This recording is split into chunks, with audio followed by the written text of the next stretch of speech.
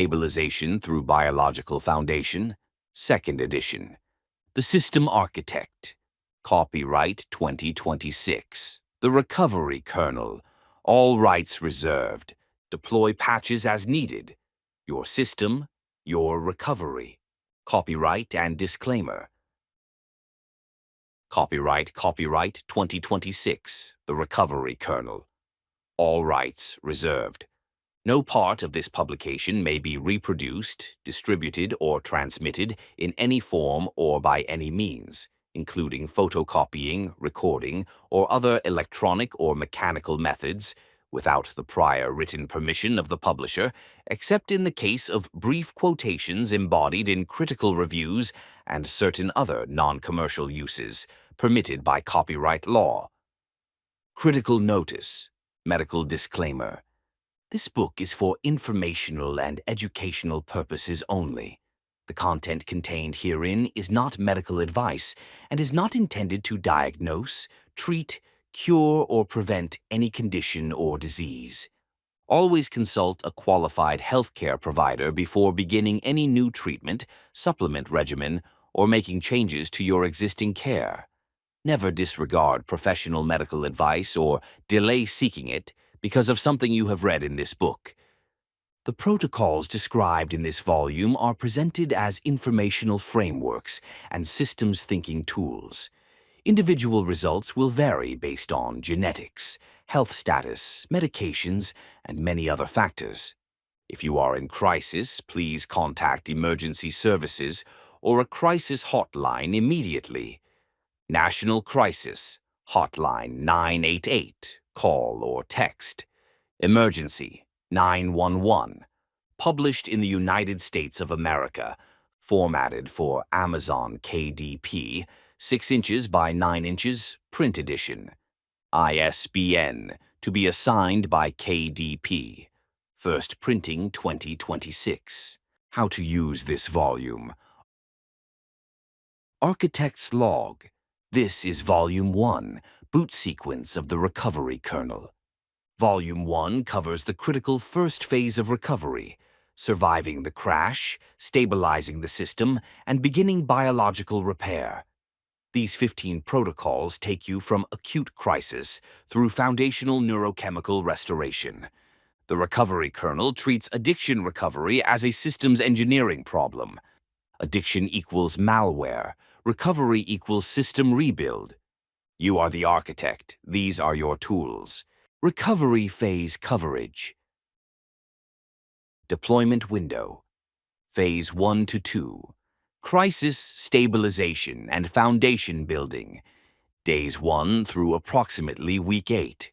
Suggested reading order. Architect's recommended sequence. 01 to 12 to 17 to 34, asterisk to 06 to 09 to 10 to 18 to 19 to 20. Protocol 34 is in Volume 2 but referenced early in crisis phase. The color-coded information system. Architect's Log. Blue boxes contain explanatory content, context, and system architecture notes. System. OK. Green boxes contain protocols, solutions, and actionable implementation steps. Critical system error. Red boxes contain warnings, contraindications, and critical safety information. Caution. Orange boxes contain important caveats and moderate warnings. The Complete Recovery Kernel System. This volume is part of a 4-volume system. Volume 1. Boot sequence. Protocols 01 to 15. Volume 2. System rebuild. Protocols 16 to 34. Volume 3. Advanced architecture and edge cases. Protocols 35 to 44 plus 35 S series. Volume 4. Centurion papers. Deep dive addendums. C04 through C25. Search the Recovery Kernel on Amazon to find all volumes. Volume 1. Boot sequence. Protocol index. This volume contains 16 protocols, Hash. Protocol title. Subject/core function. 01. Emergency triage. Acute crisis intervention. Immediate stabilization. Safe mode boot. 02. Behavioral addictions. Process addictions. Gambling, gaming, sex, shopping. Universal algorithm. 02B. Nicotine extraction. Three-phase smoking cessation. Route switching. Pouches to patches to 0. 03. Sonic architecture. Sound/music as therapeutic intervention. Frequency protocols. Binaural beats. 04. Meeting alternatives. Non-12-step recovery options. SMART. Refuge recovery. Secular frameworks. 05. Digital detox. Technology addiction. Screen management. Dopamine reset from digital. 06. Phenotype assessment. Genetic profiling. MTHFR. COMT CYP450 variants. Your neurobiological blueprint. 07. Neuroplasticity protocols. Rewiring techniques, building new neural pathways, synaptic reconstruction. 08. Social environment engineering. Restructuring relationships and social networks, safe contact protocols. 09. Gut-brain axis. Microbiome restoration, enteric nervous system support, probiotic protocols. 10. Dopamine architecture. Reward system rebuilding, pleasure pathway restoration, receptor upregulation. 11. Advanced optimization. Peak performance protocols for established recovery, systems tuning. 12. Hydration science. Water, electrolytes, and cellular function optimization, coolant systems. 13. Pharma trap deprescribing, safe tapering from psychiatric medications, iatrogenic dependency resolution. 14. Pain management. Precision. Non-opioid pain protocols, genotype-matched interventions, chronic pain mapping. 15. Sexual dysfunction restoration.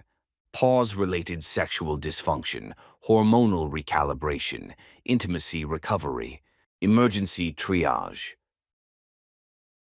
Protocol 01.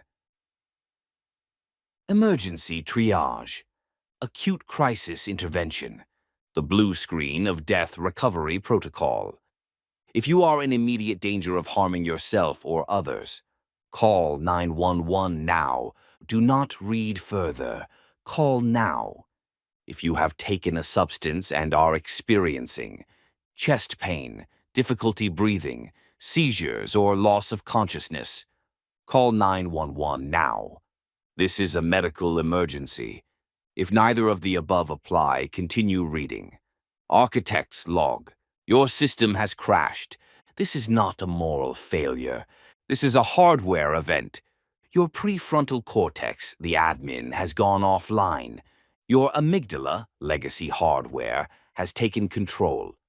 The legacy hardware is designed for one thing: keeping you alive in the next 30 seconds. It is not designed for complex decisions, long-term planning, emotional regulation, accurate risk assessment.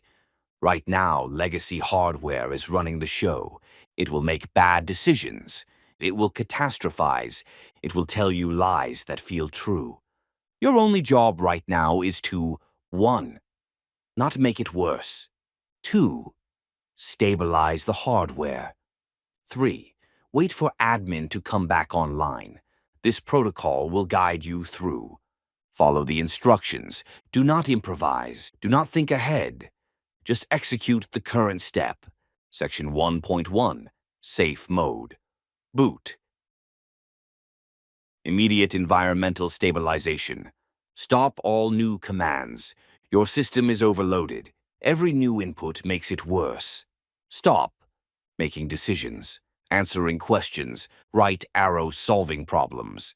Responding to demands. Planning anything. You are in safe mode. Safe mode runs minimum processes only.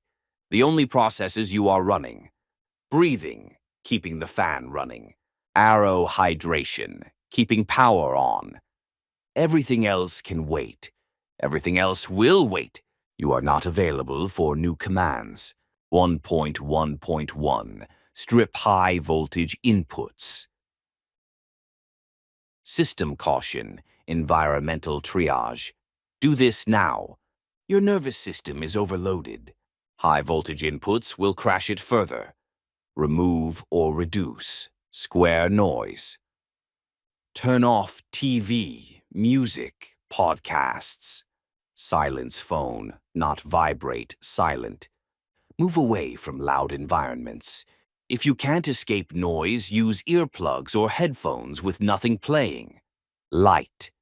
Dim harsh overhead lights. If outside in bright sun, find shade. Reduce screen brightness to minimum. People. You are not available for conversation right now. If someone is with you, say, "I need quiet. I'll talk later." If someone is being aggressive or demanding, leave. Go to another room. Go outside. Remove yourself.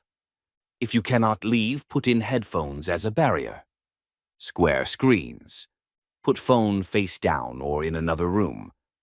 Close laptop. No social media, no news, no messages. These are high voltage inputs. Your system cannot process them right now. Temperature. If too hot, remove layers, find cool space. Cold water on wrists. If too cold, add layers, warm drink, blanket. Temperature extremes tax an already overloaded system. 1.1.2 The two processes. System green. Process 1. Breathing. Keep the fan running. Your breathing is probably shallow and fast. This tells your brain, danger. Your brain responds, more panic. Break the loop. The 4-7-8 protocol. 1. Breathe in through your nose for 4 seconds. Count. 1, 2, 3, 4. 2. Hold for 7 seconds. Count. 1, 2, 3, 4, 5, 6, 7. 3. Breathe out through your mouth for 8 seconds. Count. 1, 2, 3, 4, 5, 6, 7, 8. 4. Repeat 4 times minimum. Do this now before continuing. This is not optional. This is not a suggestion. This is a direct instruction. Your parasympathetic nervous system will begin to activate. Your heart rate will slow. Your admin will start to come back online. 4 cycles. Now. System green. Process 2. Hydration. Keep the power on. Dehydration amplifies every negative state. Anxiety feels worse. Depression feels worse. Cravings feel worse. Cognitive function degrades. Your system may be dehydrated. The directive: drink 16 ounces, 500 milliliters, of water. Now, if you have electrolytes available, add them. If you don't, plain water is fine. Do not drink. Alcohol, obvious. Excessive caffeine will spike anxiety. Sugary drinks only. Blood sugar spike, then crash. Water. 16 ounces, now. Then continue reading. Section 1.2. The hardware audit. Biological triage checklist. Architect's log. Before you can assess what's wrong psychologically, you must rule out what's wrong biologically. Most mental health crises have biological contributors: dehydration, blood sugar crash, sleep deprivation, physical illness, medication issues. Fix the hardware first, then assess the software. 1.2.1 The halt plus check. Biological triage. Check each item. Check each item. Be honest. Your brain is lying to you right now. Square H. Hungry? When did you last eat? If more than 4 hours ago, eat now.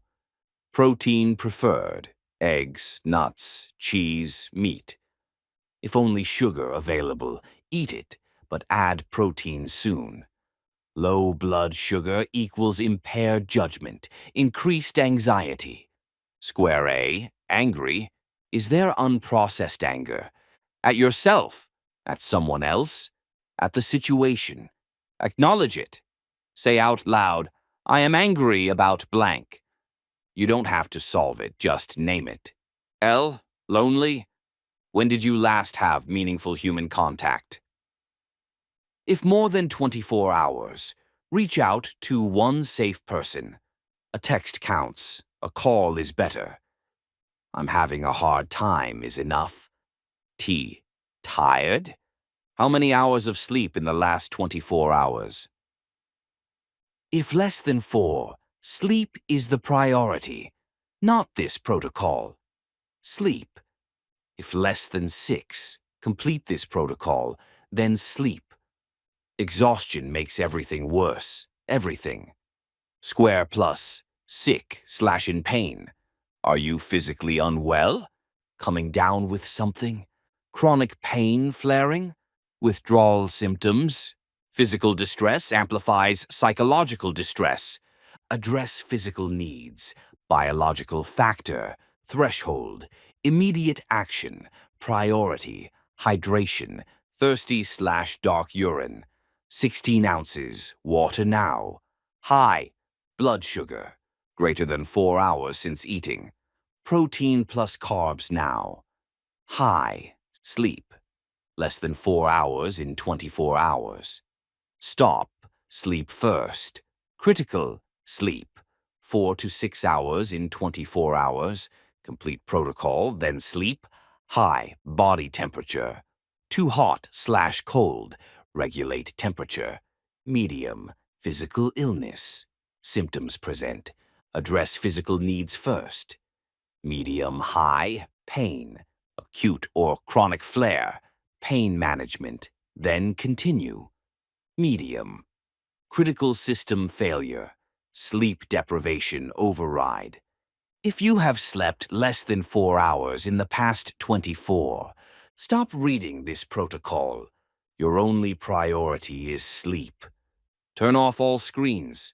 Darken the room. Lie down. Do not set an alarm unless absolutely necessary. Sleep deprivation causes psychosis-like symptoms, impaired judgment worse than alcohol intoxication, emotional dysregulation, increased suicide risk. You cannot think your way out of this. You cannot process emotions properly. Your admin is not just offline. It's damaged. Sleep first. Return to this protocol after 6+ hours of sleep. Section 1.3. The 911 algorithm. When to call professionals. Architect's log. Your legacy hardware will tell you one of 2 lies. 1. This is fine. I don't need help. When you actually need emergency intervention. 2. I'm dying. This is the end. When you're having a panic attack that will pass. Both lies feel true. You need an algorithm to cut through the lies. Follow the logic tree. Do not trust your feelings right now. Trust the algorithm. 1.3.1. The emergency decision tree. Call 911 immediately if you have a plan and means to harm yourself. You are hearing voices telling you to hurt yourself or others. You have taken a substance and have chest pain, difficulty breathing, seizures, confusion, or loss of consciousness. You are in alcohol or benzodiazepine withdrawal with tremors, hallucinations, or seizure history. Your heart rate is sustained above 150 beats per minute at rest. You cannot stop vomiting and are becoming dehydrated. Someone else is in immediate danger because of you. If any of these are true, stop reading. Call 911 now. You can come back to this protocol later. First, get emergency help. System caution. Call a crisis line if you are having suicidal thoughts but no immediate plans/means. You feel you might hurt yourself but can still make the call. You need to talk to someone now, but it's not a medical emergency. You're not sure if this is an emergency. Crisis Resources 988 Suicide and Crisis Lifeline US. Call or text 988. Crisis text line. Text home to 741741. International Association for Suicide Prevention, https://www.iasp.info/resources/crisis_centers/. Calling a crisis line is not weakness. It is using available resources. They are trained for exactly this. System Green. Continue with self-stabilization. If you are in distress but not in immediate physical danger, you are experiencing panic/anxiety but can still function minimally. You are craving but have not used. You are emotionally overwhelmed but not actively suicidal. Your physical symptoms are uncomfortable but not dangerous. If this describes you, you are in a crisis, but it is a manageable crisis. Your job. 1. Complete the biological triage, section 1.2. 2. Continue to the grounding protocol below. 3. Proceed to protocol 02. System stabilization when ready. You will get through this. This state is temporary. Your only job is to not make it worse, and wait for it to pass. Symptom, threshold, action, suicidal ideation, plan plus means plus intent. 911 now. Suicidal ideation, thoughts, no plan. 988, crisis line, command hallucinations, voices telling you to harm. 911 now. Heart rate, greater than 150 beats per minute sustained at rest. 911 or ER, heart rate, 100 to 150 beats per minute, no other symptoms. Monitor, hydrate, breathe. Withdrawal, alcohol/benzo. Tremors, hallucinations, seizure history. 911 or ER immediately. Withdrawal, opioid. Uncomfortable but stable. Continue protocol, consider medical support. Panic attack. Feels like dying but no physical danger. Grounding protocol below. Overwhelming emotion. Intense but not dangerous. Continue to protocol 02. Section 1.4. Emergency grounding. Immediate nervous system regulation. Architect's log. If you've reached this section, you are not in immediate physical danger. You have addressed biological basics. You need to stabilize your nervous system. Your amygdala is firing. It thinks you're in mortal danger. You need to prove to it that you are safe. The amygdala doesn't understand words. It understands sensation. You must speak its language. 1.4.1, the 5-4-3-2-1 grounding protocol. System Green, sensory grounding. Do this now. This technique forces your brain to process sensory data. Processing sensory data pulls resources away from panic. It proves to the amygdala that you are here, now, safe. Do each step out loud if possible. 5 things you can see. Look around. Name them out loud. I see a lamp. I see a window. I see my hand. I see a book. I see the floor. 4 things you can touch. Touch them. Describe the texture. This table is smooth and cool. This fabric is soft. This wall is rough. My jeans are textured. 3 things you can hear. Listen. Name them. I hear the fan. I hear traffic outside. I hear my breathing. Two things you can smell. Sniff. Identify. I smell coffee. I smell nothing specific. That counts. One thing you can taste. Swallow. Notice. I taste water. I taste nothing. That counts.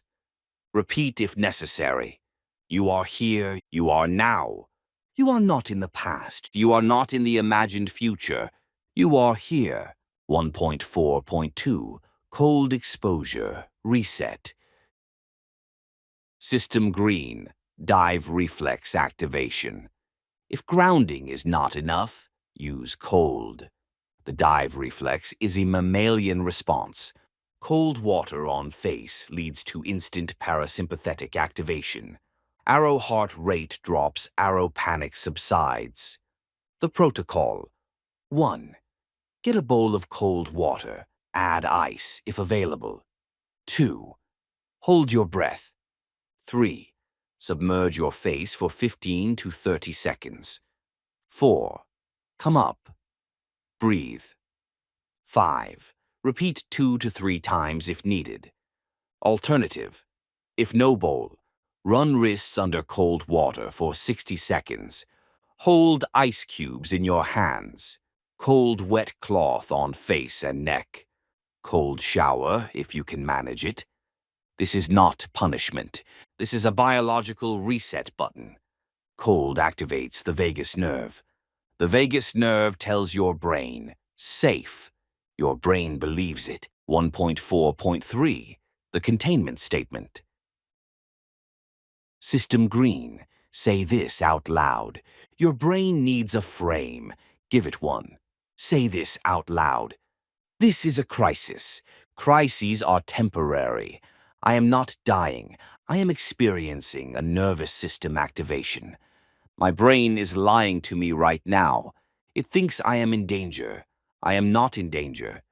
I do not have to solve anything right now. I do not have to fix anything right now. My only job is to not make it worse. And wait for this to pass. This will pass. Crises always pass. I have survived every crisis before this one. I will survive this one. Right now I breathe. Right now I drink water. Right now I wait. That is all. Say it out loud. Say it again if needed. Your voice telling your ears, telling your brain, you are going to be okay. Section 1.5. Next steps. After emergency stabilization. System green. You have completed emergency triage. If you have reached this point, you have ruled out immediate medical emergency. You have stripped high-voltage inputs. You have done the breathing protocol. You have hydrated. You have checked biological factors, HALT+. You have done sensory grounding. You have said the containment statement. Your system is now in stable crisis mode, not resolved, but stable. Your admin, prefrontal cortex, is starting to come back online. You can begin to think more clearly. Next actions. 1. If still very distressed, repeat grounding exercises. Call a support person. Call crisis line 988 for continued support. Do not make major decisions for 24 hours. 2. If stabilizing, proceed to protocol 02, system stabilization. Get sleep if needed. Do not be alone if possible. Schedule check-in with sponsor/therapist/support. 3. If this was substance-related, proceed to protocol 21, relapse forensics, when stable. Do not shame yourself. Analyze the data. Contact your recovery support network. 4. Within 24 hours, complete a post-crisis debrief. Identify what triggered the crisis. What was the biological state? What was the environmental trigger? What worked to stabilize? What didn't work? Update your emergency protocol with learnings. Section 1.6, Emergency Contacts. Keep these visible. Emergency Services, 911, 988. Suicide and Crisis. Lifeline, call or text, 988. Crisis text line, text home to 741741. SAM-HC National Helpline, 1-800-66-24357. Substance Abuse and Mental Health Services Administration. Poison Control, 1-800-222-1222. If you've taken something and don't know if it's dangerous. Your personal emergency contacts. 1. Blank phone, blank. 2. Blank phone, blank. 3. Blank phone, blank. Fill these in now. When you're in crisis, you won't be able to remember numbers. They need to be written down and visible. Section 1.7, Key Takeaways. System Green, Protocol 01, Key Takeaways. 1. A crisis is a hardware event, not a moral failure. Your prefrontal cortex goes offline. Your amygdala takes over. Bad decisions are expected, not chosen. Your job is to not make it worse and wait. 2. Safe mode, boot.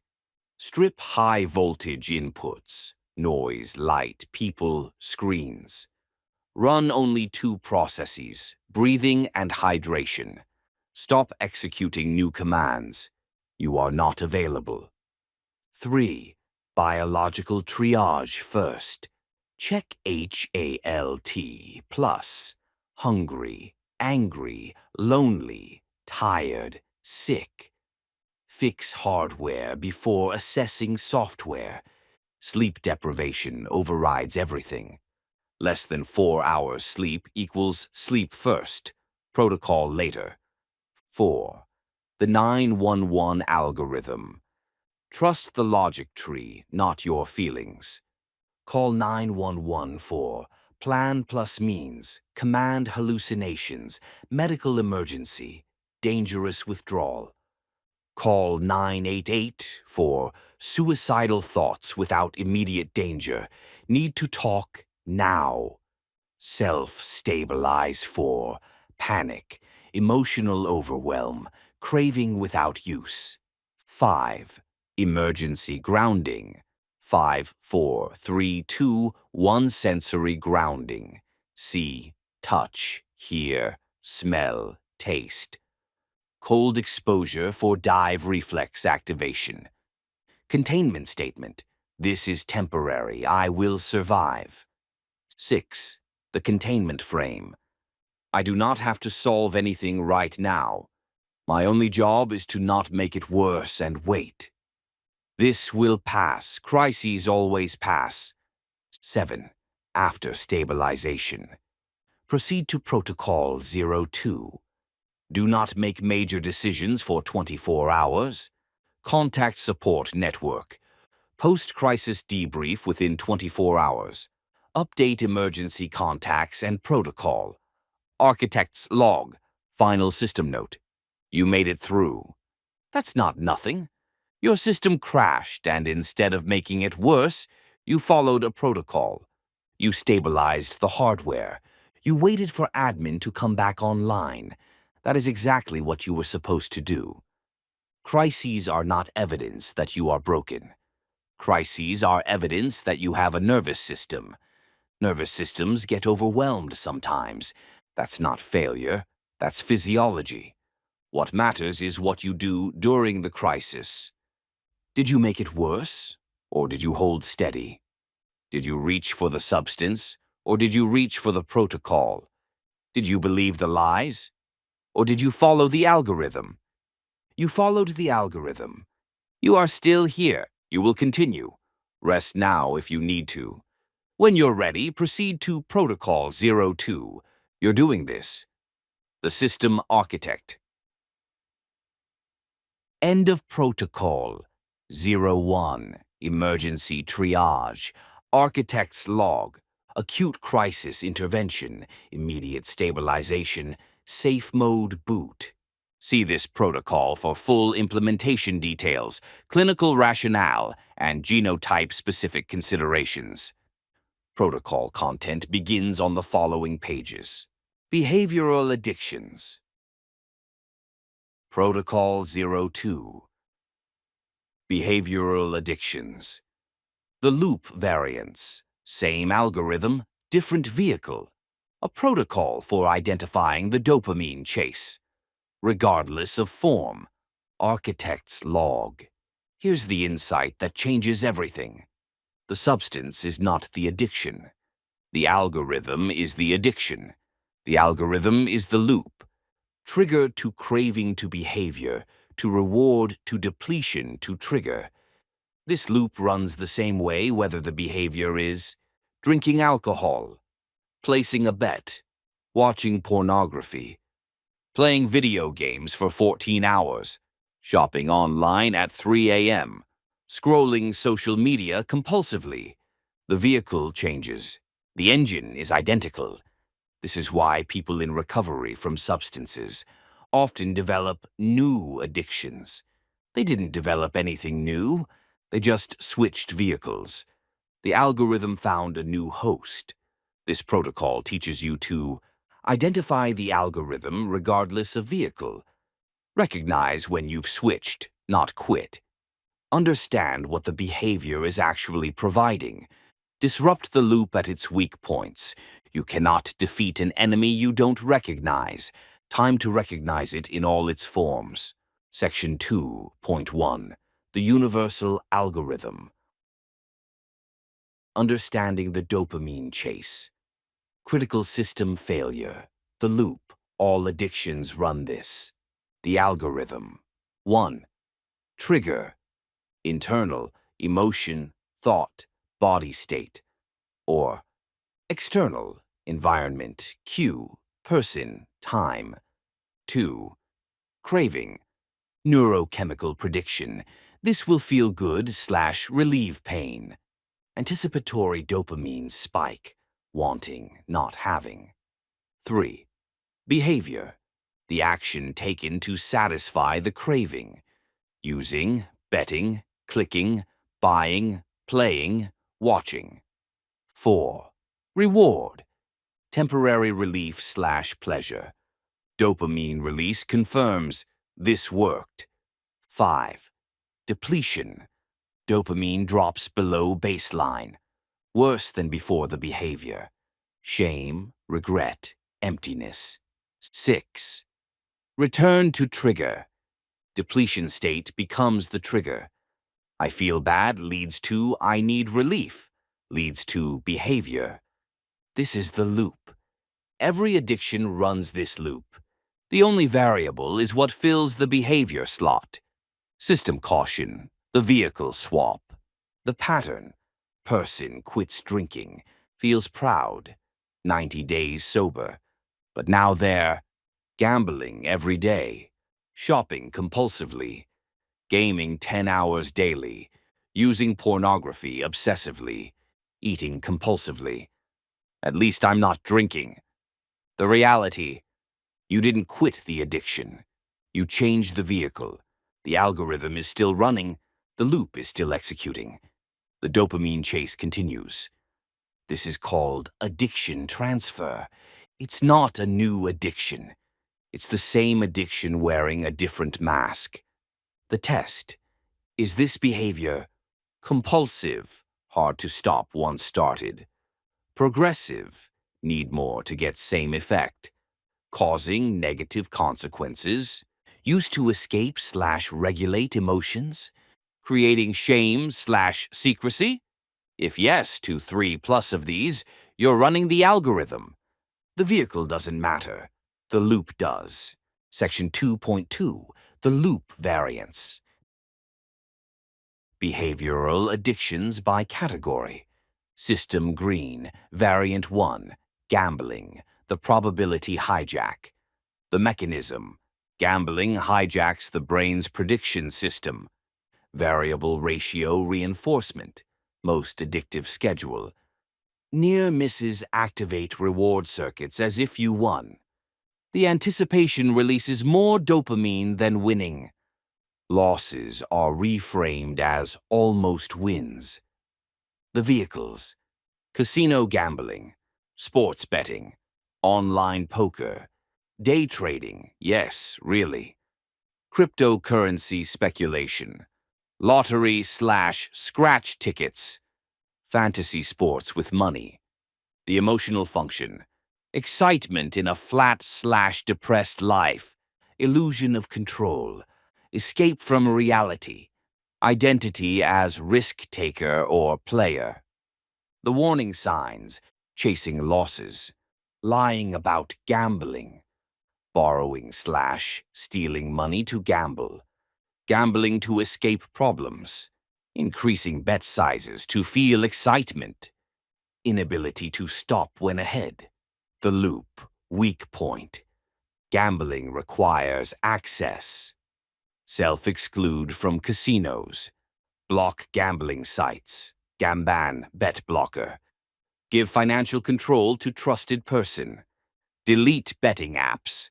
Avoid enabling environments.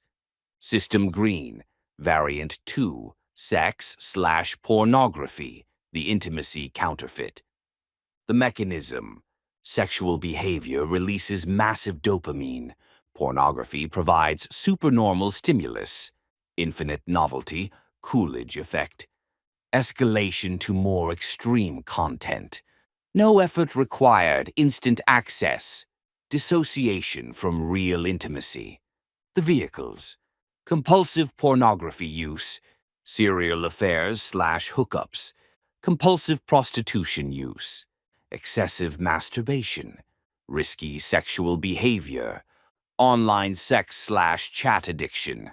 The emotional function: escape from loneliness, numbing anxiety/depression, feeling desired/powerful, avoiding real intimacy, paradoxically. Self-soothing. The warning signs: escalation to more extreme content, inability to be aroused by real partners, hours lost to porn/seeking partners, secrecy and shame, continued behavior despite consequences, using during work/inappropriate times. The loop, weak point: pornography requires access plus privacy. Install blockers, covenant eyes, etc. Remove private browsing capability. Move screens to public areas. Accountability partner with access to reports. Address underlying intimacy avoidance. System green, variant 3. Gaming, the achievement substitute. The mechanism: games are designed to be addictive. Variable rewards, loot boxes, drops, clear progression systems, social belonging in guilds/teams, achievable goals unlike real life, escape into alternate identity. The vehicles: MMORPGs, World of Warcraft, etc. Battle Royale games, mobile games with microtransactions, competitive gaming, ranked play, even casual games with addictive loops.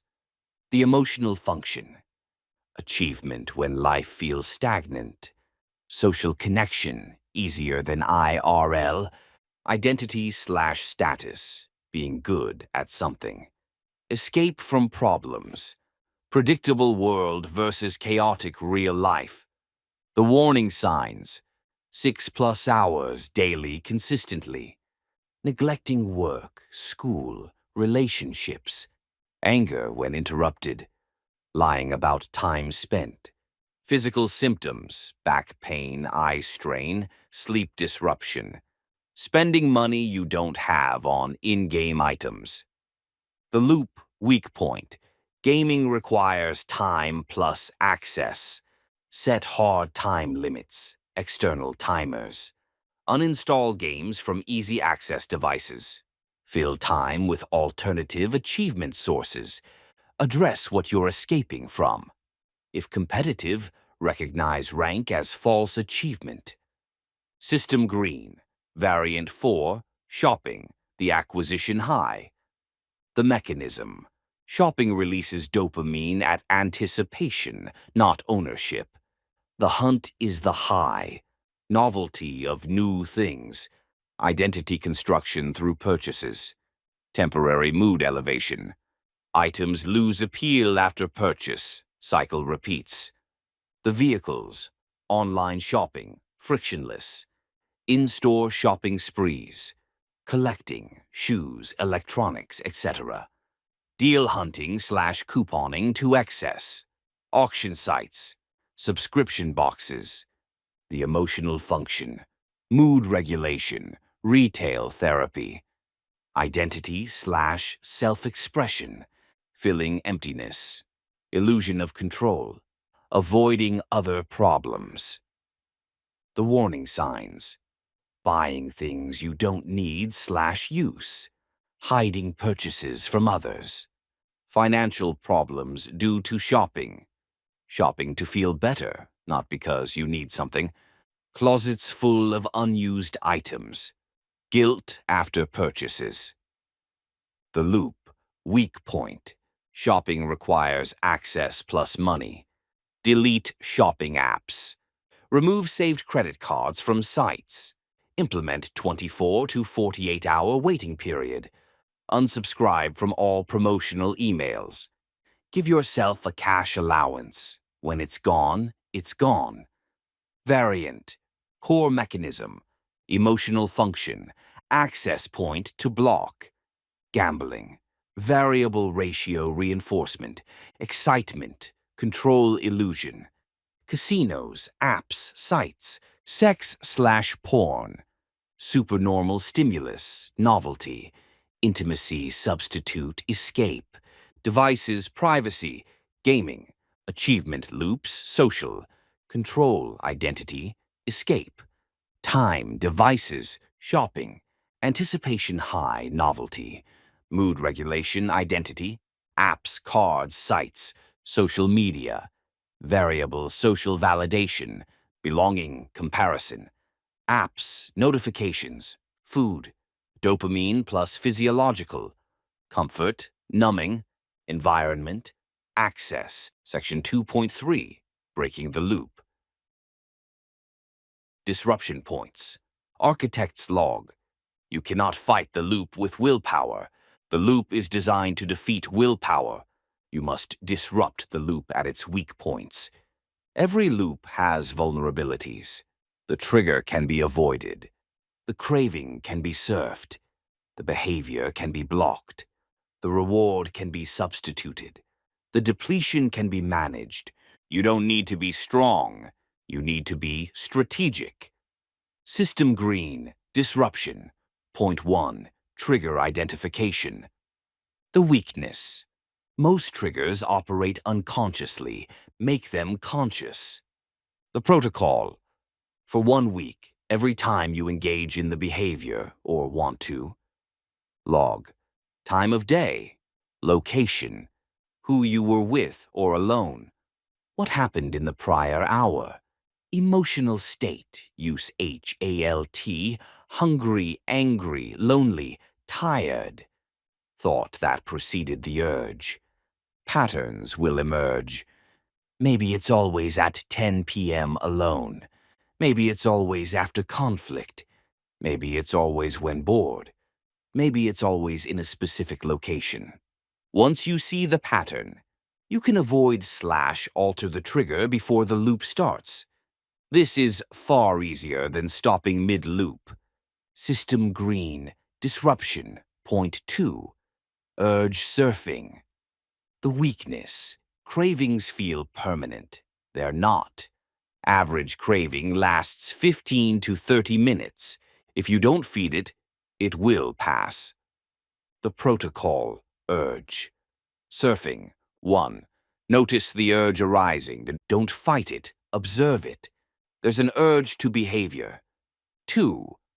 Locate it in your body. Where do you feel it? Chest, stomach, throat? Describe the sensation without judgment. 3. Breathe into it. Don't resist. Don't indulge. Just breathe and watch. 4. Observe it change. Urges are like waves. They rise, peak, and fall. Your job is to surf the wave, not fight it or drown in it. 5. Wait. Set a timer for 30 minutes. Do something else. Check back. Is the urge still as strong? Most urges die if not fed. You are stronger than a 20-minute sensation. System green. Disruption. Point 3. Access blocking. The weakness. The behavior requires access. Remove access, and the loop cannot complete. The hierarchy of effectiveness. 1. Impossible. Best. You physically cannot do the behavior. Self-exclude from casinos. No internet in bedroom. No credit cards, cash only. 2. Very difficult. Good. You can do it, but there's major friction. Have to drive 30+ minutes. Have to ask someone for password. Have to undo multiple blocks. 3. Moderately difficult. Okay. Some friction, but surmountable. App timers. Basic blocks. Things you can easily disable. 4. Easy. Useless. No real barrier. Relying on willpower alone. The principle. Don't rely on willpower. Remove access. If you can't gamble because you're excluded, willpower is irrelevant. If you can't watch porn because there's no private device, willpower is irrelevant. If you can't shop because you have no saved cards and only cash, willpower is irrelevant. Design your environment so the loop cannot complete. System green. Disruption. Point 4. Substitute reward. The weakness. The behavior is meeting a need poorly. If you don't meet the need another way, the loop will restart. The protocol. Identify what the behavior actually provides. Excitement/stimulation to need, aliveness. Substitute. Exercise, adventure, competitive, healthy activities. Escape/numbing leads to need, relief from pain. Substitute. Address the pain source, healthy coping, rest. Connection/belonging to need, intimacy. Substitute. Real relationships, community, vulnerability practice. Achievement/status to need, competence, meaning. Substitute. Real-world skills, projects with tangible results. Control/predictability leads to need, safety. Substitute. Structure building, addressing chaos sources. The question: what is this behavior actually giving me? How else can I get that? If you don't answer this, the loop will find a new vehicle. Section 2.4. Key takeaways. System green. Protocol 02. Key takeaways. 1. The algorithm is the addiction, not the substance. The loop. Trigger to craving to behavior to reward to depletion to trigger. This runs the same for all addictions. The vehicle, substance/behavior, is interchangeable. 2. Addiction. Transfer is common. Quitting one behavior often activates another. Same algorithm, new vehicle. At least I'm not old thing is a red flag. 3. The loop variance. Gambling. Variable ratio reinforcement. Sex/porn. Supernormal stimulus. Novelty. Gaming. Achievement loops. Social substitute. Shopping. Anticipation high identity. All share. Compulsivity. Progression. Negative consequences. 4. Disruption points. Trigger. Identify patterns, avoid/alter triggers. Craving, urge surfing, Observe, breathe, wait 30 minutes. Behavior. Block access, make it impossible, not just hard. Reward. Find substitute ways to meet the underlying need. 5. Access is everything. Don't rely on willpower, remove access. The best block is one you cannot override. Friction is your friend. 6. Address the underlying need. What does this behavior actually provide? Excitement, connection, achievement, escape? If you don't meet the need another way, the loop will find a new vehicle. 7. Cross-reference. If you have a substance addiction, audit for behavioral addictions. If you have a behavioral addiction, audit for substances. The algorithm doesn't discriminate. Architect's log. Final system. Note: the moment you understand that the algorithm is the enemy, not the specific behavior, everything changes. You stop playing whack-a-mole with symptoms. You start addressing the root. Why is the loop running? What need is it poorly meeting? What would happen if you met that need directly? The person who quits drinking but becomes a compulsive gambler hasn't recovered. They've migrated. The person who quits gambling but becomes a shopping addict hasn't recovered. They've migrated. Recovery is not switching vehicles. Recovery is dismantling the loop.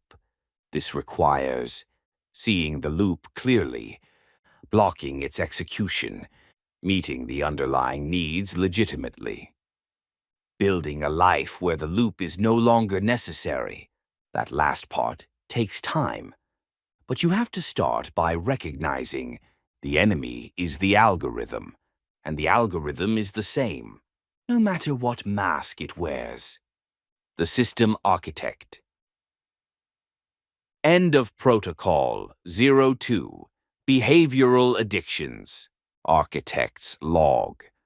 Process addictions. Gambling, gaming, sex, shopping. Universal algorithm.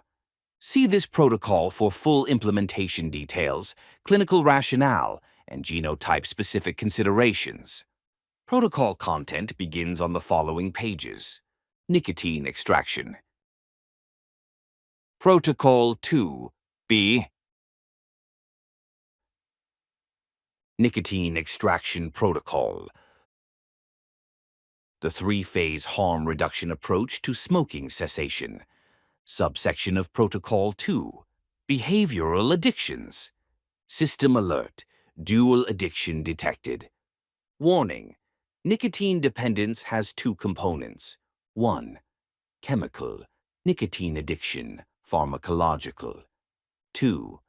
Behavioral, inhalation/oral fixation, ritual, habit, trigger response. Traditional approaches fail because they attack both simultaneously. Quitting cold turkey equals fighting a war on two fronts. The three-phase protocol separates and conquers sequentially. Initiating harm reduction sequence. Architect's log. Here's why most smoking cessation fails. You're trying to quit two addictions at once.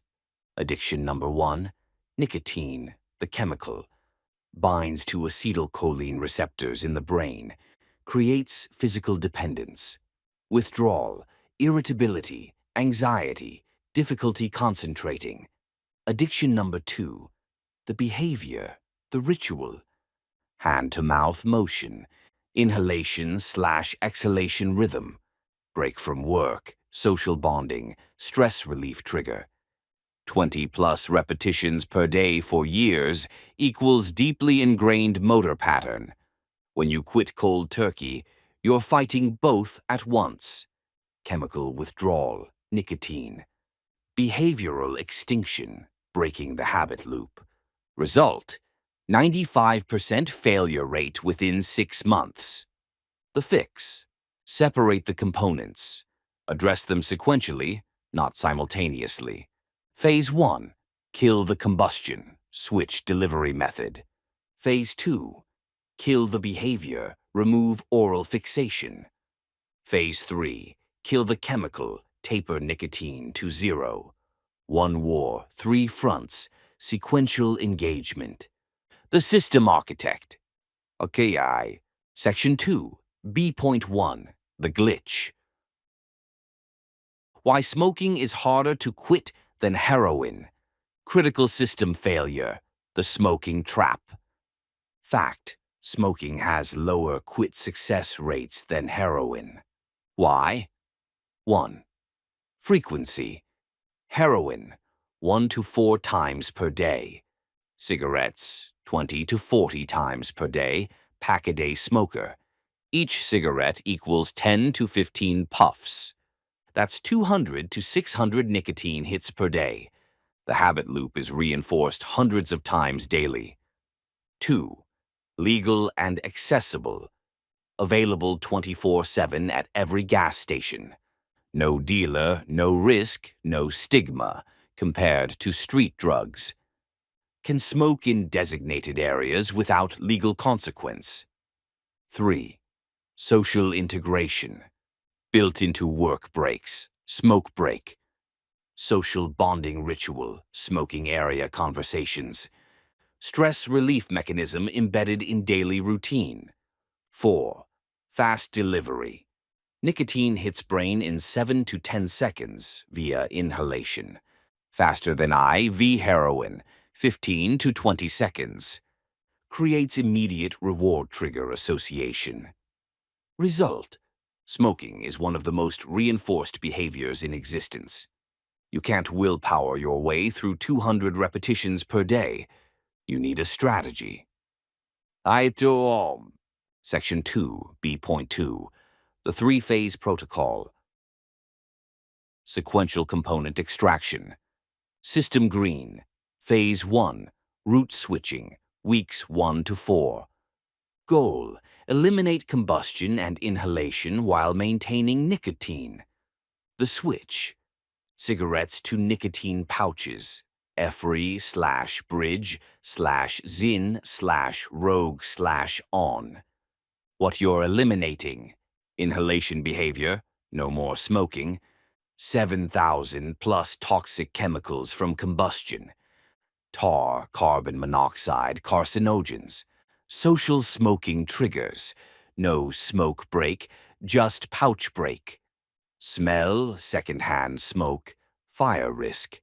What you're maintaining: nicotine delivery, similar milligrams to cigarettes, oral fixation, pouch under lip. Break ritual, can still step away for 5 to 10 minutes. Pouch selection guide. Light smoker, less than 10 cigarettes per day, 3 milligram pouches. Pack-a-day smoker, 6 milligram pouches. Heavy smoker, 1.5 plus packs per day, 8 to 10 milligram pouches.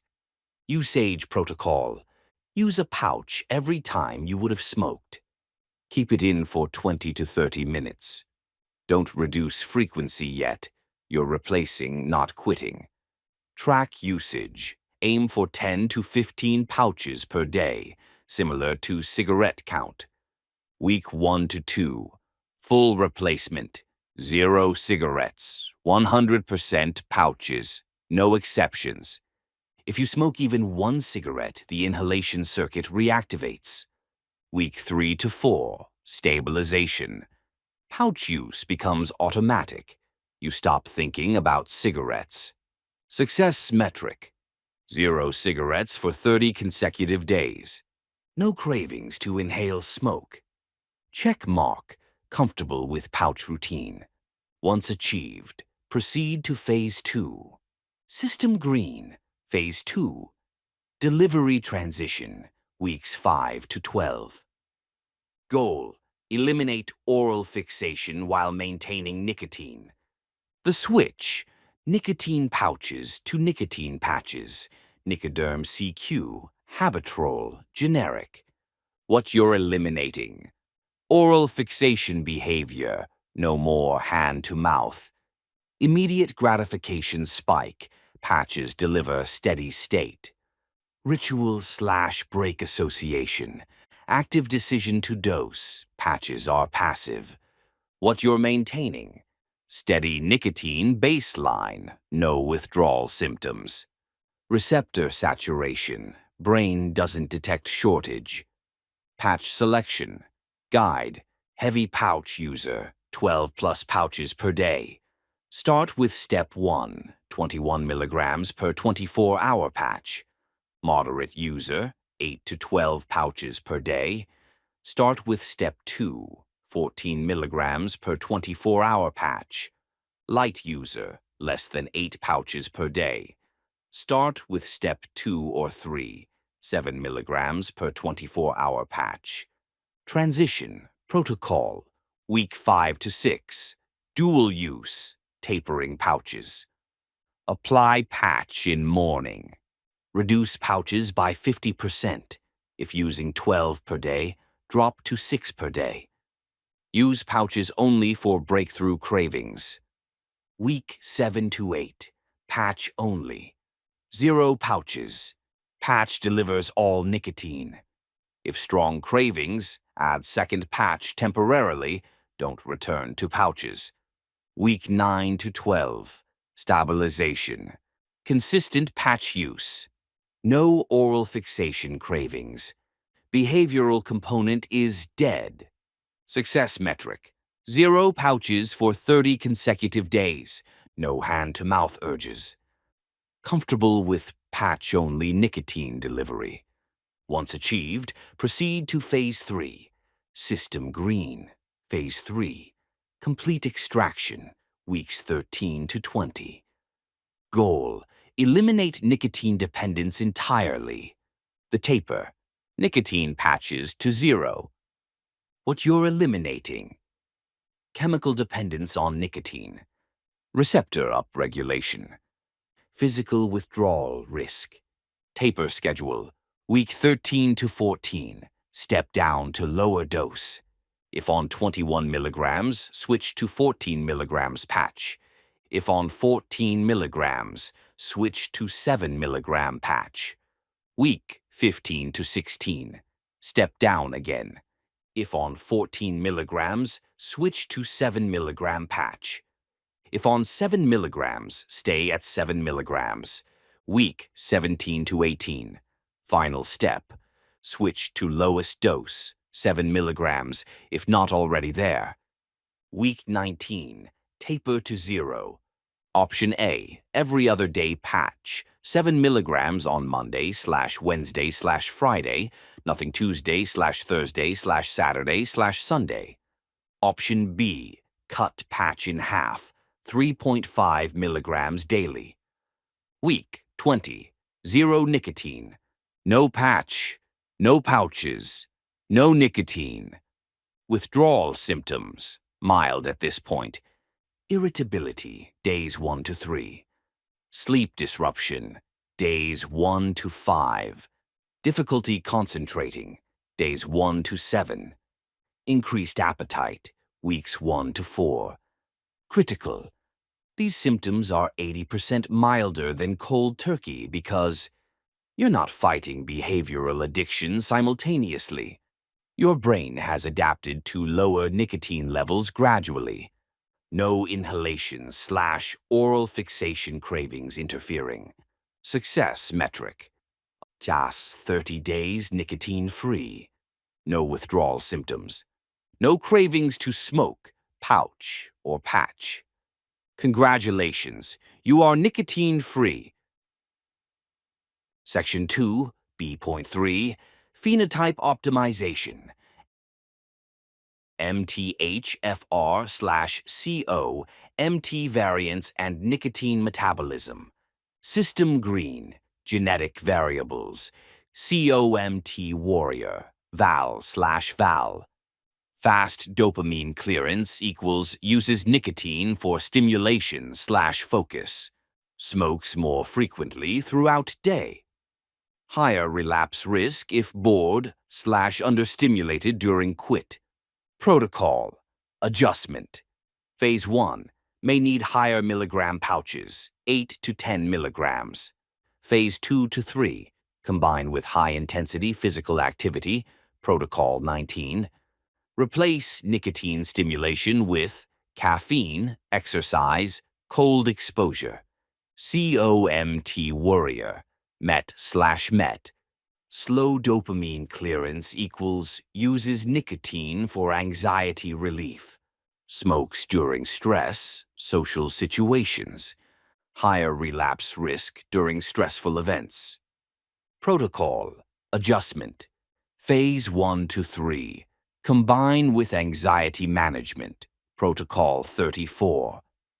Replace nicotine anxiety relief with L-theanine, magnesium, breathwork. Extend timelines by 2 to 4 weeks if needed. No rush. MTHFR, variants. Impaired methylation affects dopamine/serotonin production. May use nicotine as antidepressant or mood stabilizer. Protocol adjustment. Add methylation support before starting phase 1. L-methylfolate, 15 milligrams. Methyl B12, 5,000 micrograms. This prevents mood crash during nicotine removal. Section 2, B.4, Integration and Troubleshooting. System Green, Protocol Integration. Combine with Protocol 5, Digital Detox. Delete smoking reminder apps. Avoid pro-smoking content. Protocol 8, Social Firewall. Avoid smoking buddies during phase 1 to 2. Protocol 17, Sleep. Nicotine disrupts REM. Sleep quality improves post-quit. Protocol 18, Nutrition. Weight gain is common. Manage with protein/fiber. Protocol 19, Exercise. Replaces dopamine surge, reduces cravings by 50%. Protocol 20, Craving Cartography. Track pouch/patch usage, identify triggers. Protocol 43, Digital Tools. Use apps like Quit Genius, Smoke Free for tracking. Digital tools. Smoke Free app. Tracks days, smoke free. Health improvements, money saved. Quit Genius, CBT-based app with craving management. Nicotine calculator. Converts cigarettes to pouch milligrams needed. Critical, common failure points. Failure point number 1. Just one cigarette. Usually happens in week 2 to 3 of phase 1. Triggered by alcohol, social event, extreme stress. The fix. If you smoke one cigarette, don't spiral. Restart. Phase 1 from day 1. Identify the trigger. Avoid it for 30 days. Increase pouch frequency temporarily. More pouches equals less temptation. Failure point number 2. Pouch dependency. Getting stuck in phase 1, can't move to phase 2. Fear of losing oral fixation. The fix. Set a hard deadline. I will start phase 2 on specific date. Accept that phase 2 will be uncomfortable for 3 to 5 days. That discomfort is good. It means the behavioral extinction is working. Failure. Point number 3. Patch irritation/allergies. Skin redness, itching, rash at patch site. The fix. Rotate patch location daily. Upper arm, chest, back. Apply hydrocortisone cream to old patch site. If severe, switch to nicotine gum temporarily, then return to patches. Failure. Point number 4. Weight gain panic. Average weight gain, 5 to 10 pounds post-quit. Caused by increased appetite, oral fixation transfer to food. The fix. Accept 5 pounds as acceptable trade-off for lung health. Address after nicotine-free, week 25 plus. Not during quit. Use Protocol 18, Nutrition, for sustainable weight management. Architect's log. Final note. The three-phase protocol works because it respects the physics of addiction. You're not fighting willpower battles. You're systematically dismantling components. Phase 1 kills the worst part first. Tar, carcinogens, carbon monoxide. You're already 80% healthier after week 4, no combustion. Phase 2 kills the behavioral loop. The hardest part, psychologically, but manageable because you're not in nicotine withdrawal. Phase 3 is just cleanup. By the time you get here, the addiction is already broken. You're just tapering a medication at that point. Timeline. Cold turkey, 95% failure rate, brutal 2-week withdrawal, high relapse.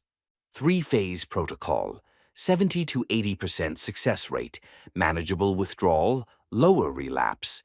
The trade-off is time.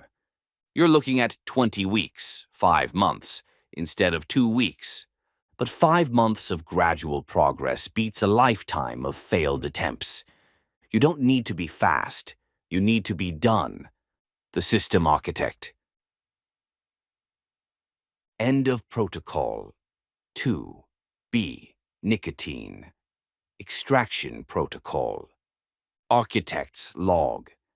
Three-phase smoking cessation, route switching, pouches to patches to 0. See this protocol for full implementation details, clinical rationale, and genotype-specific considerations. Protocol content begins on the following pages. Sonic architecture. Protocol 03. Sonic architecture. Managing lyrical inputs and narrative traps. A sonic diversification protocol for mimetic hygiene. Architect's log. Consider this. You would not eat the same meal for every meal. You would not watch the same movie on loop forever. You would not read only one book for the rest of your life. But many people listen to the same emotional frequency, over and over and over. The same 50 songs, the same genre, the same era, the same narrative playing on repeat. And then they wonder why their emotional range is limited to whatever that music contains. Here's what you may not have considered. Songs are not just entertainment. Songs are executable scripts. They run in the background of your mind. They install narratives. They shape identity. They influence mood. They reinforce beliefs. When you listen to a song repeatedly, you are not just enjoying music. You are programming your subconscious. The lyrics become thought loops. The melody becomes emotional default. The narrative becomes identity template. Your playlist is the code you are writing to your hard drive. This protocol teaches you how to audit what scripts are currently running, how to identify dangerous narrative traps, how to diversify your sonic inputs, how to use music as medicine, not poison. You become what you hum. Choose carefully. Section 3.1, The Soundtrack Virus. Understanding music as executable code. Critical system failure, the anthem trap. The mechanism. When a song resonates deeply, something happens. You don't just like the song. You become the song. You adopt its narrative as your narrative. You fly its flag as your flag. You take up its identity as your identity. This is the anthem trap. Examples. The tortured artist anthem.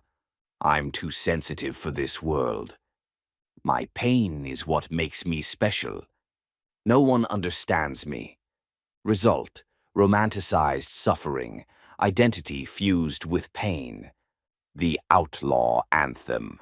Society is the problem, not me. Rules don't apply to me. I'd rather burn out than fade away. Result. Externalized blame. Justification for self-destruction. The party until I die anthem. Live fast, die young. YOLO. I'm here for a good time, not a long time. Result. Short-term thinking.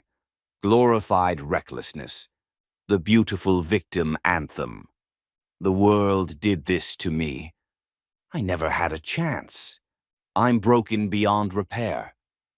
Result: learned helplessness, victimhood as identity. The danger: if you fly the flag of a tragic song, do not be surprised when your life becomes a tragedy. The anthem becomes the prophecy becomes the identity becomes the behavior becomes the outcome. Critical system failure, the echo chamber effect. The pattern: addicts often curate playlists that reinforce their dysfunction. Why? Because the dysfunction seeks validation. The sick part of the brain wants to hear, "It's okay to use. Everyone is against you. You're special in your suffering. Normal life is for losers. Die young, stay pretty." So it gravitates toward music that says these things. The confirmation loop. 1. Internal state, depression, anger, hopelessness. 2. Music selection, songs that validate that state. 3. Emotional amplification, songs intensify the feeling. 4. Identity reinforcement, this is who I am. 5. Behavioral permission, this is what people like me do. 6. Return to step 1, but stronger. The result: your external inputs are validating your internal sickness. You're not processing emotions through music. You're marinating in them. You're not finding catharsis. You're finding confirmation. The echo chamber becomes a prison, where the only available narrative is the one you're already trapped in. System caution, the monoculture risk. The concept: in agriculture, monoculture means growing only one crop. Problem: if a disease hits that crop, you lose everything. There's no diversity to provide resilience. Sonic monoculture, listening to only one genre/era/mood.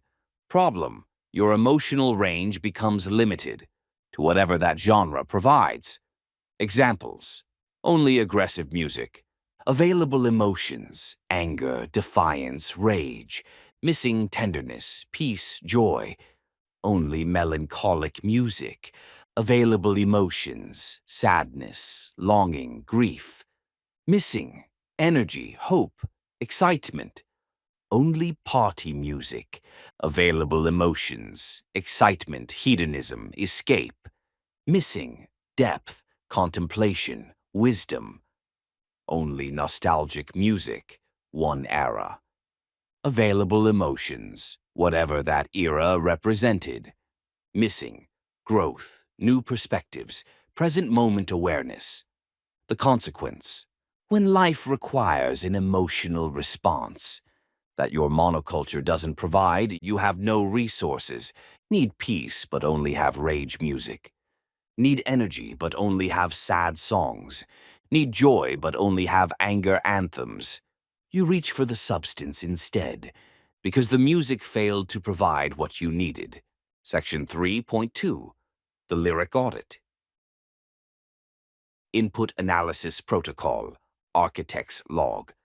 The rule: you become what you hum.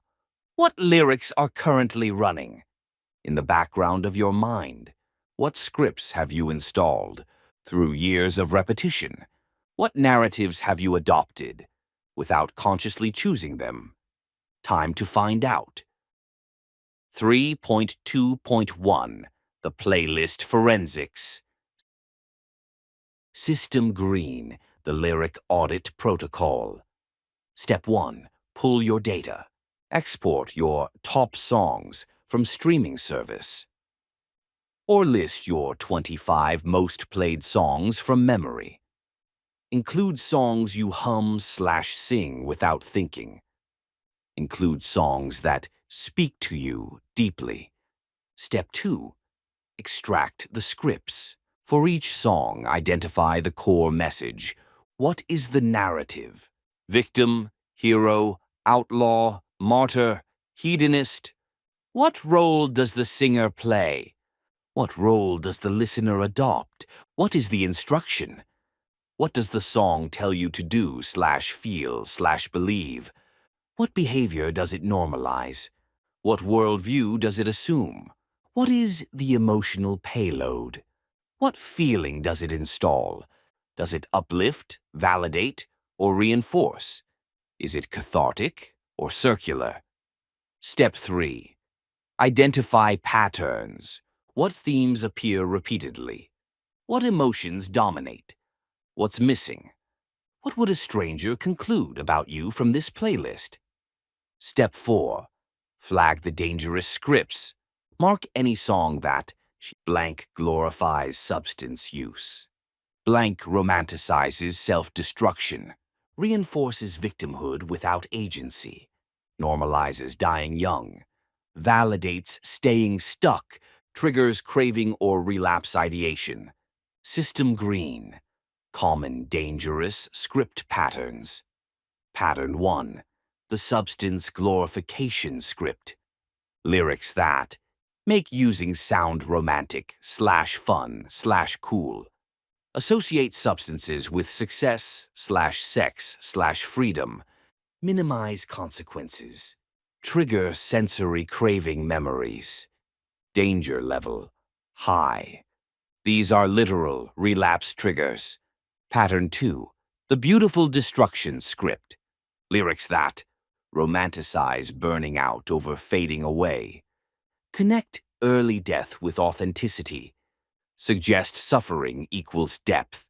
Imply that stability equals selling out. Danger level high.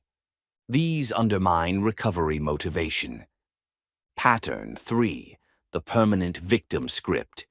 Lyrics that assign all blame externally. Suggest change is impossible. Frame suffering as inevitable. Provide no path to agency. Danger level medium-high. These reinforce learned helplessness. Pattern 4. The emotional quicksand script. Lyrics that wallow without resolution. Circle without catharsis. Deepen sadness without transformation. Validate rumination. Danger level medium. These can trap you in moods rather than process them. Pattern 5. The anger feedback loop. Lyrics that intensify rage without directing it productively. Dehumanize others. Glorify vengeance. Reinforce paranoia. Danger level medium. These can destabilize and justify harmful behavior. Script type. Example narrative. Danger level. Recovery. Impact. Substance. Glorification. Pour up, drink, sip. High. Direct relapse trigger. Beautiful destruction. Live fast, die young. High. Undermines recovery motivation. Permanent victim. The world did this to me. Medium high. Reinforces helplessness. Emotional quicksand. I'll never be okay. Medium. Traps in rumination. Anger feedback. Burn it all down. Medium. Destabilizes, justifies harm. Hedonistic permission. YOLO, no regrets. Medium. Undermines long-term thinking.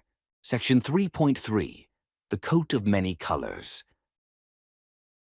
Sonic portfolio diversification. Architect's log. The strategy. Do not ban the dark music. Dilute it. Total prohibition creates rebellion. The forbidden becomes more attractive. Instead, diversify. Add new inputs. Expand the palette. Build a portfolio of emotional resources. A single note of despair becomes less powerful when surrounded by a symphony of alternatives. 3.3.1. Building the Resilience Playlist. System green. Category 1. Age wisdom. Music that endures. The concept. Music from elders and past eras that has stood the test of time. This music teaches endurance. They survived too. Perspective. Problems aren't new. Stoicism. Suffering can be dignified. Transcendence. There is something beyond pain. The sources. Blues. Acknowledges suffering without drowning in it. Transforms pain into art. Models resilience through difficulty. Trouble in mind, but I won't be blue always. Classical. Emotional depth without words. Pattern complexity that engages cognition. Connection to centuries of human experience. Demonstrates that beauty can emerge from darkness. Traditional/folk. Community wisdom passed down. Survival stories encoded in melody. Connection to lineage and continuity. Perspective beyond individual drama. Gospel/spiritual, if resonant. Hope in the face of suffering. Transcendence of immediate circumstances. Community and belonging. Transformation narratives. Old country/folk. Storytelling with perspective. Acknowledgement of hardship with dignity. Themes of perseverance. Less glorification of destruction than modern country. The function. This music reminds you that humans have faced difficulty before. They survived, so can you. Your problems are real but not unprecedented. You are part of a long line of survivors. System Green, Category 2, Cross-cultural, different rhythms of being. The concept. Music from cultures outside your default. This music introduces different emotional rhythms. Alternative relationships with joy, community, movement. Perspectives you didn't know existed. The vast variety of human experience. The sources. Afrobeat/African rhythms. Polyrhythmic complexity. Embodied joy and movement. Community celebration. Energy without aggression. Latin, salsa, bossa nova, cumbia. Sensuality without objectification. Joy in daily life. Rhythmic embodiment. Passion integrated with living. Japanese/Korean, traditional or modern. Different aesthetic values. Subtlety and restraint. Alternative emotional registers. The beauty of impermanence. Indian classical/devotional. Meditative depth. Different scale systems, different feelings. Spiritual without specific dogma. Patience and gradual unfolding. Middle Eastern/Arabic. Emotional intensity with dignity. Different melodic concepts. Ancient sophistication. Longing as art form. Caribbean, reggae, soca, calypso. Resilience through joy. Community celebration. Political consciousness with hope. Body-centered positivity. The function. Breaks you out of cultural echo chamber. Expands emotional palette beyond your default settings. Reminds you that your way of feeling isn't the only way. Installs alternative rhythms of being. System Green, Category 3, Structural complexity, pattern over words. The concept. Instrumental music that engages the brain differently. No lyrics equals no narrative trap. The brain processes patterns rather than words. This provides cognitive engagement without script installation, emotional experience without verbal framing, neural stimulation that builds complexity, meditative focus opportunity. The sources, jazz, especially instrumental, improvisation models, creative freedom, complexity rewards attention, emotional range without words, demonstrates that structure and freedom coexist.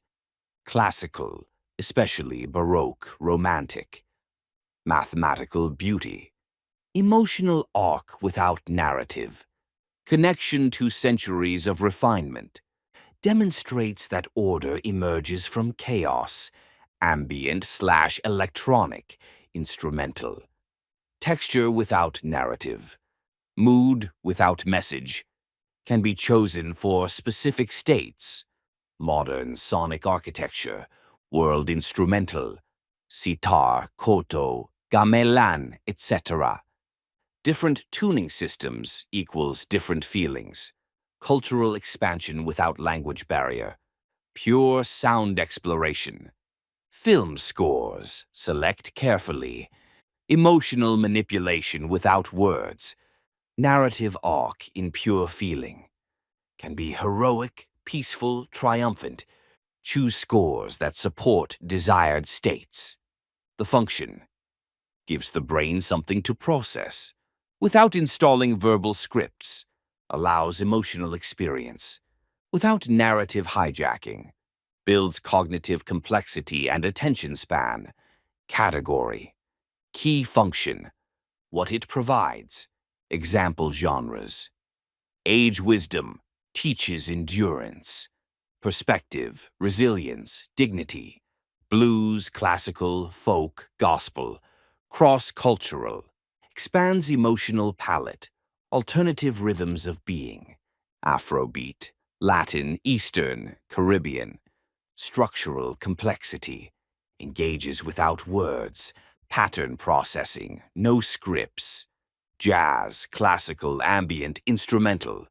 Recovery anthems, installs positive scripts, hope, strength, transformation, selected songs with recovery themes, physical activation, moves the body, energy, embodiment, action, dance, workout, high energy. Section 3.4, the mood state rule. Countercyclical programming, critical system failure, the reinforcement trap. The common behavior. I'm sad, so I'll listen to sad music. I'm angry, so I'll listen to angry music. I'm hopeless, so I'll listen to hopeless music. The logic. It matches how I feel. It validates my experience. I want to be understood. The problem. You're not processing the emotion. You're amplifying it. You're not finding catharsis. You're finding confirmation. You're not working through the state. You're deepening it. The mechanism. 1. You feel sad. 2. You play sad music. 3. The music validates and intensifies sadness. 4. Your neurochemistry shifts further into sadness. 5. You feel more sad. 6. You play more sad music. 7. Spiral continues. This is not therapeutic. This is emotional compounding. You are using music as a drug to intensify a state rather than transform it. 3.4.1 Counter-cyclical programming. System green. The fix. Counter-cyclical input. The principle. When the system is running a negative process, input a counter process. Do not validate the error. Correct the frequency. The protocol. If system running, sadness.exe, then input energy.mp3 or stability.wav. Upbeat instrumental, positive lyrical content, physical rhythm that activates body. Not more sadness validation. If system running, anger.exe, then input calm.mp3 or perspective.wav. Slower tempos, meditative or ambient, peaceful instrumental, not more rage amplification. If system running, anxiety.exe, then input grounding.mp3. Steady, predictable rhythms. Lower frequencies. Nature sounds or minimal ambient. Not chaotic or unpredictable music. If system running, numbness.exe. Then input feeling.mp3, emotionally evocative instrumental, beautiful rather than aggressive, something that might make you cry, release, not more numbing beats. If system running, hopelessness.exe, then input, triumph.mp3, heroic film scores, uplift without cheesiness, songs about overcoming, not more despair validation, system caution, the exception, intentional catharsis. When mood matching is appropriate, there is a place for mood matching music. It's called intentional catharsis. The difference? Unconscious reinforcement, automatic choice based on mood. No time limit, no intention to move through. Circular, sadness to sad music to more sadness. Intentional catharsis, conscious choice to process. Time limited, one song, one album, 30 minutes max. Intention to complete the emotion. Linear, sadness to sad music, to tears to release to move on. The protocol for cathartic use. 1. State intention. I am going to feel this fully for X minutes, and then move on. 2. Set timer. Literally, 15 to 30 minutes maximum. 3. Feel fully. Let the music amplify the feeling. Cry if needed, rage if needed. Let it move through. 4. Transition. When timer ends, shift to counter-cyclical input. Do not stay in the emotion. 5. Physical action. Move your body, shake it off. Change position, change environment if possible. The difference is intention and boundary. Catharsis has an exit strategy. Reinforcement does not. Current state, avoid. Input instead. Expected effect, sadness. More sad music.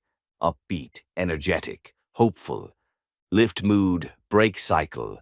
Anger, more rage music. Calm, meditative, peaceful. Reduce activation, gain perspective. Anxiety, chaotic or fast music. Steady, grounding, slow. Regulate nervous system, numbness. Numbing beats, emotionally evocative. Reconnect to feeling, hopelessness, despair validation, triumphant, overcoming. Install hope narrative, craving, party/use music.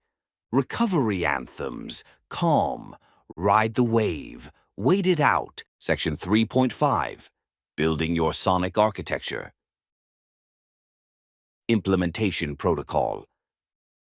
3.5.1, the Recovery Playlist System. System Green, building your playlist, infrastructure.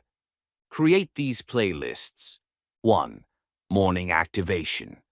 Purpose, start day with energy and intention. Content, upbeat, hopeful, energizing. No, heavy lyrics, sad content, rage. Duration, 30 to 60 minutes. 2. Focus/work. Purpose, productive background. Content, instrumental, steady, non-distracting. No, lyrics, they compete with cognition. Duration, 2 to 4 hours. 3. Counter-cyclical emergency. Purpose, break negative mood spirals. Content, opposite of your default negativity. Build, based on your specific patterns. Access immediately available when needed. 4. Cathartic release, use with caution. Purpose, intentional emotional processing. Content, allows full feeling of difficult emotions. Rules, time-limited, intentional, has exit strategy. Duration, 15 to 30 minutes, max. 5. Calm/regulation. Purpose, anxiety/anger management. Content: slow, steady, ambient, peaceful. No chaotic or unpredictable elements. Duration: as needed. 6. Physical activation. Purpose: exercise, energy, embodiment. Content: high energy, rhythmic, body moving. No triggering lyrics about substances.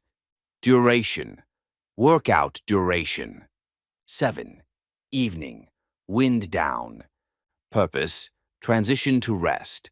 Content: peaceful, beautiful, quieting. No stimulating or distressing. Duration: 30 to 60 minutes before bed. 8. Resilience, anthems. Purpose: recovery supportive messaging. Content: songs about strength, overcoming, hope. No romanticized destruction. Duration: as needed for motivation. System green, weekly sonic hygiene protocol. Daily minimum. Morning activation playlist to start day. 1 counter-cyclical intervention if mood dips. No substance-glorifying music. At least 30 minutes of instrumental/non-lyrical. Weekly requirements. Listen to at least one thing from another culture. Listen to at least one thing from a different era. Review. Did I spend more than 2 hours in mood-matching spiral? Add 1 new song to resilience/diversification collection. Monthly audit. Review streaming data. What am I actually listening to? Check for dangerous script accumulation. Assess emotional palette. Am I stuck in monoculture? Update playlists based on current needs. Quarterly exploration. Deliberately explore a genre you never listened to. Ask someone with different taste for recommendations. Listen to music from a decade before you were born. Try music from a continent you've ignored. System caution, the transition period. If your playlist is currently high risk, do not delete everything at once. This creates rebellion and deprivation. Instead, 1. Awareness first, week 1 to 2. Just notice what you're listening to. Note how it affects your mood. No changes yet, just observation. 2. ADD, don't subtract, week 3 to 4. Start adding diversification content. Build new playlists alongside old ones. Increase options, don't restrict. 3. Gradual ratio shift, week 5 to 8. Aim for 50% diversified/50% old content. Use counter-cyclical when in negative states. Old content in neutral states only. 4. Intentional curation, week 9 plus. Now begin reducing high-risk content. Keep what serves you, release what harms. Old content becomes occasional, not default. The goal: diversified emotional resources, counter-cyclical habits established, dangerous scripts diluted, full palette of sonic tools available. Section 3.6, Key Takeaways. System Green, Protocol 03, Key Takeaways. 1. Songs are executable scripts. Music programs your subconscious. Lyrics become thought loops. Melody becomes emotional default. Your playlist is code you're writing to your hard drive. 2. The anthem trap. When you embrace a song, you adopt its narrative. Fly the flag of tragedy leads to live the tragedy. Identity fuses with the song's script. Be very careful what anthems you choose. 3. The echo chamber effect. Dysfunction seeks validation. Music that matches sickness reinforces it. External inputs validating internal damage. Confirmation, not catharsis. 4. The monoculture risk. One genre equals limited emotional range. Missing resources when life requires them. Diversity equals resilience. A full palette beats a single note. 5. The lyric audit. Analyze your top 25. Identify the scripts being installed. Flag dangerous patterns. You become what you hum. 6. The coat of many colors. Don't ban, dilute. Age wisdom, endurance and perspective. Cross-cultural, alternative rhythms of being. Structural complexity, patterns over words. 7. The mood state rule. Mood matching usually reinforces, not processes. Counter-cyclical programming, input the opposite. Exception, intentional catharsis, time-limited, exit strategy. Correct the frequency, don't validate the error. 8. Build your infrastructure. Create purpose-specific playlists. Morning activation, focus, emergency, calm, wind down. Have counter-cyclical options ready before you need them. Weekly hygiene, monthly audit, quarterly exploration. 9. The transition. Add before you subtract. Gradual ratio shift. Awareness to addition to shift to curation. Goal, full palette of sonic tools. Architect's log. Final system. Note, you might be thinking, it's just music. You're overthinking this. Am I? How many times have you sung a lyric and later realized you were living it? How many times has a song captured exactly how you felt about yourself? How many times has music been the thing that kept you in a mood you couldn't escape? Music is not neutral data. Music is emotionally loaded programming. Every song has a worldview. Every lyric has a script. Every melody has an emotional payload. You've been absorbing these inputs for years. They have shaped you. They continue to shape you. The question is not whether music affects you. The question is, are you curating the effect, or are you passively absorbing?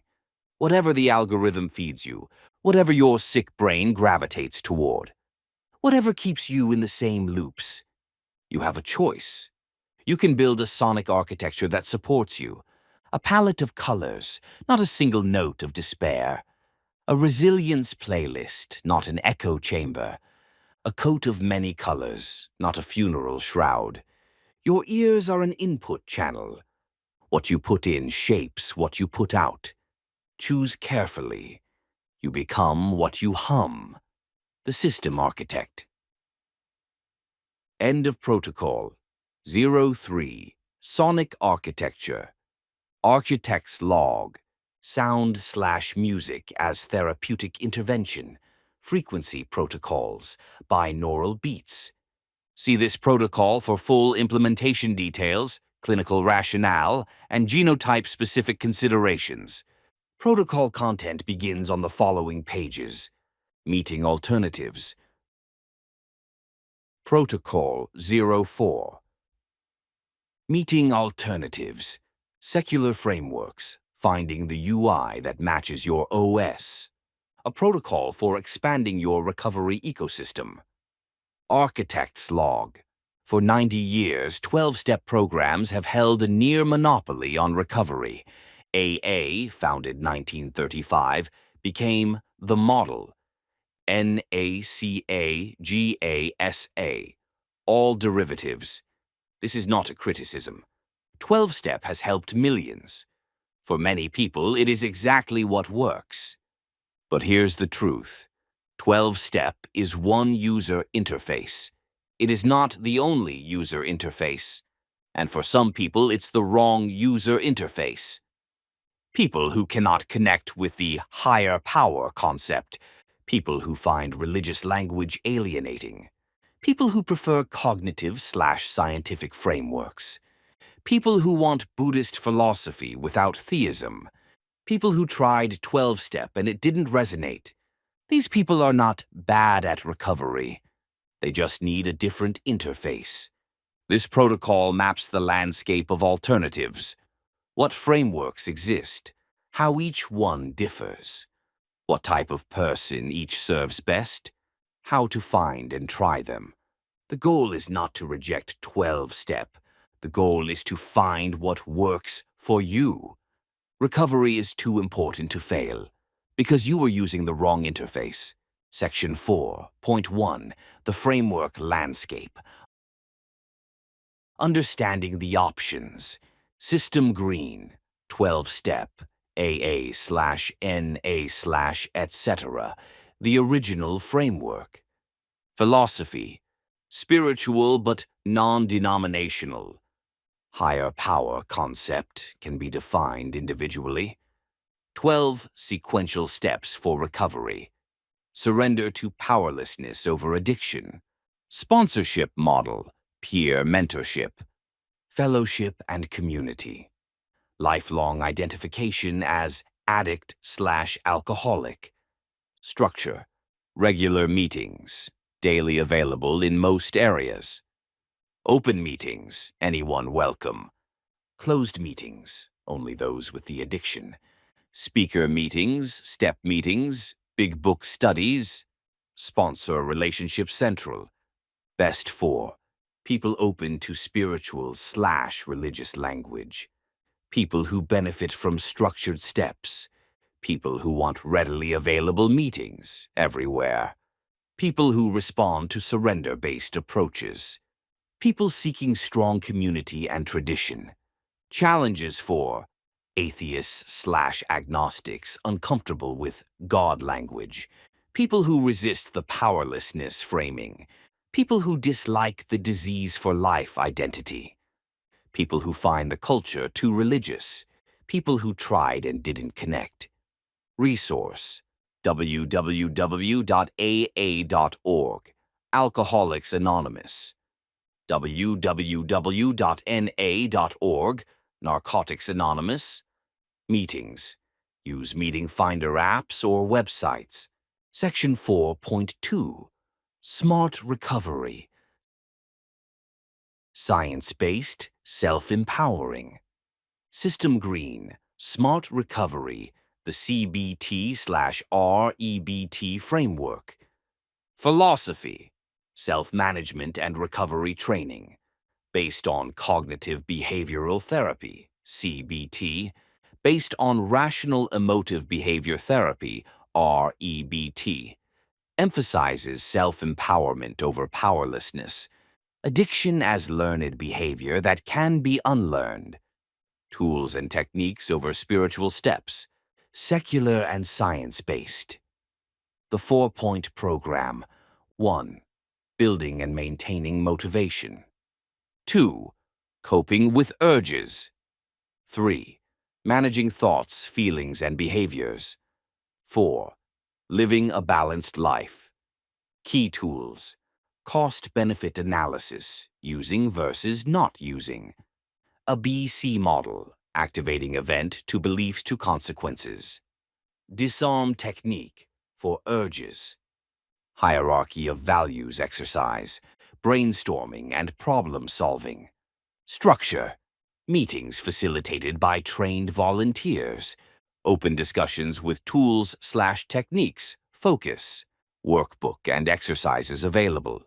Online meetings widely available.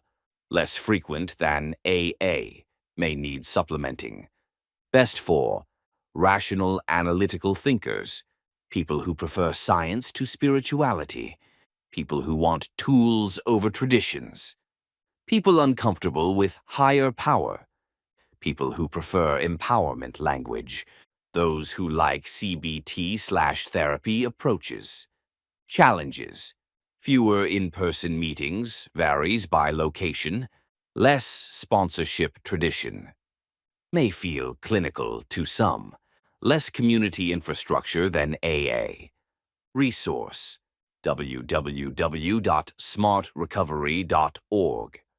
Online meetings available 24/7. Free workbook and resources online. Section 4.3. Dharma recovery/refuge recovery. Buddhist informed recovery. System Green, Dharma recovery, the Buddhist framework. Background: originally refuge recovery, now often Dharma recovery, or recovery Dharma after organizational changes.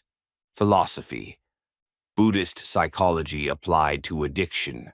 4 Noble Truths adapted for recovery. Emphasis on mindfulness and meditation. Suffering as the core problem, addiction as symptom. Non-theistic but spiritual. Compassion and wisdom as healing forces. The 4 Truths of recovery. 1. Addiction creates suffering. 2. The cause of addiction is craving/attachment. 3. Recovery, cessation of suffering is possible. 4. The path is the Eightfold Recovery Path. The Eightfold Path, adapted. Wise understanding, wise intention, wise speech/communication, wise action, wise livelihood, wise effort, wise mindfulness, wise concentration. Key practices: meditation, central, not optional. Mindfulness of craving. Forgiveness practices. Metta, loving kindness meditation. Community Sangha. Structure: meetings include guided meditation. Discussion following meditation. Book study available. Less formal sponsorship, more peer mentoring. Best for people interested in Buddhism/Eastern philosophy. Those who benefit from meditation. People wanting spirituality without theism. Those who appreciate psychological depth. People comfortable with practice commitment. Challenges: fewer meetings than AA, varies by location. Requires meditation practice, not optional. Buddhist language may feel unfamiliar. Less structure than 12-step. Resource: www.recoverydharma.org.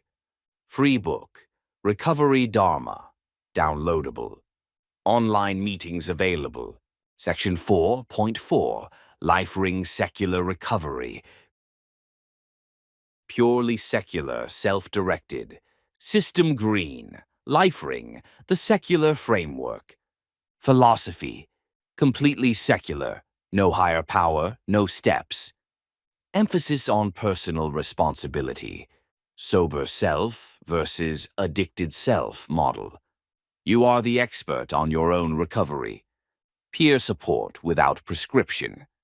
Present and future focused, not past trauma. Core principles: sobriety, total abstinence from alcohol/drugs. Secularity, no religious/spiritual component. Self-help, you build your own program. Key concepts: sober self, the part of you that wants recovery. Addicted self, the part that wants to use. The meeting strengthens the sober self. No working steps, you design your own path. The 3S approach: sobriety priority, secularity, self-direction. Structure: crosstalk encouraged, unlike AA where it's often discouraged. Meetings are discussions, not shares without response. Personal Recovery Program, PRP, workbook available. Online and in-person meetings. Best for atheists and secular humanists. People who dislike any spiritual language. Independent thinkers who want to design own program. People who prefer interactive discussion. Those who want to focus forward, not backward. Challenges: smallest of the alternatives, fewer meetings. Less structure may not work for everyone. No sponsorship system. May need to supplement with other resources.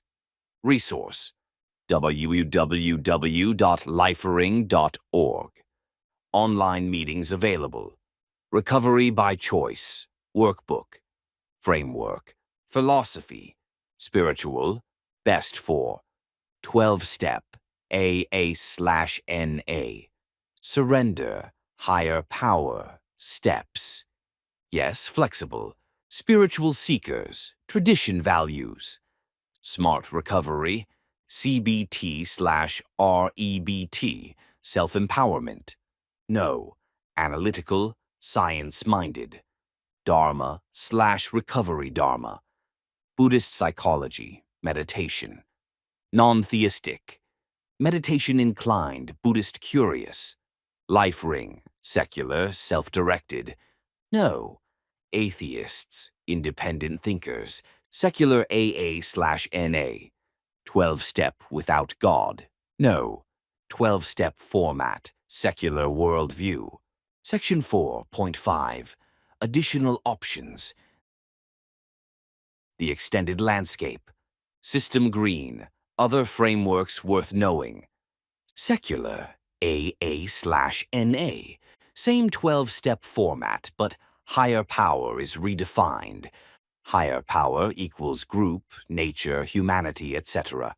Same structure, secular interpretation.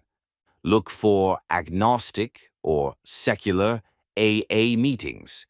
www.asecular.org. Women for Sobriety. Founded specifically for women. 13 acceptance statements versus 12 steps. Focus on emotional/spiritual growth. Addresses women-specific recovery needs. www.womenforsobriety.org. Moderation. Management. Not for severe addiction. Abstinence recommended. For problem drinkers seeking moderation. Controversial in recovery community. May be gateway to recognizing need for abstinence. www.moderation.org. Online. Only options. In the Rooms. www.intherooms.com. Multiple frameworks. Tempest, formerly Hip Sobriety, modern, online-focused. R/Stop Drinking, Reddit. Peer community. Sober Grid, app. Location-based sober community. Therapeutic approaches. IOP, intensive outpatient programs. Individual therapy with addiction specialist. Group therapy, clinical setting. MAT, medication-assisted treatment. Programs. These complement peer support, don't replace it. Section 4.6, Finding Your Fit. The Selection Protocol. Architect's Log. You don't need to commit to one framework forever. Try them. See what fits. The goal is finding a UI that works for your operating system. Some people love 12-step from day one. Some people need smarts tools. Some find peace in Dharma meditation. Some just want secular peer support. All of these work. The question is, which works for you? System Green, the framework selection protocol. Step 1, self-assessment. Answer honestly. Am I comfortable with spiritual/religious language? Yes, arrow 12-step. Dharma may fit. No arrow smart. Life ring may fit. Do I want structured steps to follow? Yes to 12-step, smart, 4 points. No to life ring Dharma. Am I interested in meditation practice? Yes to Dharma recovery. No to smart, life ring, 12-step. Do I prefer scientific/cognitive approaches? Yes to smart recovery. No to 12-step Dharma. Do I want to design my own program? Yes to life ring. No to 12-step smart. Is meeting availability critical? Need lots of options. Yes to 12-step, most available everywhere. Less critical implies others viable. Step 2, try multiple. Attend at least 3 meetings of each framework you're considering. One meeting is not enough to judge. Different meetings within same framework vary. Try online if in-person not available. Step 3. Assess fit. After trying, ask, did I feel welcome? Did the approach resonate? Could I see myself returning? Did I connect with anyone? Did it feel like my people? Step 4. Combine if needed. You can attend multiple frameworks. AA meetings plus smart tools equals valid. Dharma meditation plus life ring discussion equals valid. Create your recovery ecosystem. Section 4.7. Key takeaways. System Green. Protocol 04. Key takeaways. 1. 12-step is not the only option. It's one user interface, not the user interface. Works for many, but not for everyone. Not fitting with 12-step does not equal not fitting with recovery. 2. The major alternatives. Smart recovery, CBT-based, science-minded, self-empowerment. Dharma/recovery, Dharma, Buddhist psychology, meditation-centered. Life ring, purely secular, self-directed, no steps. Secular AA, 12-step format without religious language. 3. Choosing your framework. Spiritual comfort, 12-step, Dharma. Science/cognitive preference, SMART. Complete secularity, life ring, secular AA. Meditation inclination, Dharma. Meeting availability, 12-step, most widespread. 4. The selection protocol. Self-assess your preferences. Try at least 3 meetings of each option. Assess fit after sufficient exposure. Combine frameworks if useful. 5. Meeting availability. 12-step, most available, virtually everywhere. SMART. Good online, varies in person. Dharma, growing, strong online. Life ring, smallest, but online available. 6. It's not either/or. You can combine frameworks. Take tools from each that work. Build your recovery ecosystem. Adapt over time as needs change. 7. The bottom line. Find what works for you. If one framework doesn't fit, try another. The goal is recovery, not allegiance to a method. All paths lead to the same destination, sobriety. Architect's log. Final system. Note, there's a kind of dogmatism in recovery. If you're not doing it my way, you're doing it wrong. 12-step purists say non-12-step won't work. Secular advocates say 12-step is outdated. Everyone's defensive about their chosen path. Ignore this noise. The only question that matters, is it working for you? If 12-step works, use 12-step. If SMART works, use SMART. If Dharma works, use Dharma. If a combination works, use that. Recovery is too important for ideology. Recovery is too important for tribalism. Find what fits your operating system.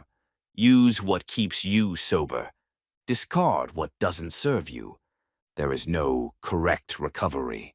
There is only your recovery and the framework that supports it. Find your interface. Run your program. Stay alive. The system architect. End of protocol. 04. Meeting alternatives. Architect's log. Non-12-step recovery options. SMART, refuge recovery. Secular frameworks. See this protocol for full implementation details, clinical rationale, and genotype-specific considerations. Protocol content begins on the following pages. Digital detox. Protocol 05. Digital detox. Screen management, disarming the pocket slot machine. A protocol for reducing digital dopamine hijacking. Architect's log. You are carrying a slot machine in your pocket. That's not hyperbole, that's engineering. Your phone was designed by thousands of engineers whose specific job was to make it impossible to put down, constantly checking, always wanting more. They use the same psychology as casinos: variable ratio reinforcement, unpredictable rewards, bright colors triggering dopamine, social validation loops, infinite scroll, no stopping point, push notifications, external triggers. You are not weak for being addicted to your phone.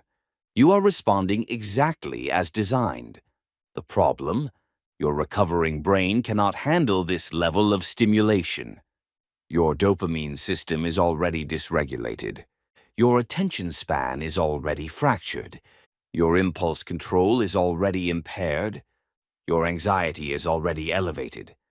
The pocket slot machine makes all of this worse. This protocol teaches you to disarm the slot machine, create friction between you and the dopamine, establish air gap zones of no phone time, retrain your brain for longer attention spans. You cannot recover while being constantly hijacked. Time to take your attention back. Section 5.1.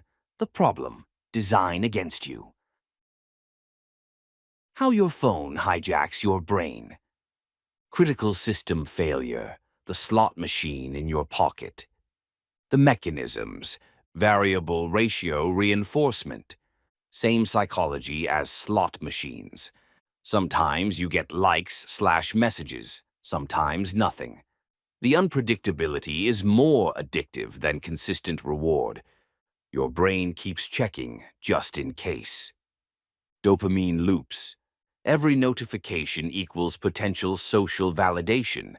Anticipation releases dopamine, checking. Sometimes reward, likes, comments, sometimes nothing. Loop. Check to maybe, reward to dopamine to check again. Infinite scroll. No natural stopping point. Just one more, forever. Time blindness. Hours disappear. Completion is impossible. Color engineering. Bright colors, red notification badges, trigger alertness. Designed to catch peripheral vision. Impossible to ignore. Your brain evolved to notice red, danger/food. Social validation. Likes equals social acceptance equals survival to your ancient brain. Comparison to others equals status assessment. FOMO, fear of missing out, equals tribal exclusion fear. All ancient drives exploited by modern design. This is not an accident. Billions of dollars went into making this device irresistible. You are fighting a war against the smartest engineers in the world. System caution, the impact on recovery. Why this matters for recovery: dopamine depletion. Your dopamine system is already damaged by addiction. The phone depletes it further with constant micro-hits. Less dopamine available for real satisfaction. Recovery requires dopamine restoration, not depletion. Attention fragmentation. Recovery requires presence, reflection, feeling. The phone trains the opposite: distraction, escape, numbing. Can't process emotions while scrolling. Can't build new neural pathways while constantly interrupted. Anxiety, amplification. Social media increases comparison, leads to anxiety. News feeds amplify fear, leads to anxiety. Constant stimulation prevents nervous system regulation. No rest for the limbic system. Sleep destruction. Blue light suppresses melatonin. Stimulation before bed prevents wind down. Midnight scrolling equals insomnia. Sleep deprivation worsens everything. Trigger exposure. old using friends on social media, substance-related content, people having fun, party content, emotional triggers, everywhere. The bottom line, your phone is actively working against your recovery, not because you're weak, because it was designed to exploit exactly the vulnerabilities you have. Section 5.2, the grayscale hack. Stripping the color reward. System green, the simplest intervention. The concept. Color is part of the dopamine trigger. Red notification badges are designed to grab attention. Bright app colors are designed to be appealing. Remove the color right arrow. Remove part of the reward. The hack. Set your phone to grayscale. Everything becomes black and white. How to do it? iPhone. Settings arrow. Accessibility arrow display and text size. Color filters. Arrow on arrow, grayscale. Or set up accessibility shortcut for quick toggle. Android. Settings arrow. Accessibility arrow. Visibility enhancements. Color adjustment arrow grayscale. Varies by manufacturer. The effect. Phone becomes dramatically less appealing. Red badges don't pop anymore. Apps lose their visual pull. Photos less engaging. Overall, phone becomes boring. Boring is the goal. You don't need to make the phone impossible to use. You need to make it less rewarding. Grayscale does this with zero loss of functionality. Try it for 1 week. You'll be surprised how much less you want to check. The slot machine becomes a broken slot machine. 5.2.1 Additional Visual Interventions. System green, visual friction enhancements. Beyond grayscale. 1. Remove red badge notifications. Settings arrow, notifications arrow. Each app arrow, badges, off. The red dots are dopamine triggers. Without them, no visual urgency. 2. Reduce screen brightness. Lower brightness equals less stimulating. Use night shift/night mode permanently. Warm colors, not bright whites. 3. Boring wallpaper. No photos, no colors. Plain black or gray. Remove visual interest. 4. Reorganize home screen. Remove social media apps from home screen. Put them in folders, buried. First screen, only essential tools. Friction to access time sinks. 5. Use website versions. Delete Instagram app. Use website. Delete Facebook app. Use website. Websites are less optimized for addiction. More friction equals less compulsive use. The principle. Every layer of friction reduces compulsive use. Make the phone less rewarding visually. You're not blocking yourself. You're making it boring. Section 5.3, the Air Gap Protocol. No phone zones. Architect's log. In computer security, an air gap means physically disconnecting a system from all networks. No connection equals no vulnerability. You need AIR gaps in your life, times and places where the phone cannot reach you. Not, I'll try not to check. The phone is physically elsewhere. System green, air gap zones, time. Mandatory, no phone times. 1. First hour after waking. No phone for 60 minutes minimum after eyes open. Morning phone equals cortisol spike. Start day with intention, not reaction. Do morning routine without checking. Phone stays in another room or drawer. 2. Last hour before sleep. No phone for 60 minutes before bed. Blue light destroys sleep. Stimulation prevents wind down. Put phone on charger outside bedroom. Buy an alarm clock. No phone on nightstand. 3. During meals. No phone while eating. Presence with food, not scrolling. If eating with others, full attention to them. Phone face down or in another room. 4.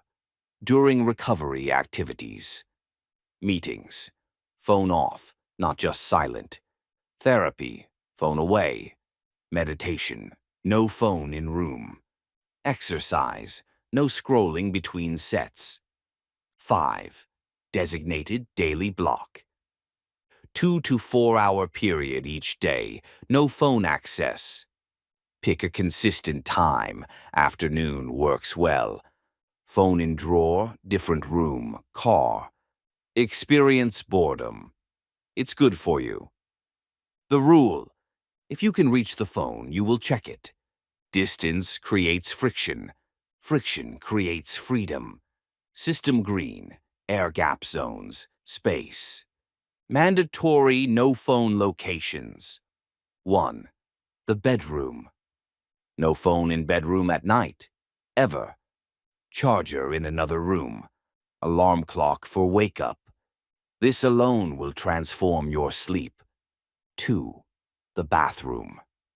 No phone in bathroom. This is where mindless scrolling happens. 20-minute bathroom sessions are addiction. Be present with nothing. 3. The dining table. No phones at meals, covered above. Applies to restaurants too. Phone in pocket, face down, or in bag. 4. Designated sanctuary, space. One room/area in your home, no phone allowed. Reading chair, meditation corner, backyard. A place you can go to be truly unplugged. 5. Nature/outside. When in nature, phone stays in car/bag. Walk without the tether. Experience environment without documenting it. The implementation. Buy a phone jail box or drawer. When you enter an air gap zone, phone goes in jail. It's a physical ritual that reinforces the boundary. Air gap. What? Why? Implementation. Morning. First 60 minutes, no phone. Start day with intention. Phone charges outside bedroom. Evening. Last 60 minutes, no phone. Enable sleep. Wind down. Phone docked in other room. Meals. No phone while eating. Presence, digestion. Phone face down or away. Bedroom. No phone ever at night.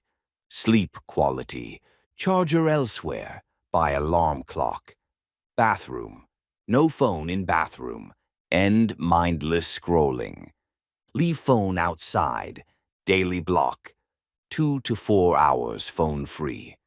Attention restoration. Phone in drawer/car. Section 5.4. Notification disarmament.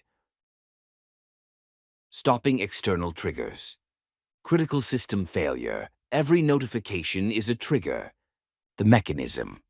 Notifications are external triggers. You're doing something else. BZZZZ. Now you're thinking about your phone. You resist checking. But part of your brain is now wondering, who messaged? How many likes? What happened? You've been hijacked. Even if you don't check, the damage is done. Attention broken. Mental load increased. Anxiety elevated. Present moment lost. And if you do check, task interrupted. Loop begins. One check becomes 20 minutes. Dopamine depleted. Original task harder to return to. Notifications are the enemy. They serve the app, not you. System green. Notification. Purge protocol. The nuclear option. Recommended. Turn off all notifications except phone calls from contacts, text messages from contacts, calendar reminders. That's it. Everything else, off. How to do it? iPhone. Settings, arrow, notifications. Go through every app. Turn off everything except essentials. Focus modes. Set up recovery mode that blocks everything. Android. Settings arrow, notifications. Same process. Every app, turn off. Digital well-being features can help.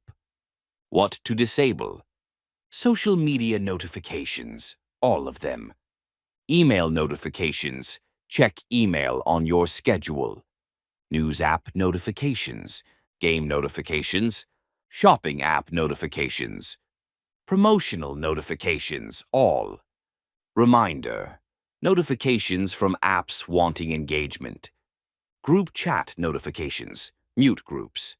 What to keep. Direct calls from known contacts. Direct texts from known contacts.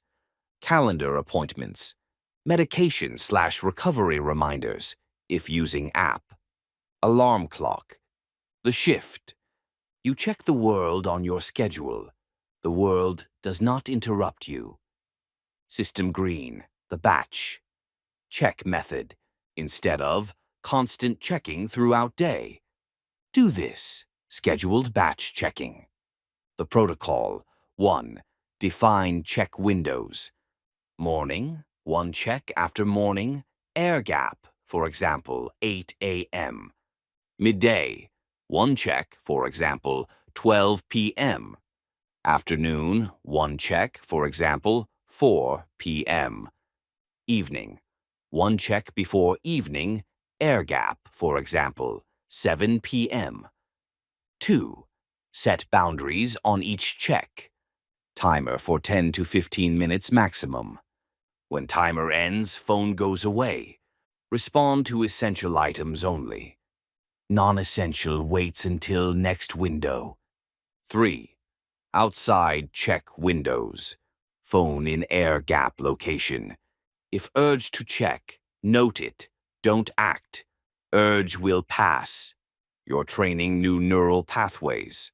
The result, 4 checks per day versus 100 plus. Each check is intentional. Anxiety decreases. You know when you'll check. Productivity increases. Mental clarity improves. Will you miss something urgent?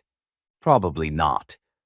Very few things are truly urgent, and if they are, someone will call. Section 5.5. Key takeaways. System green. Protocol 05. Key takeaways. 1. Your phone is a pocket slot machine, designed using casino psychology, variable ratio reinforcement. Engineers optimized it for addiction. You're not weak. It's engineered against you. 2. The grayscale hack. Remove color reward. Settings arrow, accessibility arrow, grayscale. Phone becomes boring. Dramatically reduces appeal. 3. Additional visual interventions. Remove red badge notifications. Reduce brightness, use night mode. Boring wallpaper. Reorganize home screen. Bury time sinks. Use website versions instead of apps. 4. Air gap times. First 60 minutes after waking. No phone. Last 60 minutes before sleep. No phone. During meals, no phone. During recovery activities, no phone. 2 to 4 hour daily block. No phone. 5. Air gap spaces. Bedroom, no phone ever at night. Bathroom, no phone. Dining table, no phone. Designated sanctuary space. Nature/outside. 6.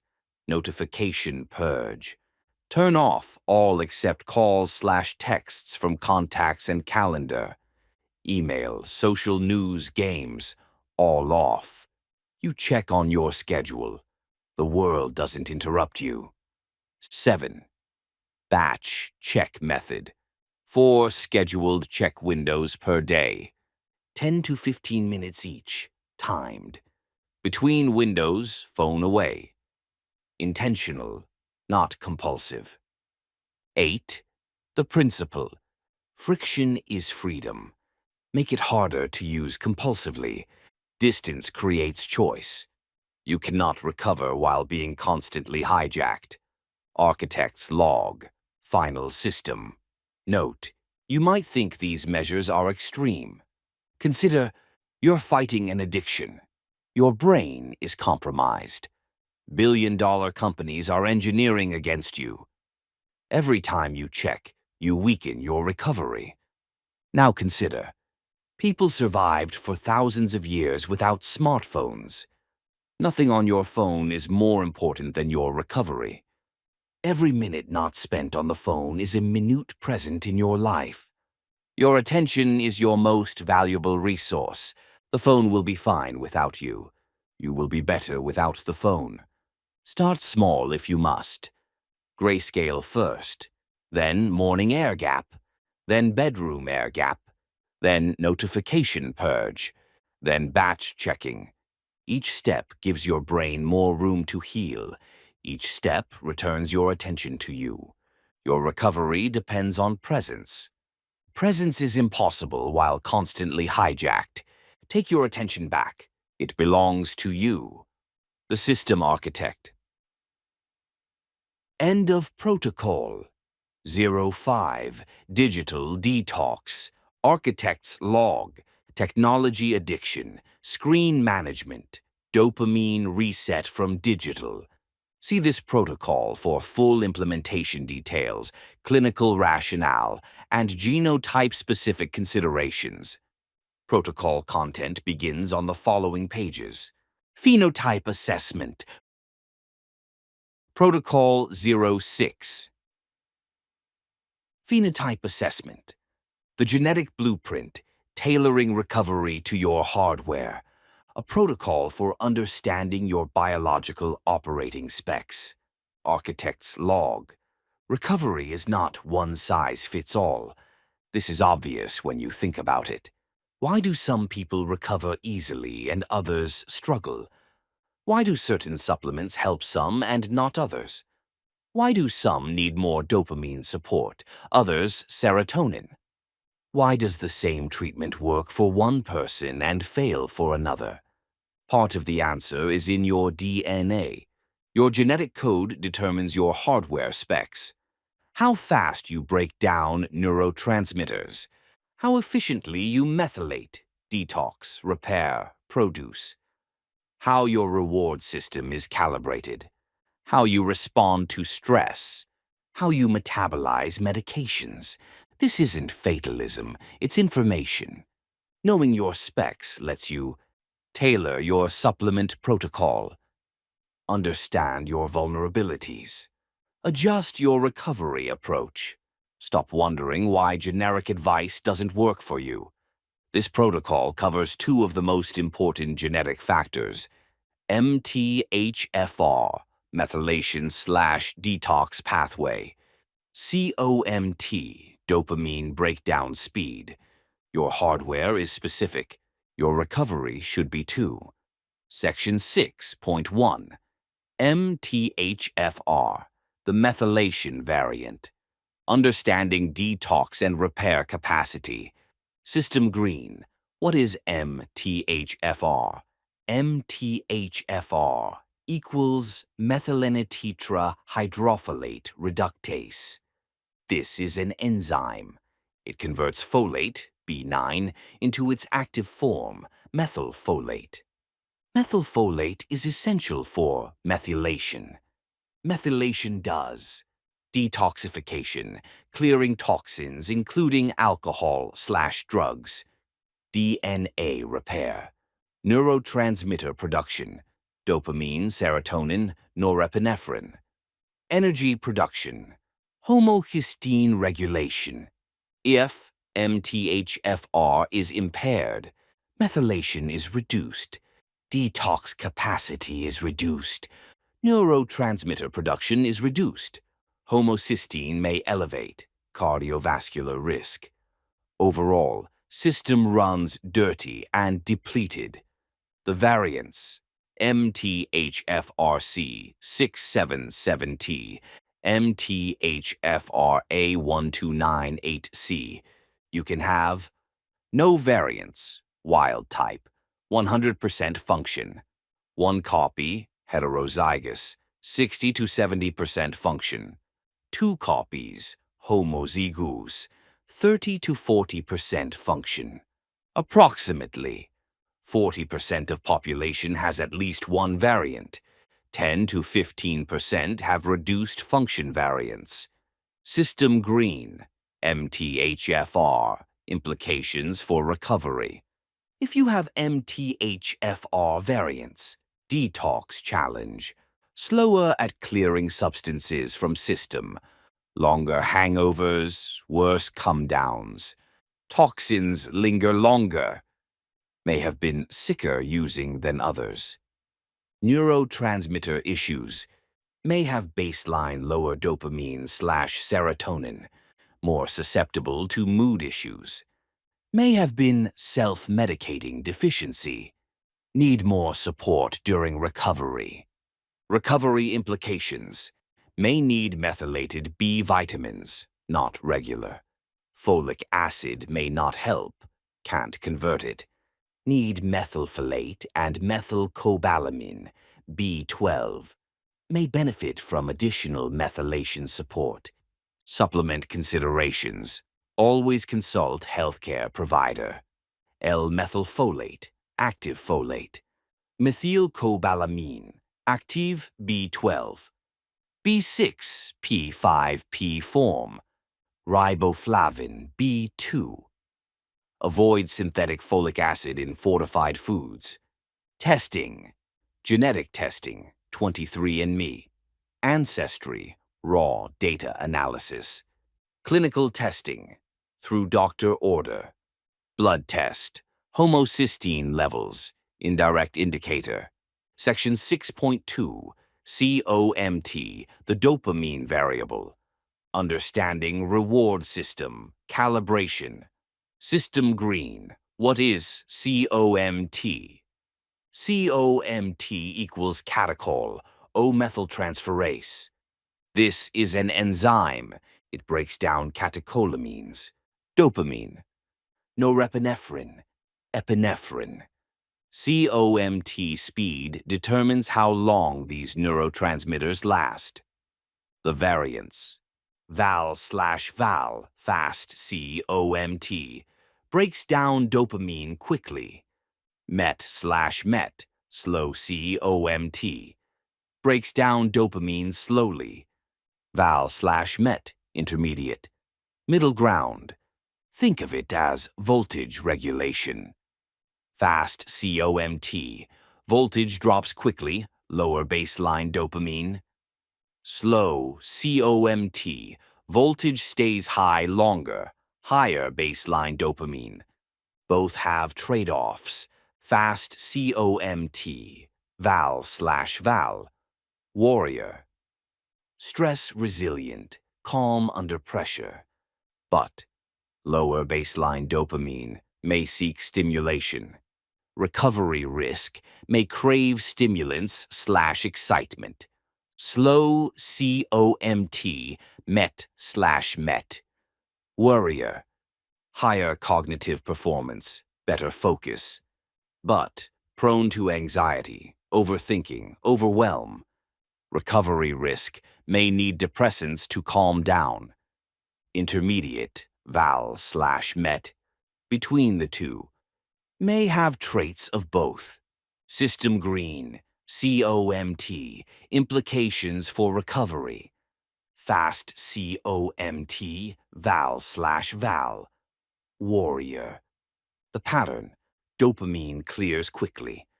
Baseline feels flat or bored. Seeks stimulation, novelty, excitement.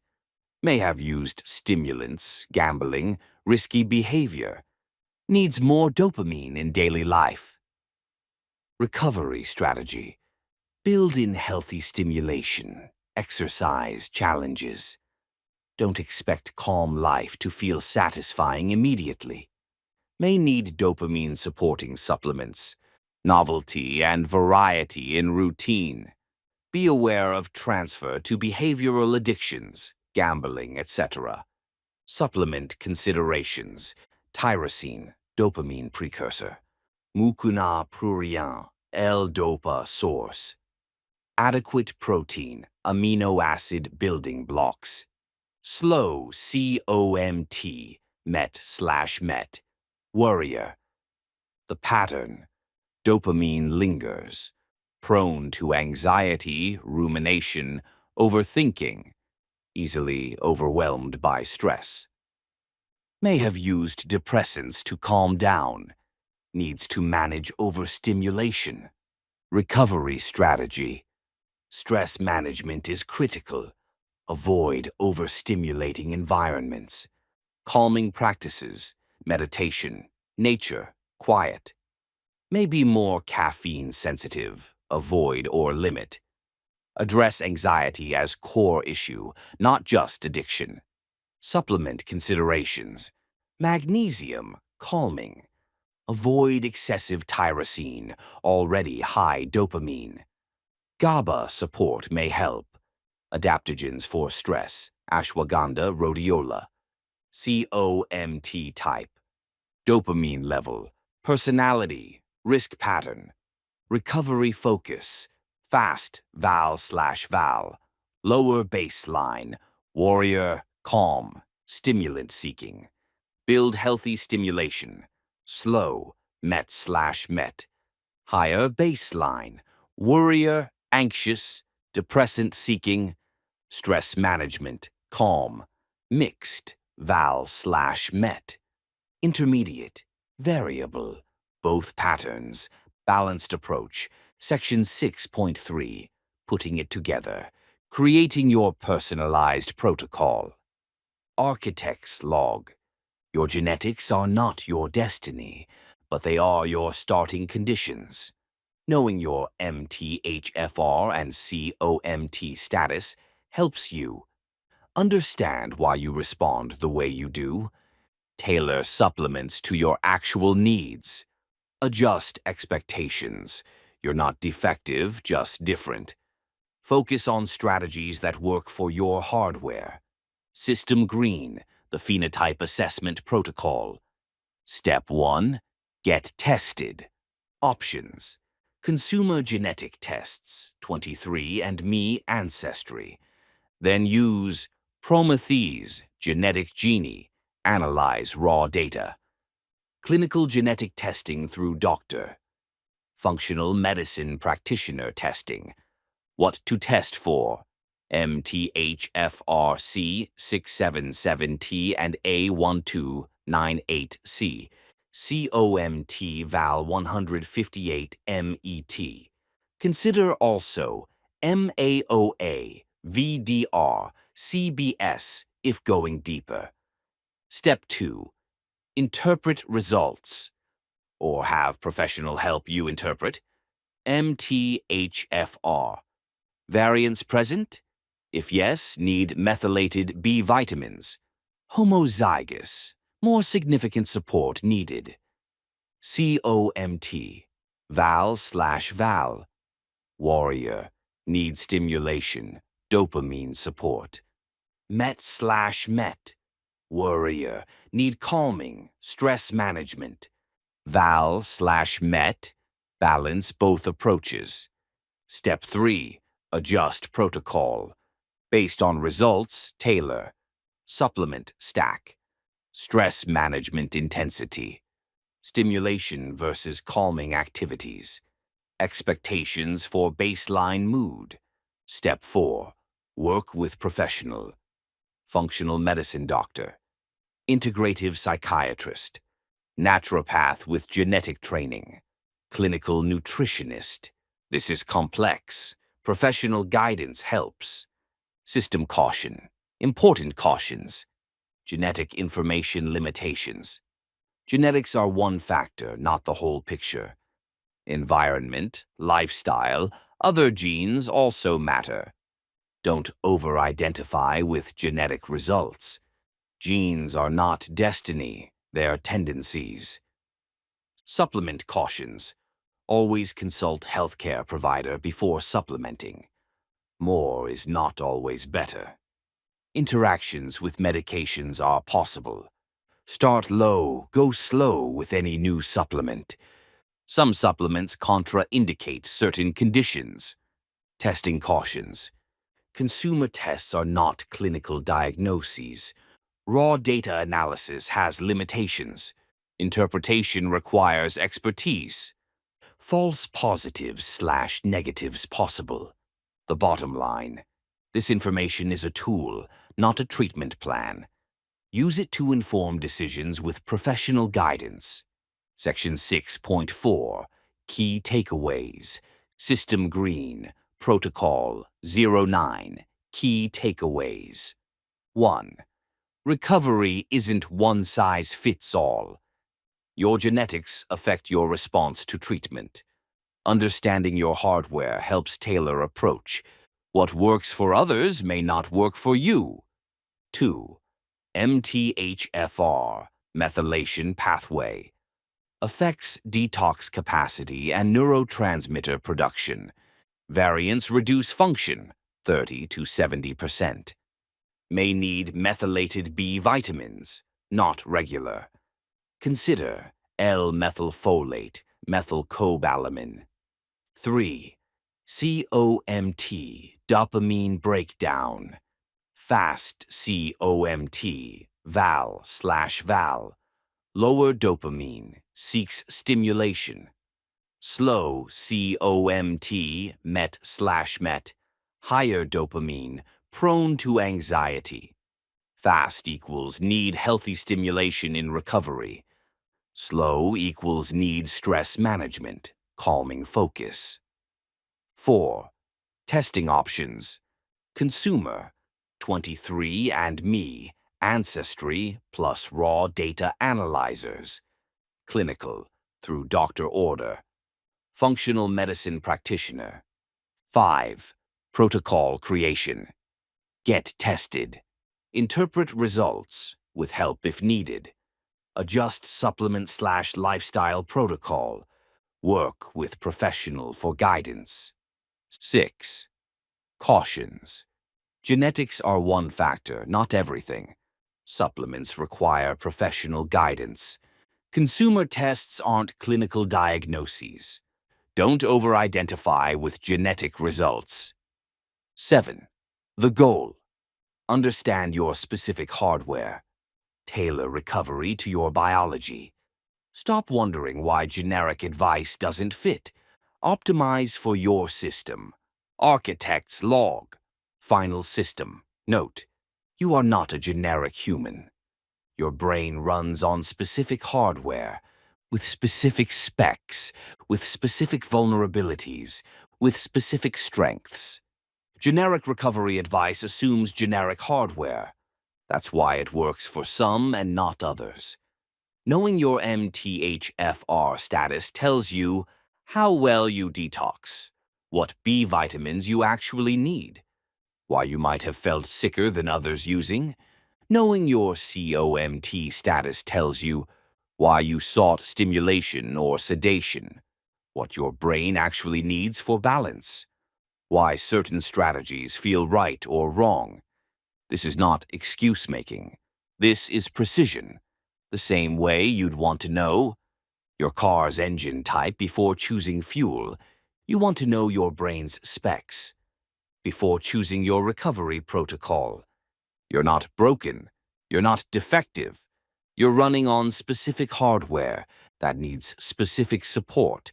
Figure out what your system needs, then give it exactly that. The system architect. End of protocol. 06. Phenotype assessment. Architect's log. Genetic profiling. MTHFR. COMT. CYP4. 50 variants. Your neurobiological blueprint. See this protocol for full implementation details, clinical rationale, and genotype-specific considerations. Protocol content begins on the following pages. Neuroplasticity protocols. Protocol 07.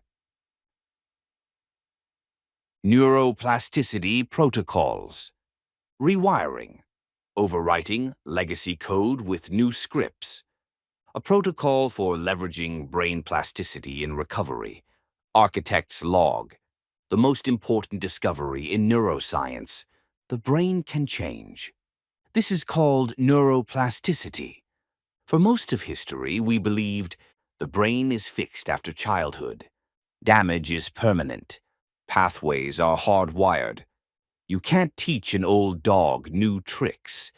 This is wrong. The brain rewires constantly, at any age, based on what you do. Neurons that fire together, wire together. Donald Hebb, 1949. Every repeated behavior strengthens a neural pathway. Every abandoned behavior weakens its pathway. Addiction wired your brain one way. Recovery can rewire it another way. The pathways that scream for the substance, they can weaken. The pathways for healthy coping, they can strengthen. This is not hope. This is neuroscience. Your brain is not your enemy. It's a tool waiting to be reprogrammed. This protocol teaches you how. Section 7.1. The mechanism. Understanding how rewiring works. System green, the wiring principle. How neural pathways form. Imagine walking through a field of tall grass. First time, difficult. Grass is thick. Second time, slightly easier. Grass is bent. 10th time, a visible path forms. 100th time, a clear trail exists. Your brain works the same way. First time you do something, weak neural connection. Repeat. Connection strengthens. Repeat more. Connection becomes automatic. The circuit model. Every behavior is a neural circuit. Trigger to processing to response. Repeated firing equals stronger connection. Stronger connection equals faster firing. Faster firing equals more automatic. Addiction, wired strong circuits. Trigger, stress, to processing, escape, to response, use. Repeated thousands of times. Circuit is superhighway. Fires fast, automatic, no thought required. Recovery must wire new circuits. Same trigger, stress, leads to new processing. Cope leads to new response, healthy action. Starts weak, dirt path versus highway. Requires repetition to strengthen. Eventually becomes new automatic response. The competition. Old circuit doesn't disappear immediately. New circuit competes with old. Whichever is used more becomes dominant. Your job, use the new circuit more than the old. System green, legacy code versus new scripts. Legacy code, the old neural programs, craving pathways, using rituals, escape responses. Trigger arrow use automation. These are deeply encoded. They will fire when triggered. They won't disappear overnight. But they weaken with disuse. Every day not used equals slightly weaker. Over months/years equals significantly weaker. New scripts. The recovery programs. Healthy coping pathways. New rituals and routines. Process responses. Trigger to healthy action automation. These start weak. They require conscious effort. They feel awkward at first. But they strengthen with use. Every repetition equals slightly stronger. Over months/years equals significantly stronger. The timeline. 21 days. Minimum to notice change. 66 days. Average to form new habit. Research. 90 days. Traditional recovery benchmark. 1 year. substantial rewiring. 2+ years, major neural reorganization. Patience is not optional. Rewiring takes time, but it does happen.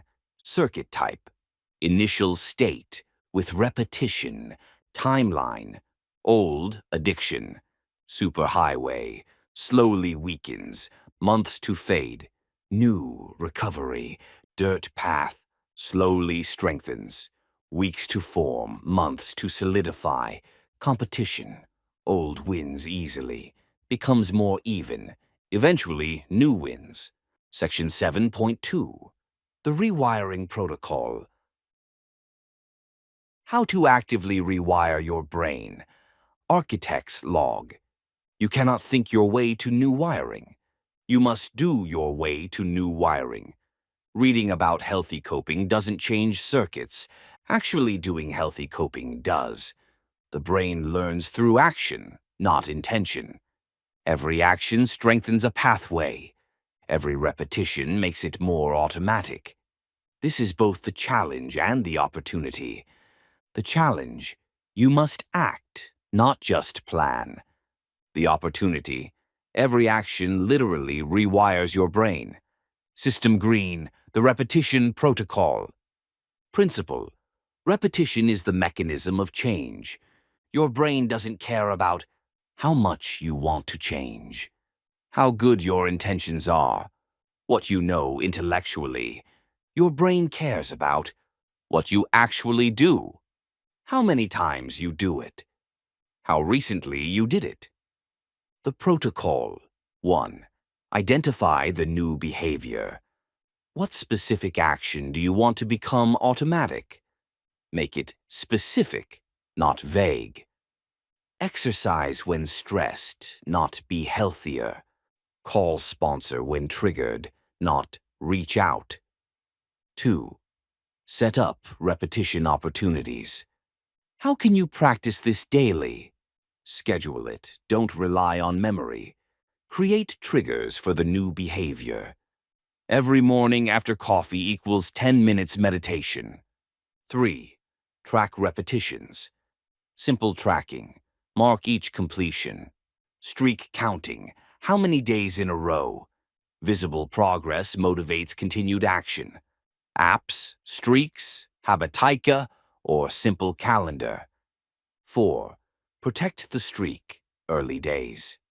First 30 days. Do it even when you don't want to. Consistency greater than intensity. 5 minutes of meditation daily greater than 1 hour once a week. Never miss twice in a row. 5. Notice increasing ease. After 21+ days, notice it feels more natural. After 66+ days, may feel odd to not do it. This is rewiring happening. Celebrate the progress. System Green. Specific rewiring applications. Rewiring craving response. Old circuit.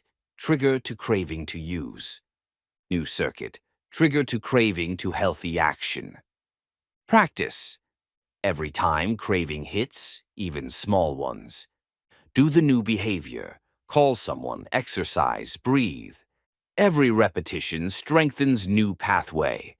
Eventually, trigger to healthy action, craving bypassed. Rewiring stress response. Old circuit, stress to escape, thought to use. New circuit, stress to process, thought to cope. Practice. At first, stress sign, do new response. 5 breaths, call someone, journal, move body. Don't wait until overwhelmed. Practice at mild stress to wire for severe stress. Rewiring evening routine. Old circuit. Evening to boredom to use. New circuit. Evening to activity to rest. Practice. Plan evening activities in advance. Same routine, same time, every day. 7 p.m. equals gym, 8 p.m. equals meeting, 9 p.m. equals reading. Repetition wires, evening equals healthy routine. Rewiring social situations. Old circuit, social event to anxiety to drink/use. New circuit, social event to manage to stay present. Practice. Attend sober social events. Use sober coping. Step outside, drink water, buddy system. Each sober social event strengthens new circuit. Eventually, social equals manageable without substance. Section 7.3. Enhancing neuroplasticity. Optimizing your brain's rewiring capacity. System green, factors that enhance plasticity. Your brain's plasticity is variable. Some conditions increase rewiring capacity. 1. Sleep. Consolidation happens during sleep. Learning is cemented overnight. Without sleep, rewiring is impaired. 7 to 9 hours minimum for optimal plasticity. 2. Exercise. BDNF, brain-derived neurotrophic factor, increases. BDNF is fertilizer for neurons. Aerobic exercise most effective. 30+ minutes, 3 to 5 times per week. 3. Novelty. New experiences boost plasticity. Learning new skills creates new connections. Novel environments stimulate adaptation. Travel, new hobbies, new challenges. 4. Nutrition. Omega-3 fatty acids support brain health.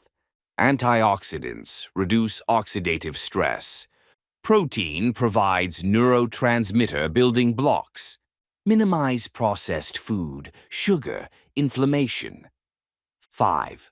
Stress management. Chronic stress reduces plasticity. Cortisol is neurotoxic in excess. Stress management isn't optional. Meditation, exercise, nature therapy. 6. Social connection. Social engagement promotes brain health. Isolation reduces neuroplasticity. Meaningful relationships support healing. Recovery community provides this. 7. Mindfulness. Focused attention enhances learning. Present moment awareness improves encoding. Meditation increases gray matter. 10 to 20 minutes daily meaningful effect. System caution. Factors that impair plasticity. Avoid these for optimal rewiring. Sleep deprivation kills consolidation. Chronic stress, cortisol, is neurotoxic. Sedentary lifestyle, no BDNF production. Poor nutrition, brain lacks building blocks. Isolation reduces growth factors. Continued substance use, obvious but worth stating. Chronic inflammation impairs neural function. The implication: recovery lifestyle supports rewiring. Using lifestyle impairs it. Every healthy choice equals better rewiring conditions. Every unhealthy choice equals impaired rewiring. You're either creating conditions for change or undermining them. There's no neutral. Section 7.4. Key takeaways. System green. Protocol 7. Key takeaways. 1. Neuroplasticity is real. The brain can change at any age. Neurons that fire together, wire together. Repeated behaviors strengthen pathways. Abandoned behaviors weaken pathways. 2. Legacy code versus new scripts. Old addiction circuits are superhighways. New recovery circuits are dirt paths. Whichever is used more becomes dominant. Your job: use new circuits more than old. 3. The repetition protocol. Repetition is the mechanism of change. Identify specific new behaviors. Set up daily repetition opportunities. Track and protect the streak. Notice increasing ease over time. 4. Timeline expectations. 21 days, Start to notice change. 66 days, average habit formation. 90 days, traditional recovery benchmark. 1 to 2 plus years, substantial rewiring. 5. Enhancing plasticity. Sleep, 7 to 9 hours, consolidation. Exercise, BDNF, production. Novelty, new learning. Nutrition, brain-building blocks. Stress management, cortisol reduction. Social connection, growth factors. Mindfulness, focused attention. 6. Action, not intention. Thinking about change doesn't rewire. Doing new behaviors rewires. Every action strengthens a pathway. Recovery requires doing, not just planning. 7. Patience is neurological. Rewiring takes time. Quick fixes don't exist. Consistency over intensity. Trust the process. Architect's log. Final system. Note: your brain was wired by addiction. Thousands of repetitions, years of practice, superhighways of craving. But those highways were built by the same mechanism that can build new roads. Repetition. Every day you don't use, the old highway gets a little more overgrown. Every day you practice new coping, the new path gets a little more clear. This is not motivational speaking. This is cellular biology. Your neurons don't know the difference between practicing addiction and practicing recovery. They just strengthen whatever gets repeated. You are the one choosing what to repeat. Choose wisely. Choose consistently. Choose daily. And watch your brain rebuild itself. The system architect. End of protocol. 7. Neuroplasticity protocols. Architect's log. Rewiring techniques, building new neural pathways, synaptic reconstruction. See this protocol for full implementation details, clinical rationale, and genotype-specific considerations. Protocol content begins on the following pages. Social environment engineering. Protocol 08. WIN. Social environment engineering. Network nodes, managing human connections strategically. A protocol for optimizing your social operating environment. Architect's log. Here's a law of systems. A node becomes like its connected nodes. In human terms, you become the average of the 5 people you spend the most time with. Not a little bit, a lot.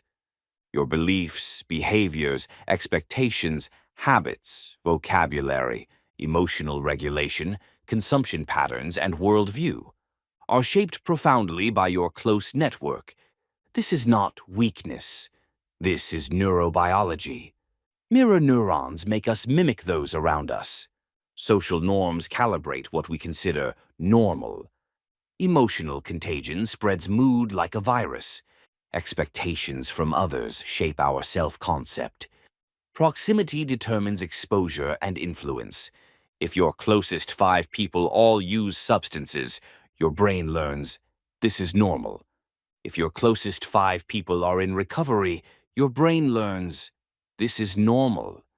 You are not making choices in isolation.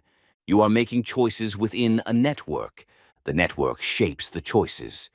This protocol teaches you to audit your current network, identify toxic nodes and why they're toxic, mute, not block, problem connections, amplify high-value connections. Do this strategically without drama. You cannot recover in a sick network. Time to engineer a healthy one.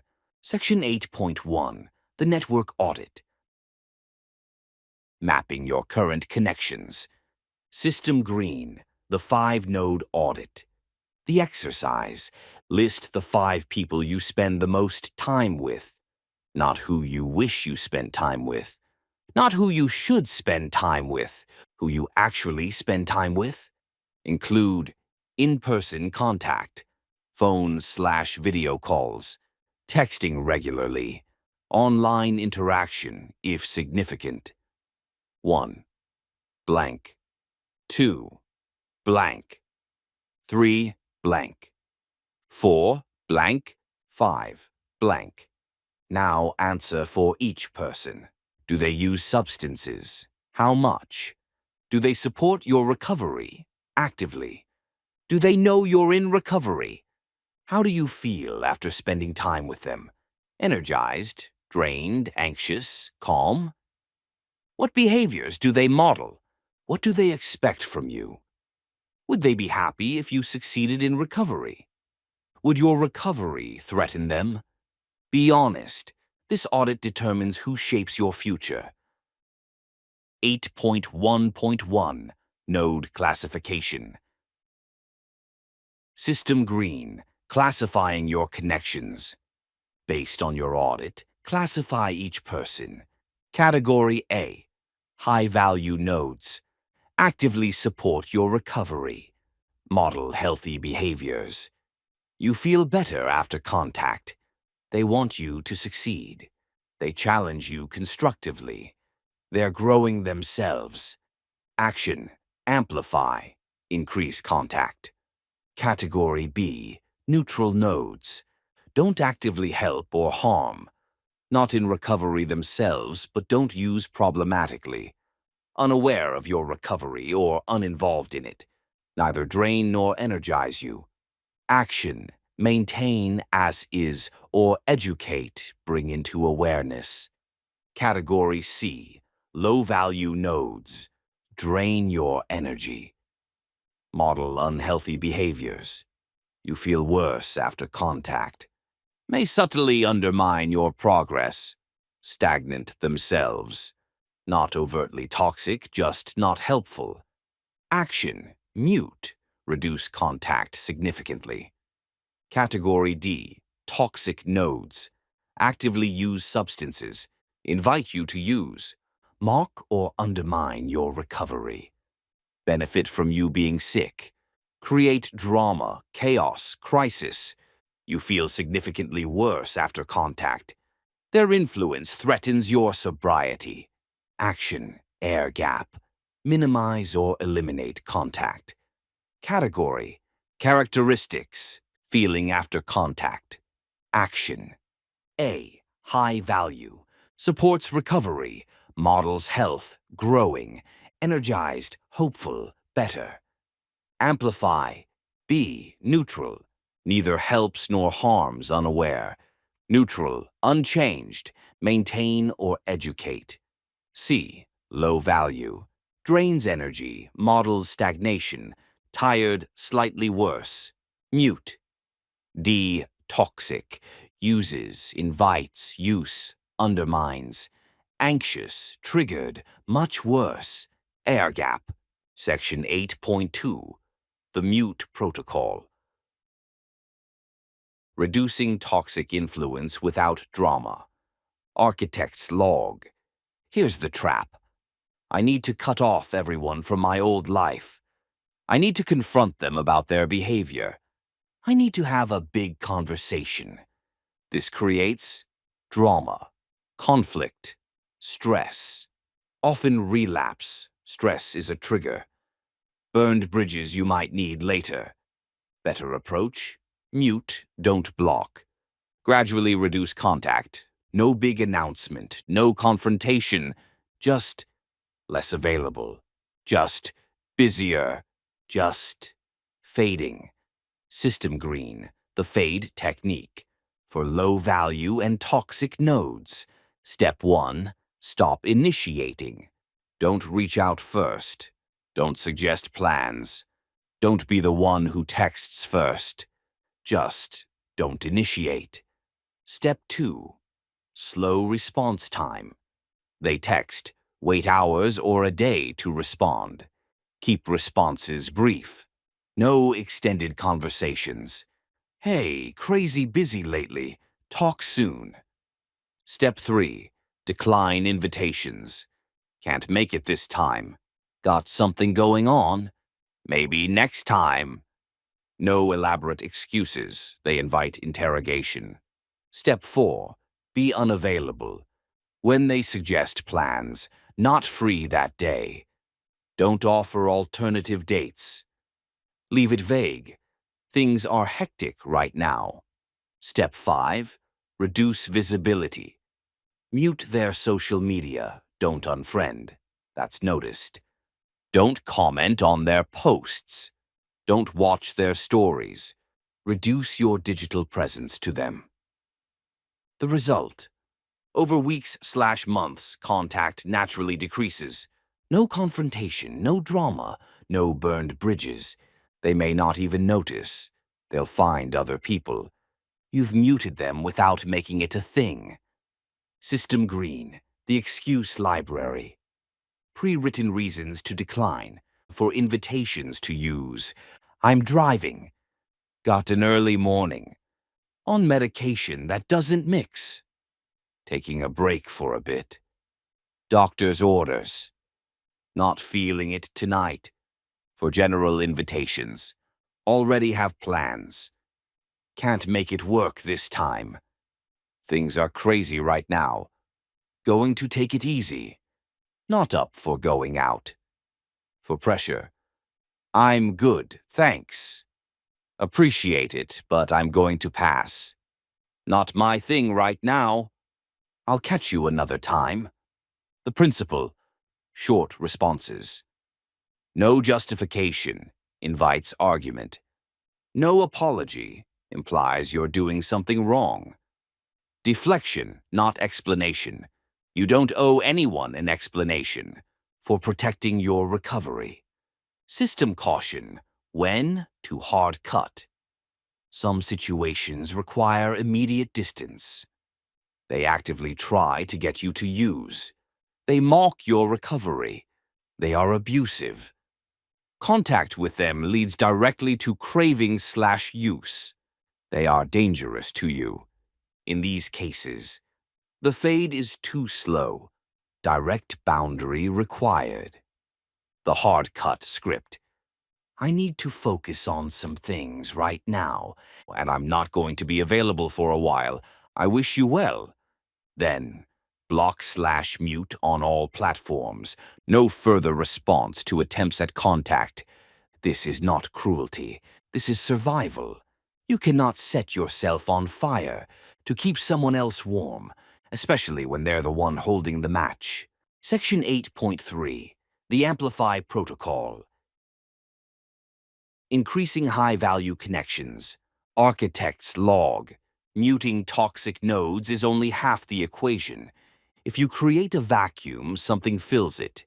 If you reduce contact with 3 people and add no one, you end up alone. Alone is dangerous in recovery. You must amplify high-value connections. At the same time, you mute low-value ones. Nature abhors a vacuum. Fill the vacuum intentionally. System green, identifying high-value nodes. Where to find high-value connections.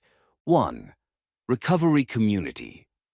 AA/in, A/smart recovery meetings. Recovery-focused online communities. Sober social events. Your sponsor/therapist, professional but valuable. Others in treatment with you. 2. Growth-oriented people. People actively working on themselves, any domain. People with healthy habits. People who inspire you. People who challenge you constructively. 3. Old connections, reconnected. Friends from before addiction who you lost touch with. Family members who are supportive, not all are. Former colleagues who are positive influences. Anyone who knew healthy you. 4. New context connections. Gym/fitness community. Hobby groups, non-drinking social activities. Volunteer organizations. Classes, art, music, skill development. Religious/spiritual communities, if resonant. The criteria: they don't use substances problematically. They're doing something with their lives. You feel better after contact. They support growth. They model what you want to become. System Green, the amplification protocol. How to increase high-value contact. 1. Initiate more. You reach out first. You suggest plans. You're the one making things happen. Don't wait to be invited. 2. Prioritize their invitations. When they invite, say yes. Reschedule other things to make it work. Show up reliably. Be the person who's always there. 3. Go deeper. Move past surface conversation. Share what you're working on appropriately. Ask about their challenges. Be vulnerable, calibrated to relationship. 4. Create routines. Weekly coffee with person.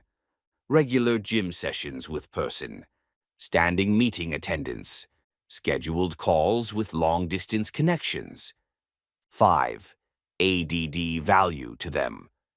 Ask how you can help. Remember things about their life. Follow up on what they mentioned. Be a good node in their network, too. The shift. High-value nodes become your 5 closest. Their influence becomes your new normal. Their expectations calibrate your behavior. Action. Low-value node. High-value node. Initiation. Stop initiating. Initiate more often. Response time. Delay responses. Respond promptly. Invitations. Decline. Be vague. Accept. Prioritize. Depth. Keep surface. Brief. Go deeper. Vulnerable. Routines. No standing plans. Create recurring contact. Energy. Protect. Conserve. Invest. Contribute. Section 8.4. Key takeaways. System Green. Protocol. 08. Key takeaways. 1. You become your network. You are the average of your 5 closest connections. Mirror neurons, social norms, emotional contagion. The network shapes choices, not just willpower. 2. The network audit. List your actual 5 closest connections. Assess each. Substance use, support level, how you feel after. Be honest. Denial helps no one. 3. Node classification. A. High value. Support recovery. Model health leads to amplify. B. Neutral. Neither help nor harm leads to maintain/educate. C. Low value. Drain energy. Model stagnation leads to mute. D. Toxic. Use, undermine, trigger leads to AIR gap. 4. The mute protocol for C and D nodes. Stop initiating contact. Slow response time. Decline invitations briefly, no justification. Be unavailable. Reduce social media visibility. Fade.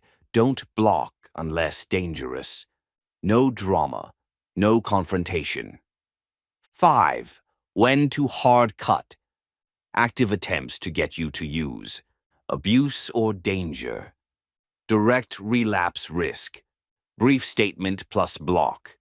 Survival, not cruelty. 6. The Amplify Protocol for a nodes. Initiate more. Don't wait. Prioritize their invitations. Go deeper in conversation. Create standing routines. Add value to their lives. 7. Fill the vacuum. Muting creates space. Fill it intentionally. Recovery community, growth-oriented people, old positive connections. New contexts, gym, hobbies, classes, volunteering. 8. The shift.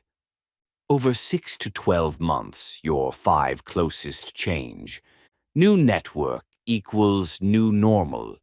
Their influence becomes your operating environment. Recovery becomes easier when it's socially normal. Architect's log. Final system. Note, this protocol is not about judging people. It's not about being better than anyone. It's about recognizing a simple truth. You are shaped by your environment. Your social network is your environment.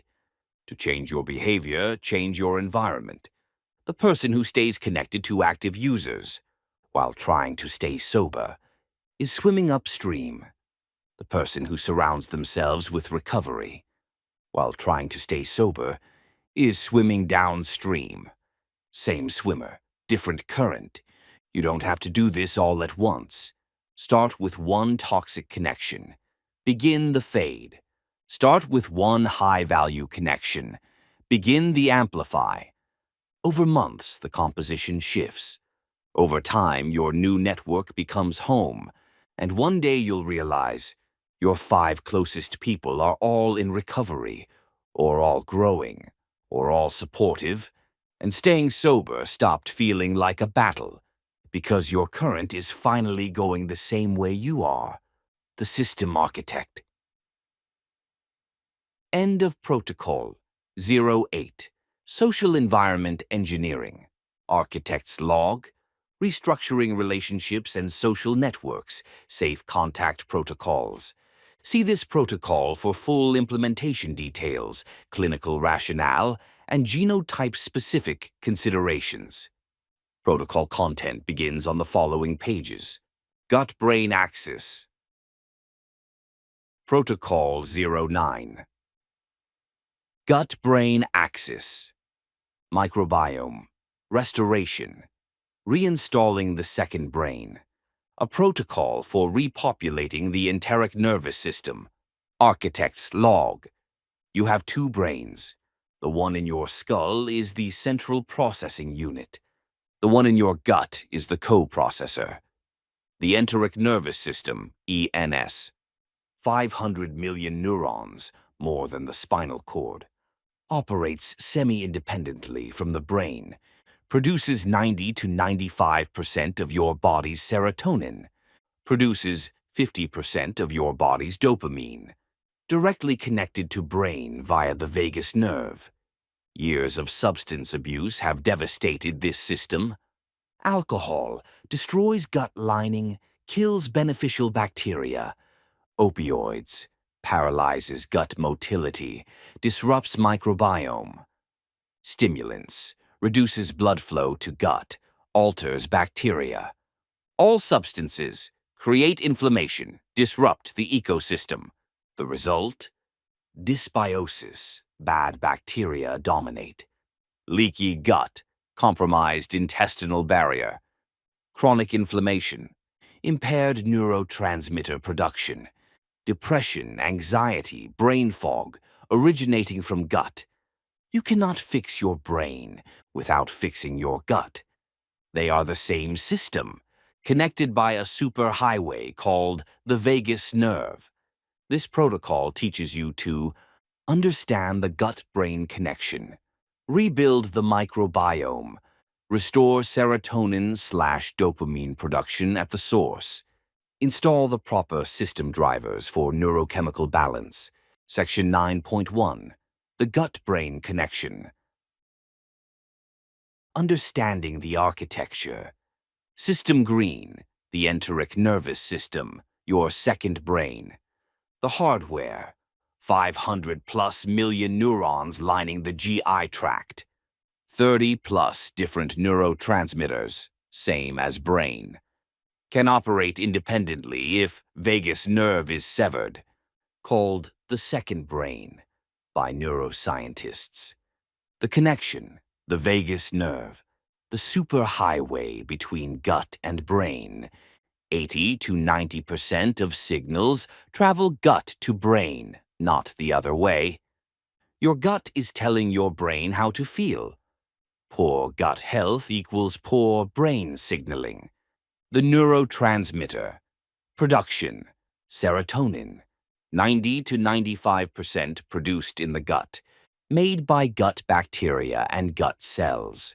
Regulates mood, sleep, appetite. Low serotonin equals depression, anxiety, sleep problems. If your gut is damaged, serotonin production is impaired. Dopamine, 50% produced in the gut, made from amino acids, tyrosine, regulates motivation, pleasure, reward. Gut bacteria influence dopamine synthesis. Dysbiosis equals disrupted dopamine. GABA, key calming neurotransmitter, produced by certain gut bacteria, reduces anxiety, promotes calm. Alcohol withdrawers. GABA system is destroyed. Must rebuild from the gut up. Critical system failure. The damage assessment. What substances did to your gut? Alcohol. Destroys tight junctions, leads to leaky gut. Kills beneficial bacteria. Lactobacillus, bifidobacteria. Promotes overgrowth of harmful bacteria. Creates chronic inflammation. Damages liver, leads to can't detox properly. Opioids. Severely slow gut motility, constipation. Alter microbiome composition. Reduce secretory function. Create opioid-induced gut dysbiosis. Effects persist months after cessation. Stimulants. Cocaine, meth, Adderall. Reduce blood flow to gut. Create oxidative stress. Alter gut bacteria composition. Damage gut lining. Impair nutrient absorption. Cannabis. Alters gut motility. Cannabinoid receptors in gut. Changes microbiome composition. May increase gut permeability.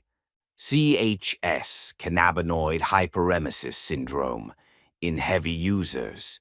The common result: dysbiosis, imbalanced microbiome, leaky gut intestinal permeability, chronic low-grade inflammation, impaired neurotransmitter production, brain fog, depression, anxiety originating from gut. Section 9.2, Microbiome Restoration Protocol. Repopulating the ecosystem. Architect's log. Your gut is an ecosystem. Trillions of bacteria, fungi, viruses. They're supposed to be in balance. Substance abuse destroyed the balance. Bad actors took over. Good bacteria died or fled. Restoration requires 1. Remove what's feeding the bad bacteria. 2. Replace digestive capacity. 3.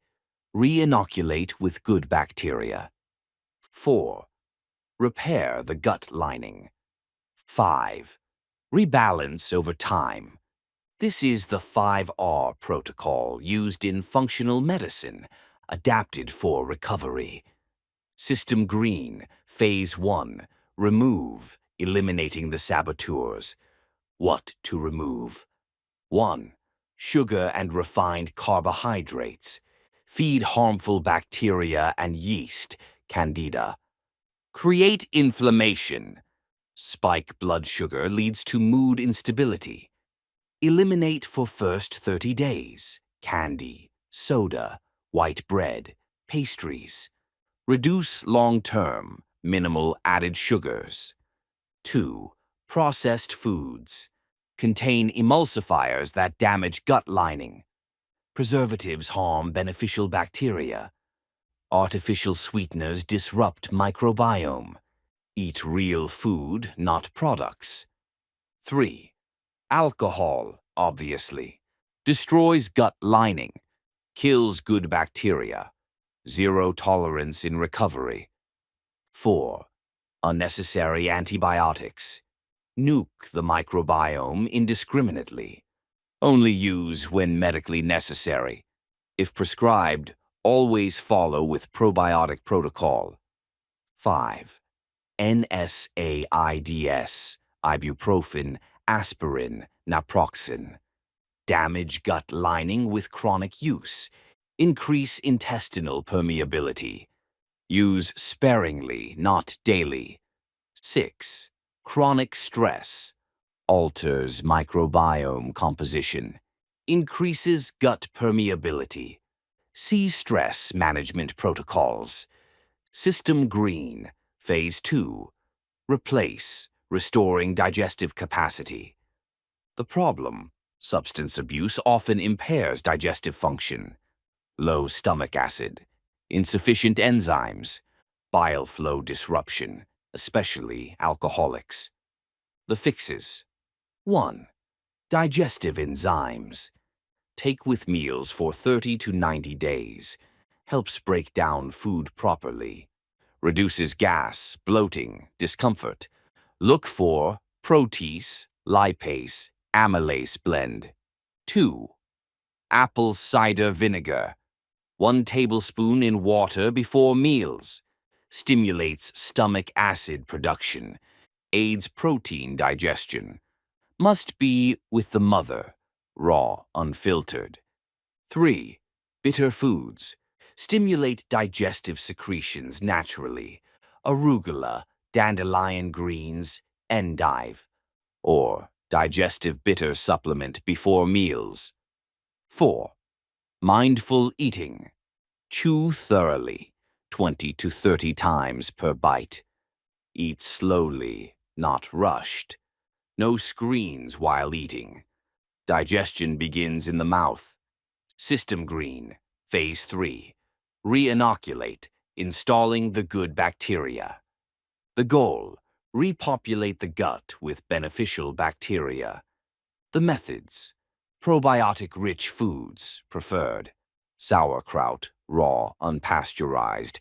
Kimchi. Kefir, dairy or coconut. Yogurt, live cultures, low sugar. Kombucha, low sugar versions. Miso, tempeh, pickles, naturally fermented, not vinegar. How much? 1 to 2 servings of fermented foods, daily. Consistency matters more than quantity. Rotate different types for bacterial diversity. Probiotic supplements. If food source is insufficient, look for multi-strain high CFU, 10 plus billion. Key strains: Lactobacillus, Acidophilus, Rhamnosus, Plantarum. Key strains: Bifidobacterium, Longum, Lactis, Bifidum. Take on empty stomach or with light meal. Refrigerated probiotics often more potent. Specific strains for recovery. L. rhamnosus reduces anxiety, alcohol cravings. B. longum reduces cortisol, improves mood. L. helveticus plus B. longum shown to reduce depression. L. plantarum repairs gut barrier. System Green, Phase 4. Repair, healing the gut lining. The problem: leaky gut. Tight junctions damaged by substances. Undigested particles leak into bloodstream. Immune system attacks leads to inflammation. Inflammation reaches brain, leads to depression, anxiety. The repair nutrients: 1. L-glutamine, primary fuel for intestinal cells. Repairs tight junctions. Dose: 5 to 10 grams daily, divided. Take on empty stomach. 2. Bone broth. Contains collagen, gelatin, glutamine. Heals gut lining naturally. 1 to 2 cups daily. Homemade best, quality store-bought acceptable. 3. Collagen/gelatin. Structural proteins for gut repair. Powder form. Add to drinks, soups. Dose: 10 to 20 grams daily. 4. Zinc carnosine. Specifically studied for gut healing. Repairs stomach and intestinal lining. Dose: 75 to 150 milligrams daily with meals. 5. Omega-3 fatty acids. Reduce inflammation. Support gut barrier integrity. Sources: fatty fish, fish oil, flaxseed. Dose: 2 to 3 grams EPA/DHA daily. System green, phase 5, rebalance, feeding the good bacteria. The concept, prebiotics. Prebiotics are food for probiotics. Without them, good bacteria can't thrive. Prebiotic foods: garlic, onions, leeks, asparagus, Jerusalem artichokes, bananas, slightly green, oats, apples, flax seeds, chicory root. The protocol: include 2 to 3 prebiotic foods daily. Start slowly, can cause gas initially. Increase gradually as gut adapts. Fiber. Diverse fiber feeds diverse bacteria. Aim: 30 to 40 grams daily from whole foods, vegetables, fruits, legumes, whole grains. Not fiber supplements, too isolated. The diversity principle. More diverse diet equals more diverse microbiome. More diverse microbiome equals more resilient system. Eat 30 plus different plant foods per week. Rotate foods. Don't eat same thing daily. Section 9.3, Key Takeaways. System green, Protocol 09, Key Takeaways. 1. The gut is your second brain. 500 plus million neurons in the enteric nervous system. 90 to 95% of serotonin produced in gut. 50% of dopamine produced in gut. Gut signals to brain via vagus nerve. 2. Substances destroyed your gut. Killed beneficial bacteria. Promoted harmful bacteria overgrowth. Damaged gut lining, leaky gut. Created chronic inflammation. Impaired neurotransmitter production. 3. The 5R Restoration Protocol. Remove sugar, processed food, unnecessary meds, stress. Replace digestive enzymes, stomach acid support. Reinoculate fermented foods, probiotics. Repair L-glutamine, bone broth, collagen, zinc, omega-3s. Rebalance prebiotic foods, diverse fiber. 4.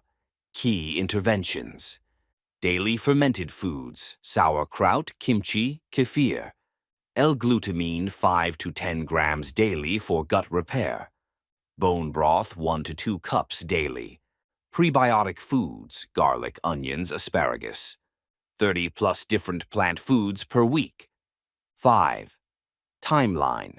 Initial changes 2 to 4 weeks. Significant improvement 2 to 3 months. Full restoration 6 to 12 months. Maintenance ongoing 6. The connection. Fix your gut leads to fix your brain chemistry. Depression/anxiety may be originating from gut. Serotonin production requires healthy gut. You cannot optimize software on broken hardware. Architect's log. Final system. Note: your gut is not just where food goes. It's where neurotransmitters are made. It's where immune function is regulated. It's where inflammation begins or ends. Years of substance abuse left it devastated. A wasteland where bad bacteria rule, and good bacteria have fled. Rebuild it, not because some wellness guru said so, because it's where your serotonin comes from, because it's where your dopamine is regulated, because your brain literally cannot function properly. Without a functioning gut, every bite of fermented food is a vote for good bacteria. Every bite of sugar is a vote for bad bacteria. Every day of consistency is a step toward restoration. You cannot meditate your way out of dysbiosis. You cannot think your way out of leaky gut. You have to rebuild the hardware. Start today. 1 fermented food, 1 cup of bone broth, 1 step toward a gut that serves you, instead of sabotaging you. The System Architect. End of protocol. 09. Gut-brain axis. Architect's log. Microbiome restoration. Enteric nervous system support. Probiotic protocols. See this protocol for full implementation details, clinical rationale, and genotype-specific considerations. Protocol content begins on the following pages. Dopamine architecture. Protocol 10. Dopamine architecture. Reward system. Repair. Recalibrating the sensitivity threshold. A protocol for making sunsets feel good again. Architect's log. Your reward system is broken. Not permanently, but currently. Here's what happened. Your brain has a pleasure sensor. It has a threshold, the minimum signal needed to register reward. Normal pleasures, food, sex, music, nature, connection, produce a certain amount of dopamine. This amount exceeds the threshold. You feel good. But substances don't just exceed the threshold, they obliterate it. Normal activity, 50 to 100% dopamine increase. Cocaine, 300 to 400% increase. Methamphetamine, 1,200% increase. When you flood the system with this much dopamine, your brain adapts, downregulates receptors, builds tolerance, raises the threshold, needs more to feel good. Normal pleasures now fall below threshold. Life feels flat, gray, boring. This is called anhedonia, the inability to feel pleasure from normal things. The sunset doesn't move you. Food doesn't satisfy. Music doesn't touch you. Nothing feels good. This protocol teaches you to recalibrate, lower the threshold, restore receptor sensitivity, make normal pleasures register again. You can feel good again. Without substances, it just takes time and strategy. Section 10.1, the broken reward system. Understanding what addiction did. Critical system failure, reward threshold damage. The mechanism. Your brain has dopamine receptors. These receptors detect dopamine and create the feeling of reward. Normal state. Baseline dopamine level, 100 units. Threshold for pleasure, 150. Normal activity raises to 150 to 200. You feel good. System works. After addiction, repeated flooding with massive dopamine. Brain says, too much signal, reduce sensitivity. Receptor downregulation, fewer receptors, less sensitive. Threshold rises, now needs 300 plus to feel anything. Normal activities only produce 150 to 200. Below threshold, nothing feels good. The anhedonia state. Music, meh. Food, whatever. Nature, boring. Sex, numb. Achievement, empty. Connection, flat. Everything that should feel good doesn't. The desperation. I need to use again to feel anything. Sobriety is gray and meaningless. What's the point of being sober if nothing feels good? This is the trap. Using again provides temporary relief, massive dopamine hit, but it further damages the system. Threshold rises even higher. Cycle worsens. System green, the voltage analogy. Think of it as electrical sensitivity. Normal brain. Sensor calibrated for 5-volt signals. Normal pleasures produce 5 to 10 volts. Sensor detects signal implies you feel good. Addicted brain. Repeated 1,000-volt surges, substances. Sensor recalibrates for 500 volts minimum. Normal pleasure still produce 5 to 10 volts. Sensor doesn't detect implies you feel nothing. Recovery. Stop the 1,000-volt surges. Avoid even 100-volt shortcuts. Let sensor slowly recalibrate downward. Eventually, 5-volt signals register again. This takes time, but it does happen. Recalibration timeline. Acute. 1 to 2 weeks for initial stabilization. Early. 1 to 3 months. Gradual improvement. Sustained. 6 to 18 months for significant restoration. Full. 1 to 2+ years for near-complete recalibration. The brain heals. The receptors restore. The threshold lowers. Pleasure returns. Section 10.2. Dopamine fasting. Accelerating recalibration. Architect's log. The brain recalibrates through absence of overstimulation. The less you spike dopamine artificially, the faster the threshold lowers. This is the logic behind dopamine fasting. Not fasting from all dopamine, impossible and not the goal. Fasting from artificial, superstimulus dopamine sources. Every time you avoid an artificial spike, you give your brain space to recalibrate. Every time you indulge in easy dopamine hits, you delay the recalibration. System Green, the dopamine fast protocol. What to reduce/eliminate. Tier 1. Obvious. Eliminate. Substances, obviously. Gambling, pornography, binge eating/sugar. Any behavioral addiction. Tier 2. Digital superstimuli. Reduce significantly. Social media scrolling, infinite novelty, variable reward. Video games, especially ones with loot boxes/rewards. Binge watching, Netflix, YouTube, autoplay. News/outrage content. Dating apps, swiping equals slot machine. Tier 3. Subtle, be aware. Excessive caffeine.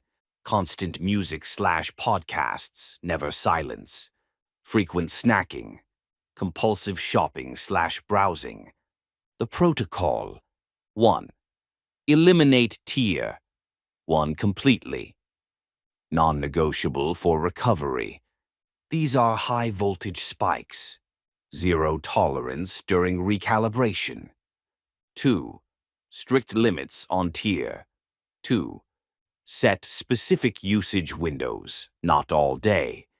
Time limits, 30 minutes social media max. Delete apps from phone if can't control. Create friction, see Protocol 05, digital detox. 3. Awareness of tire. 3. Notice when reaching for easy stimulation. Ask, is this need or habit? Practice tolerating mild discomfort/boredom. 4. Embrace boredom. Boredom is the recalibration zone. When you're bored, threshold is lowering. Don't immediately fill every gap with stimulation. Learn to sit with nothing. System Green, the dopamine reset schedule. Structured approach to recalibration. Daily. Morning. No phone for first 60 minutes. Throughout. Batch check. Don't constant check. Evening. No screens last 60 minutes before bed. Note. Several hours daily with low stimulation. Weekly. 1 day with minimal digital input. Extended time in nature. Low stimulation environment. Activities that require effort before reward. Exercise creating. Monthly. Audit. What easy dopamine sources have crept back? Reset. Eliminate any new bad habits forming. Evaluate. Is sensitivity improving? Quarterly. Extended reset period, weekend or week, with very low stimulation. Nature retreat, meditation retreat, digital detox. Deep recalibration opportunity. The principle. You're not punishing yourself. You're giving your brain space to heal. Every low stimulation period is medicine. Every avoided dopamine spike is progress. Section 10.3. Low stakes rewards. Teaching the brain to feel again. System Green. Relearning natural pleasure. The challenge. You've forgotten how to enjoy small things, because for years, feeling good meant massive dopamine spikes, immediate gratification, intense experiences. Normal pleasures feel pathetic by comparison. The retraining. Deliberately practice noticing small pleasures. Actively teach your brain that these count. This is not about pretending. It's about attention. The pleasure is actually there. Your threshold is too high to detect it, but with attention and practice, the signal can strengthen. Low-stakes reward practice. 1. Sensory pleasures. First sip of morning coffee. Actually taste it. Warm shower. Actually feel the water. Sun on your face. Actually notice the warmth. Clean sheets. Actually register the comfort. Don't rush through these. Pause. Pay attention. Register the pleasure. 2. Accomplishment. Micro doses. Made the bed. Notice the satisfaction. Completed a task. Pause. Acknowledge. Small win at work. Actually take it in. Finished a workout. Let yourself feel good. The pleasure won't be overwhelming, but let it register. Don't dismiss it. 3. Connection moments. Someone smiled at you. Notice it felt good. Good conversation. Appreciate it consciously. Helping someone. Let the reward register. Physical affection. Be present to it. 4. Nature doses. Walk outside. Actually look at the sky. Trees, plants, animals. Take them in. Weather. Even rain can be beautiful. Sunset/sunrise. Stop. Watch. Let it land. System Green. The Attention Amplification Protocol. How to strengthen. Weak pleasure signals. 1. Anticipation. Before the experience, think, this will feel good. Anticipation releases dopamine, priming the system to notice reward. 2. Presence. During the experience, be fully present. No phone, no distraction. All attention on the moment. Notice. What does this actually feel like? 3. Savoring. Extend the moment. Don't rush to the next thing. Breathe into the pleasure. Let it linger. 4. Gratitude. After, consciously acknowledge, that was good. Gratitude amplifies reward registration. I'm grateful for that cup of coffee. I'm grateful for that conversation. 5. Mental replay. Later, recall the pleasurable moment. Replay it in your mind. This strengthens the neural pathway. That was a good morning. The math. Weak signal plus attention plus savoring plus gratitude equals stronger registration. You're not making up pleasure. You're training yourself to detect pleasure. Your damaged sensors are missing. Pleasure type. Examples: attention practice, sensory, coffee, shower, sun, food, taste/feel fully. Don't multitask. Accomplishment. Tasks done, small wins. Pause, acknowledge, feel satisfaction. Connection. Smiles, conversations, touch. Be present, appreciate consciously. Nature. Sky, trees, weather, sunset. Stop, look, breathe, take it in. Rest. Sleep, relaxation, quiet. Notice the relief. Don't feel guilty. Section 10.4. Key takeaways. System Green. Protocol. 10. Key takeaways. 1. Your reward system is damaged, not broken. Addiction raised your pleasure threshold. Normal things fall below threshold. Anhedonia is the result. Nothing feels good. This is temporary and reversible. 2. The voltage analogy. Normal brain, 5-volt sensor, 5 to 10-volt pleasures register. Addicted brain, 500 volts sensor, normal pleasures don't register. Recovery, let sensor recalibrate downward. Timeline, 6 to 18 months for significant restoration. 3. Dopamine fasting. Eliminate. Tier 1. Substances, gambling, porn, binge eating. Reduce. Tier 2. Social media, games, binge watching.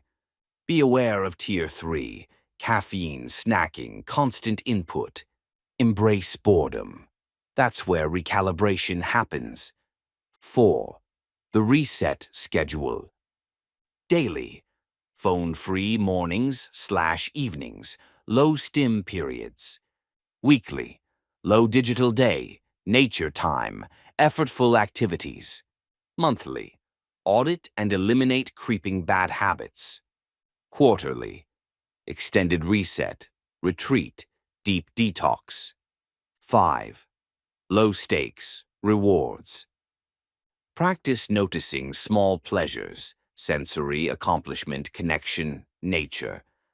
Don't rush through, actually feel them. These won't be overwhelming. That's okay. You're training detection, not creating fake pleasure. 6. Attention amplification. Anticipation to presence, to savoring to gratitude to mental replay. Weak signal plus attention equals stronger registration. You're not making up pleasure, you're detecting it. 7. The promise. Sunsets will feel good again. Food will satisfy again. Music will move you again. Connection will warm you again. It takes time, but pleasure returns. Architect's log, final system.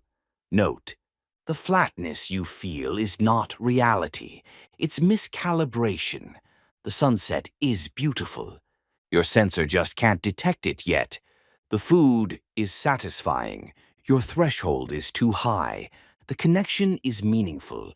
Your reward system is still recalibrating. This is the hardest part of early recovery. The world feels gray when your sensor is broken. But here's the truth. The color is still there. Your ability to see it is restoring. Every day you don't flood your system, the threshold lowers a little. Every time you practice noticing small pleasures, the detection improves a little. It doesn't feel like it's working, because the changes are below your current threshold. But one day, you'll watch a sunset, and something will stir. Not because the sunset changed, because your sensor finally recalibrated, enough to detect it. That day is coming. The work you're doing now is making it possible. Keep going. The System Architect. End of protocol. 10. Dopamine architecture. Architect's log. Reward system rebuilding. Pleasure pathway restoration. Receptor upregulation. See this protocol for full implementation details, clinical rationale, and genotype-specific considerations. Protocol content begins on the following pages. Advanced optimization. Protocol 11. Or Advanced optimization. Peak performance, using the addict's engine for productivity. A protocol for shifting from recovery to optimization. Architect's log. There's something nobody tells you about addicts. We are machines. The same neural architecture that drove compulsive use. The dopamine-seeking intensity. The obsessive focus. The ability to block out everything else. The relentless pursuit of a target. This architecture doesn't disappear in recovery. It's still there, looking for somewhere to go. Most recovery frameworks treat this intensity as a liability. Control it. manage it, prevent it from running. This protocol takes a different view. The addict's engine is an asset. It just needs proper fuel and direction. The person who could stay up all night chasing a high can stay up all night building a business. The person who obsessively sought drugs can obsessively seek mastery. The person who ignored everything for the next fix can ignore everything for deep creative work. This is the shift. From recovery, preventing disaster, to optimization, creating excellence. You have a high-performance engine. Time to point it at something worth pursuing. Section 11.1. The Addict's Engine. Understanding your high-performance architecture. System Green. The neurology of intensity. What addiction built. Your brain developed certain capacities through addiction. 1. Hyperfocus. Ability to lock onto a single target. Exclude all distractions. Hours disappear in pursuit. Tunnel vision on demand. 2. Pain tolerance. Willingness to endure discomfort for reward. Delayed gratification when pursuing a goal. Physical and emotional resilience. Whatever it takes. Mentality. 3. Resourcefulness. Finding ways when no way exists. Creative problem-solving under pressure. Navigating complex systems. Making things happen against odds. 4. Intensity. All-or-nothing engagement. Passionate commitment. Emotional fuel for pursuit. Drive that exceeds normal. 5. Pattern recognition. Spotting opportunities. Predicting outcomes. Reading situations quickly. Intuitive pattern matching. The insight. These are not defects. These are superpowers when properly directed. The question is not how to eliminate them. The question is how to aim them. System caution. The transfer risk. The danger. The addict's engine will run. The question is what it runs toward. If you don't consciously direct it, work addiction, burnout, life imbalance. Achievement addiction, never enough. Another substance/behavior, transfer. Toxic relationships, intensity seeking. Dangerous activities, risk seeking. The protection, conscious direction plus recovery maintenance. You can use the engine while keeping it in check. Recovery fundamentals remain non-negotiable. Self-awareness about when intensity becomes compulsion. External accountability. Regular check-ins. Is this healthy pursuit or new addiction? The litmus test. Can you stop when you need to? Are you neglecting recovery activities? Is this causing harm to self/relationships? Would you feel shame if others knew the extent? If yes to any, this has become problematic, not productive. Section 11.2, Flow State Cultivation. Accessing peak performance naturally. Architect's log. You know the state. Hours disappear. Everything else fades. There's only the task. You're fully absorbed. Time distorts. You feel alive. This is flow. Addicts often experienced a version of flow while using complete absorption in the ritual, the chase, the high. The good news, flow is available without substances, and it's actually better. Because flow from creation builds something, flow from destruction just takes. System Green, flow state, the natural high. What is flow? State of complete immersion in an activity, identified by psychologist Mihaly Csikszentmihalyi.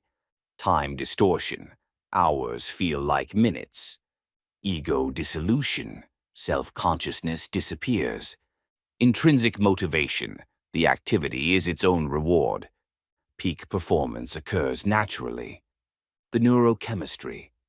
Dopamine, norepinephrine, endorphins, anandamide, serotonin. Natural cocktail of feel-good chemicals, similar to runner's high meditation states, and yes, drug highs, but sustainable and constructive. Conditions for flow. 1. Clear goals. Know exactly what you're trying to accomplish. Unambiguous success criteria. Immediate clarity on next step. 2. Challenge/skill balance. Task difficulty approximately 4% above current skill level. Too easy equals boredom. Too hard equals anxiety. Sweet spot equals stretch without overwhelm. 3. Immediate feedback. Know instantly if you're doing it right. No waiting to find out results. Continuous loop of action to feedback to adjustment. 4. No distractions. Deep focus without interruption. Phone off, notifications dead. Protected time and space. 5. Intrinsic interest. Genuinely engaged with the activity. Not just doing it for external reward. Would do it even if no one was watching. System Green, Flow State Protocol. How to cultivate flow. Step 1. Identify your flow activities. What activities have produced flow for you before? Creative work, writing, art, music. Physical activities, sports, exercise. Problem solving, coding, puzzles, strategy. Craft/skilled work, building, fixing, creating. Any activity where time disappeared. Step 2. Remove friction. Set up environment in advance. All materials ready. No setup required when starting. Reduce activation energy to 0. Step 3. Protect the time. Block calendar for flow sessions. Phone off, not silent, off, or in another room. Alert others. Do not disturb for X hours. Choose times when interruption is unlikely. Step 4. Prime the state. Brief ritual before starting. Same every time. Maybe 5-minute meditation, specific music, physical movement. Signal to brain. Flow time begins. Consistent cue creates conditioned response. Step 5. Start small. Build up. Initial flow sessions, 30 to 60 minutes. Gradually extend as capacity builds. Goal, 2 to 4 hours of uninterrupted flow. Elite performers, multiple flow blocks daily. Step 6. Do not stop mid-flow. If flow state arrives, protect it. Don't check phone, just for a second. Don't respond to that quick question. Flow broken is flow lost. Step 7. Log and learn. Track what triggered flow, what broke it. Refine conditions over time. Build personal flow protocol. Flow condition. How to create it. Common mistakes. Clear goals. Write specific outcome before starting. Vague work on X goals. Challenge/skill match. Stretch slightly beyond comfort. Tasks too easy or too hard. Immediate feedback. Choose activities with visible progress. Long delay feedback tasks. No distractions. Phone off. Notifications dead. Silent mode. Still distracting. Intrinsic interest. Choose work you actually care about. Forcing flow on unengaging tasks. Section 11.3. Deep work. Sustained cognitive output. System Green. Deep work. The rare and valuable. The concept. Cal Newport. Deep work equals professional activities performed in a state of distraction-free concentration that push cognitive capabilities to their limit. Why it matters. produces high-quality work faster, creates value that's hard to replicate, develops rare and valuable skills, provides competitive advantage, generates flow states naturally. Why it's rare. Modern work environment is hostile to focus. Shallow work, emails, meetings, expands to fill time. Attention fragmentation is the norm. Most people never do deep work at all. Why addicts are positioned for it. Already have hyperfocus capacity, used to blocking out distractions for a goal. Intensity comes naturally. Can sustain pursuit longer than average. Pain tolerance for difficult cognitive work. The edge. If you can cultivate deep work capacity, you will outproduce and outcreate most people who cannot focus for more than 15 minutes. Your defect becomes your superpower. System Green, Deep Work Protocol. The implementation. 1. Time blocking. Schedule deep work blocks in advance. Treat them as non-negotiable appointments. Minimum 90 minutes per block, less equals shallow work. Ideal, 2 to 4 hour blocks. 2. Ritual creation, where you work, dedicated space if possible. How you start, same routine every time. How long you will work, predetermined. Rules while working, no internet, no phone, etc. Post-work transition ritual. 3. Depth philosophy options. Monastic, long periods of total isolation, days/weeks. Bimodal, dedicated days/weeks for deep work, others normal. Rhythmic, daily deep work blocks at same time. Journalistic, deep work whenever slot opens, advanced. For most, rhythmic philosophy works best. Same time, every day, protected block. 4. Embrace boredom. Don't fill every moment with stimulation. Let your mind be bored sometimes. Boredom tolerance leads to attention control. If you can't be bored, you can't do deep work. 5. Quit social media or severely limit. Social media is designed to fragment attention. Every scroll weakens focus capacity. See Protocol 05, Digital Detox. The cost to deep work is massive. 6. Drain the shallows. Audit. How much time in shallow work? Batch shallow work, designated times only.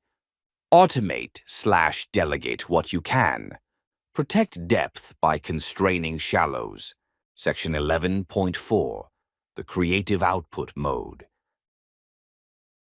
Channeling intensity into creation. System Green. Creative intensity. The addict as artist. The archetype. Many great artists were addicts. Hemingway, Poe, Joplin, Morrison, Hendrix. The narrative. Addiction fueled their creativity. The reality, their intensity expressed through both addiction and creativity. Addiction didn't create the intensity. Addiction was one outlet for intensity that already existed. In recovery, the intensity remains. The outlet must change. The transfer, the obsession with the substance leads to obsession with the craft. The hours spent getting high leads to hours spent creating. The disregard for all else leads to deep focus on the work. The pursuit of altered states leads to pursuit of flow states. The need for intensity leads to creative challenge provides it. The advantages. You can sustain longer creative sessions. You have higher pain tolerance for difficult creative work. You're comfortable with obsessive pursuit. You understand altered states. You can access them naturally. You're not afraid of intensity. The caution. Don't romanticize the tortured artist myth. Creation doesn't require suffering. Healthy creators often outproduce unhealthy ones. The goal is sustainable excellence. not burnout. System green, high output, creative protocol for sustained creative production. 1. Daily creative practice. Same time every day, preferably morning. Non-negotiable, like medication. Even 30 minutes counts. Consistency greater than intensity.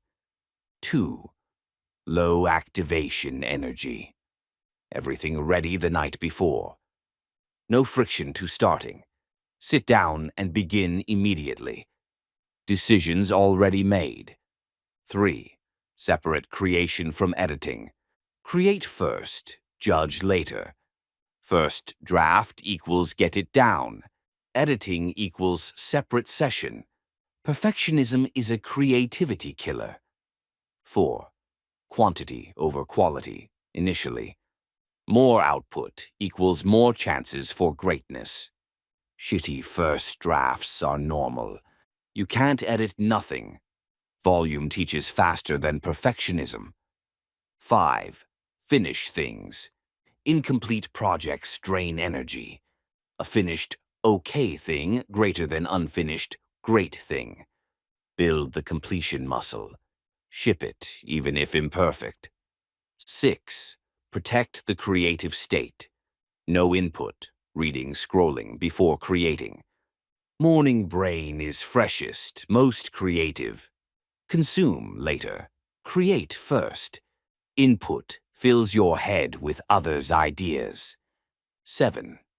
Rest is part of the process. Incubation happens during rest. Exhausted creativity is poor creativity. Sleep, walks, boredom equals creative fuel. Not every moment needs output. Section 11.5. Key takeaways.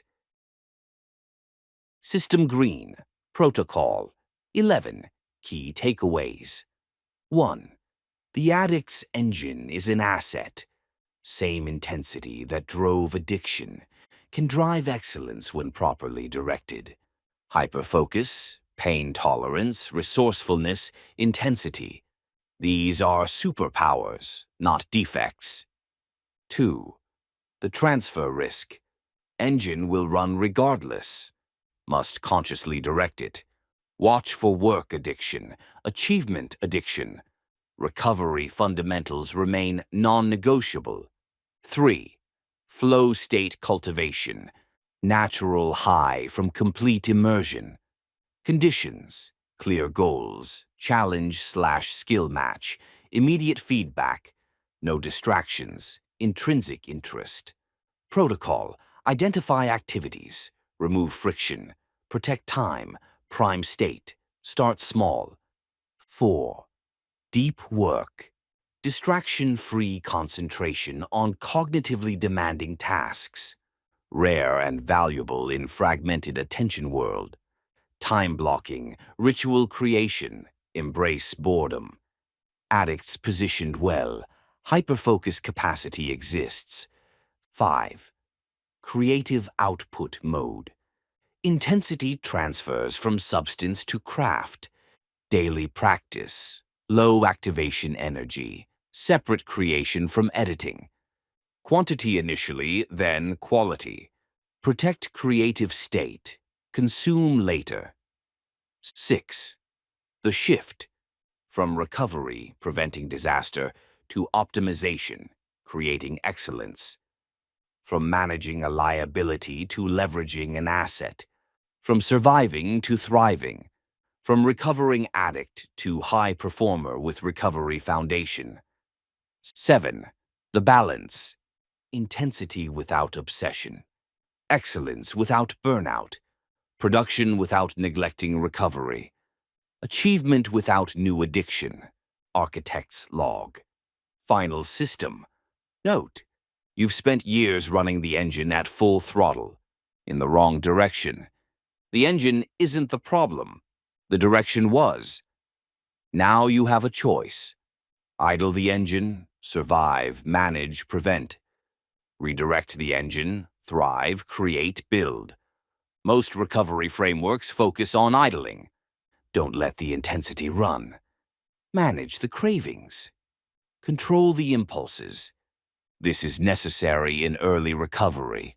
But it's not the end state. The end state is redirection. The same intensity that made you a severe addict can make you severely excellent at something. The same obsessiveness that destroyed your life can build something remarkable. The same hyperfocus that excluded everything but the drug can exclude everything but the creative work. You are not broken.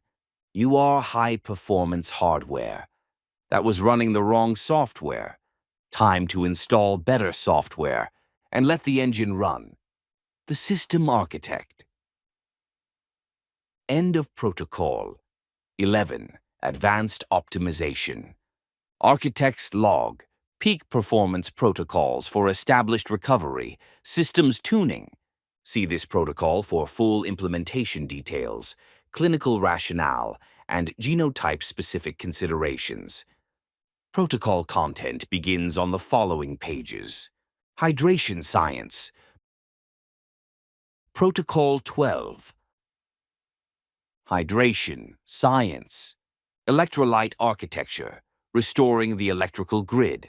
A protocol for proper cellular conductivity. Architect's log. Your body runs on electricity, not metaphorically, literally. Every nerve signal is an electrical impulse. Every heartbeat is an electrical event. Every thought is an electrical cascade. For electricity to flow, you need conductors. In your body, the conductors are electrolytes: sodium, potassium, magnesium, calcium, chloride. Without adequate electrolytes, nerve signals misfire. Brain function degrades. Muscles cramp. Heart rhythm destabilizes. Everything lags. Most people in recovery are desiccated, not just dehydrated, lacking water. Desiccated, lacking water and electrolytes. Drinking plain water isn't enough. If electrolytes are depleted, water just flushes through. It cannot be properly absorbed and utilized. This protocol teaches you to understand electrolyte function, recognize depletion symptoms, properly restore the electrical grid, maintain optimal conductivity. You cannot run high-performance software on a system with degraded power supply. Section 12.1, the electrical grid. Understanding electrolyte function. System green. The major electrolytes. System conductors. Sodium, Na+. Primary extracellular electrolyte. Regulates fluid balance. Essential for nerve signal transmission. Maintains blood pressure. Depletion, confusion, headache, fatigue, muscle cramps. Potassium, K+. Primary intracellular electrolyte. Critical for heart function. Required for muscle contraction. Nerve signal transmission. Depletion.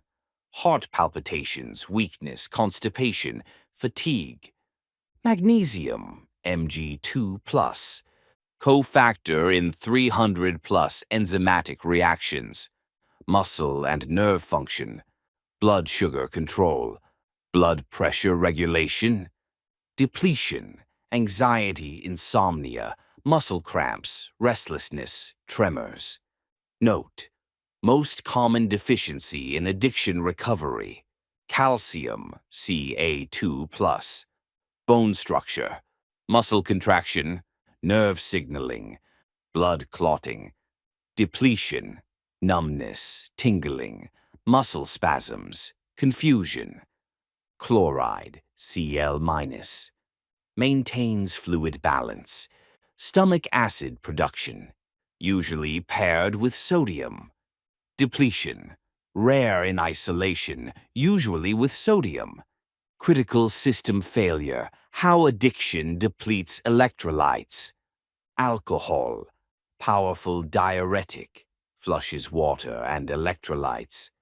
Depletes magnesium severely. Depletes potassium. Depletes B vitamins needed for electrolyte balance. Chronic alcohol use equals chronic depletion. Stimulants increase metabolism and sweating. Suppress appetite leads to poor intake. Increase urination. Create oxidative stress, depleting minerals. Opioids suppress thirst mechanism. Often cause vomiting, leads to electrolyte loss. Withdrawal sweating leads to massive depletion. Poor nutrition during use. All substances. Poor nutrition during active addiction. Irregular eating patterns. Vomiting, diarrhea, sweating. Years of neglect equals severe depletion. The result: your electrical grid is compromised. Signals misfire. Brain fog, anxiety, fatigue. Muscle cramps, heart irregularities. System running at reduced capacity. Section 12.2. The Restoration Protocol. Rebuilding the electrical infrastructure. Architect's log. Water alone is insufficient. If you're electrolyte depleted and drink plain water, water enters cells poorly. Kidneys excrete it rapidly. You urinate frequently but stay dehydrated. I drink so much water, but I'm always thirsty. You need water with electrolytes. The electrolytes allow proper cellular absorption. Think of it like this. Water is the liquid. Electrolytes are the channels that let it in. System green, hydration protocol, the basics. Baseline water intake. Minimum, half your body weight, pounds in ounces daily. Example, 180 pounds equals 90 ounces, about 2.7 liters. Minimum.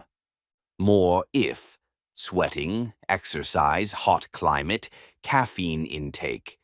First sign of thirst equals already 1 to 2% dehydrated. Timing: 16 to 20 ounces immediately upon waking. You're dehydrated from sleep. Consistent intake throughout day. Don't wait until thirsty. Reduce 2 to 3 hours before bed. Sleep disruption. Quality: filtered water preferred. Avoid excessive chlorine/fluoride. Room temperature or warm absorbs faster than ice cold. But this is not enough. You need to add electrolytes. System green, electrolyte restoration, the protocol. Option 1. Electrolyte supplements. Look for products containing sodium, 500 to 1,000 milligrams per serving. Potassium, 200 to 400 milligrams per serving. Magnesium, 50 to 100 milligrams per serving. Quality brands: LMNT, Drip Drop, Liquid, IV, Noon.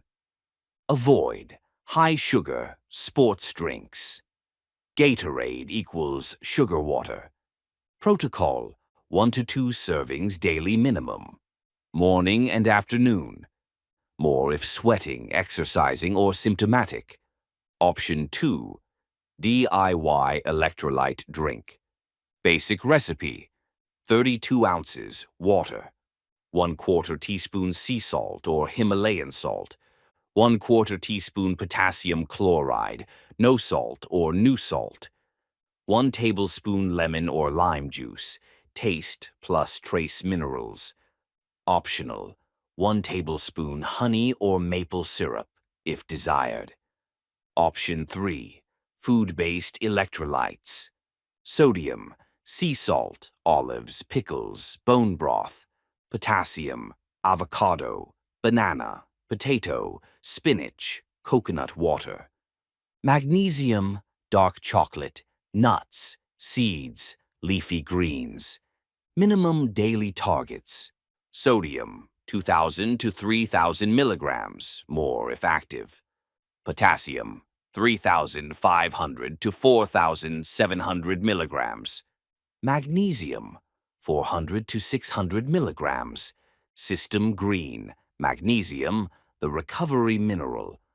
Why magnesium is critical. Most people are deficient, even non-addicts. Addiction massively depletes magnesium. Alcohol especially destructive to magnesium levels. 300 plus enzymatic reactions require magnesium. Symptoms of deficiency. Anxiety, very common in recovery. Insomnia, muscle cramps, twitches, restless legs, constipation, irritability, heart palpitations. Magnesium forms. Glycinate, best for anxiety, sleep, most recommended. Citrate, good for constipation. Threonate, may cross blood-brain barrier, cognitive. Oxide, poorly absorbed, avoid. Chloride, topical, Epsom salt baths. Protocol, 300 to 600 milligrams daily, glycinate preferred. Take in evening, promotes sleep. Can split dose, morning plus evening. Topical, Epsom salt bath 2 to 3 times per week. Absorbs through skin. Epsom salt bath protocol. 2 cups Epsom salt in warm bath. Soak 20 to 30 minutes. Relaxes muscles, promotes sleep. Absorbs magnesium transdermally. Electrolyte. Daily target. Best sources. Deficiency signs. Sodium, 2,000 to 3,000 milligrams. Sea salt, broth, olives. Headache, confusion, cramps. Potassium, 3,500 to 4,700 milligrams. Avocado, potato, banana. Weakness, palpitations. Magnesium, 400 to 600 milligrams. Supplement, nuts, greens. Anxiety, insomnia, cramps. Calcium, 1,000 to 1,200 milligrams. Dairy, sardines, greens, numbness, tingling. Chloride, 2,300 milligrams. Salt, paired with sodium. Rare in isolation. Section 12.3. Key takeaways. System Green, Protocol. 12. Key takeaways. 1. Your body runs on electricity. Every nerve signal, heartbeat, thought equals electrical. Electrolytes are the conductors. Without them, signals misfire, system lags. 2. Addiction depletes electrolytes. Alcohol is especially destructive. Years of poor nutrition, vomiting, sweating, diarrhea. Result, desiccated, not just dehydrated. 3. Water alone is not enough. Electrolytes needed for proper absorption. Plain water flushes through without them. You need water with electrolytes. 4. The hydration protocol. Half body weight, pounds, in ounces of water daily. 16 to 20 ounces immediately upon waking. 1 to 2 servings electrolytes daily minimum. More if sweating, exercising, symptomatic. 5. Magnesium is critical. Most common deficiency in recovery. Causes anxiety, insomnia, muscle cramps. Supplement 300 to 600 milligrams daily. Glycinate preferred. Epsom salt baths for topical absorption. 6. Daily targets. Sodium, 2,000 to 3,000 milligrams. Potassium, 3,500 to 4,700 milligrams. Magnesium, 400 to 600 milligrams. 7. Quality matters. Avoid sugary sports drinks. Use quality electrolyte supplements or DIY. Food sources: avocado, nuts, seeds, leafy greens, bone broth. Architect's log. Final system. Note: this is not complicated, but it's non-negotiable. You cannot think clearly on a dehydrated brain. You cannot regulate anxiety without magnesium. You cannot have stable energy without proper electrolytes. Every symptom you're experiencing, the brain fog, the anxiety, the fatigue, the cramps, may be partially or entirely due to dehydration and electrolyte depletion. Before you blame your psychology, check your physiology.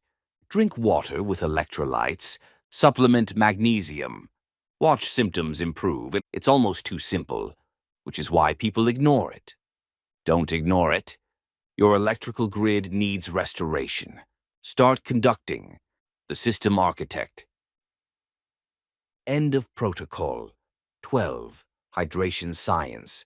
Architect's log. Water, electrolytes, and cellular function optimization.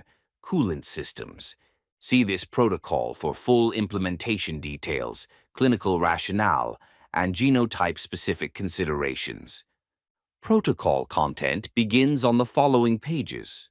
Pharma trap deprescribing. Protocol 13. Pharma trap deprescribing. Safe tapering, avoiding the legal dealer trap, a protocol for responsible medication management. Critical system failure, mandatory disclaimer. This protocol is for educational purposes only. Never stop, reduce, or change any medication without direct supervision from your prescribing physician. Abrupt discontinuation of certain medications, especially benzodiazepines, opioids, and some antidepressants, can be medically dangerous and potentially fatal. This protocol provides information to help you have informed conversations with your healthcare provider. It does not constitute medical advice. It does not replace professional guidance. It should not be used for self-medication decisions. Always work with a qualified healthcare professional when making any changes to your medication regimen. Architect's log. Here's a trap in recovery. You quit the illegal dealer, but you may have just switched to a legal one. The substances may have changed. Heroin to benzodiazepines, cocaine to stimulant prescriptions. Alcohol leads to sleeping pills, street drugs to prescription opioids. The packaging changed. The dependency did not. This is not anti-medication. Some medications are essential for recovery. MAT, medication-assisted treatment, saves lives. Psychiatric medications can be necessary. Some conditions require long-term medication, but polypharmacy is a real danger. Multiple sedatives compounding. Cross-tolerance issues. Dependence on substances that are allowed. Trading one prison for another. This protocol is about awareness. Know what you're taking. Know the risks. Know how to reduce, if appropriate. Know the dangers of abrupt cessation. Informed patients make better decisions. Section 13.1. The Polypharmacy Trap. Recognizing the legal dealer problem. System caution. High-risk medication. Categories. Medications with dependence/withdrawal risk. Benzodiazepines. High risk. Xanax. Alprazolam. Valium. Diazepam. Clonopin. Clonazepam. Ativan. Lorazepam. Risks. Physical dependence develops quickly, 2 to 4 weeks. Withdrawal can be medically dangerous. Seizure risk with abrupt cessation. Never stop abruptly. Opioids, high risk. OxyContin, Percocet, oxycodone. Vicodin, hydrocodone. Morphine, fentanyl. Even safe tramadol. Risks. Physical dependence develops with regular use. Withdrawal extremely uncomfortable. Cross-addiction with street opioids. May be necessary, MAT, but monitor. Z-drugs/sleep aids, moderate risk. Ambien, Zolpidem. Lunesta, Isopiclone. Sonata, Zaleplon. Risks. Dependence with regular use. Rebound insomnia when stopped. Impaired sleep architecture long-term. Antidepressants, lower risk but exists. SSR is Prozac, Zoloft, Lexapro. SNR is Effexor, Cymbalta. Others. Risks: discontinuation syndrome, brain zaps, dizziness. Especially Effexor, Paxil, Cymbalta. Not addictive, but need proper tapering. Gabapentinoids, emerging concern. Gabapentin, Neurontin. Pregabalin, Lyrica. Risks: dependence potential increasingly recognized, especially at high doses. Withdrawal can occur. System Green, the polypharmacy audit. Ask yourself, how many CNS active medications am I taking? Anything affecting brain, sedatives, opioids, psych meds. Was I prescribed these after entering recovery?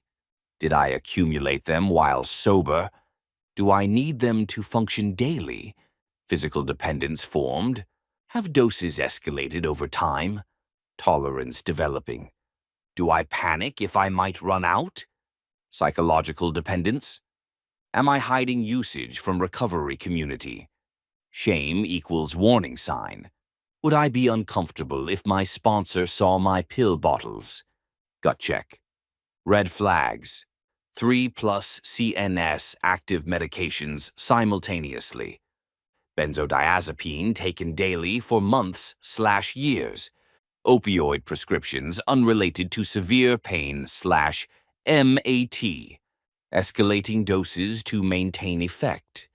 Doctor shopping or exaggerating symptoms to get prescriptions. Relief when prescription is filled. Dopamine hit. Section 13.2, Safe Tapering Principles. The slow and steady approach. Critical system failure, the danger of abrupt cessation. Never stop these medications. Abruptly, benzodiazepines can cause seizures, potentially fatal, can cause severe rebound anxiety, can cause psychosis, medical emergency if stopped suddenly after chronic use.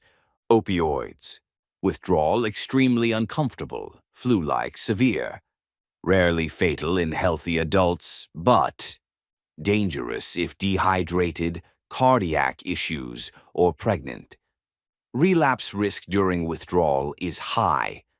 Barbiturates can cause seizures, can be fatal.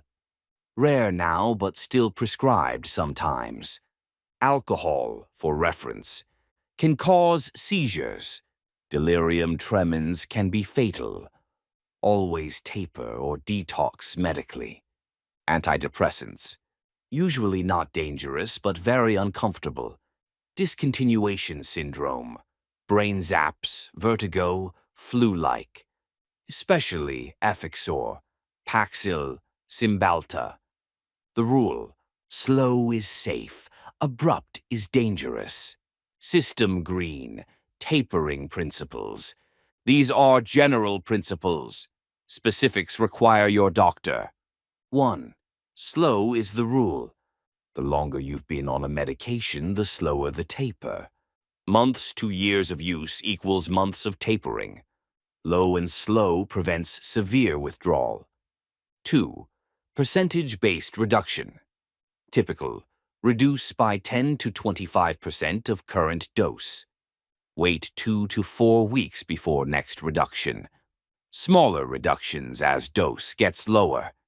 Final reductions may be 5% or less. 3.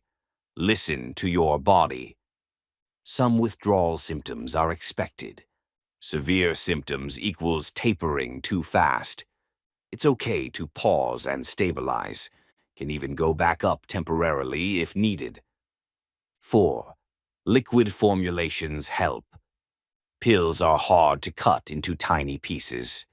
Liquid allows precise, small reductions. Compounding pharmacies can make custom preparations. 5.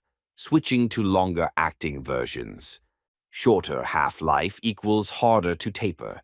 Xanax, Ativan. Longer half-life equals smoother taper. Valium, Doctor may switch you for tapering purposes. 6. Bridge medications. Other medications can ease transition. Example, clonidine for opioid withdrawal symptoms. Example, hydroxyzine for anxiety during benzo taper. Gabapentin sometimes used, but has own issues. 7. Timeline expectations. Short-term use, weeks to taper. Long-term use, months to taper. Very long-term benzo use can take 1 to 2 years.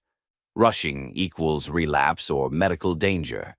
Medication class, abrupt cessation risk, taper approach, timeline, benzodiazepines, seizures, death possible, 10% reductions, very slow, months to years. Opioids, severe discomfort, relapse. Supervised may use MAT, weeks to months. Z drugs, sleep.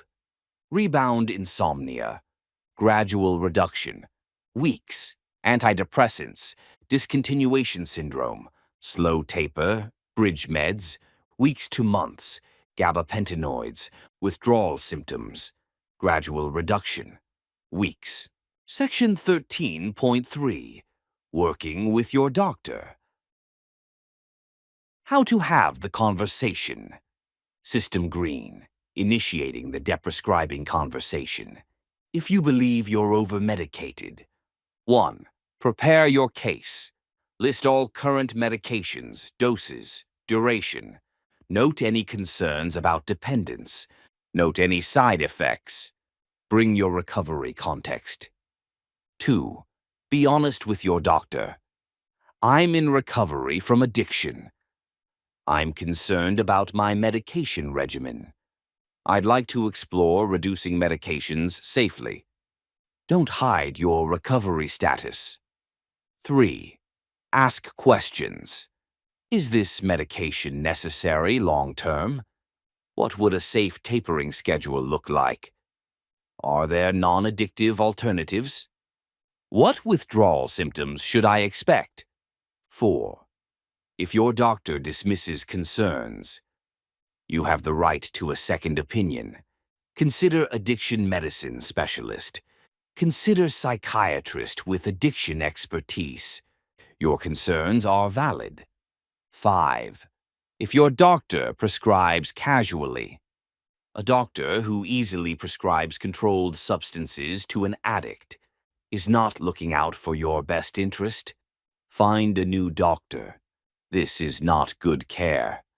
Good doctors will take your addiction history seriously. Prefer non-addictive alternatives when possible. Create careful tapering plans when appropriate. Monitor you closely during changes. Not dismiss your concerns about dependence. System caution when medication is appropriate. This protocol is not anti-medication. Some situations require medication. MAT for opioid addiction, Suboxone, methadone, equals life-saving. Severe mental illness requiring psychiatric medication. Chronic pain conditions with no alternatives. Certain anxiety disorders that don't respond to other treatments. Medical conditions requiring ongoing treatment.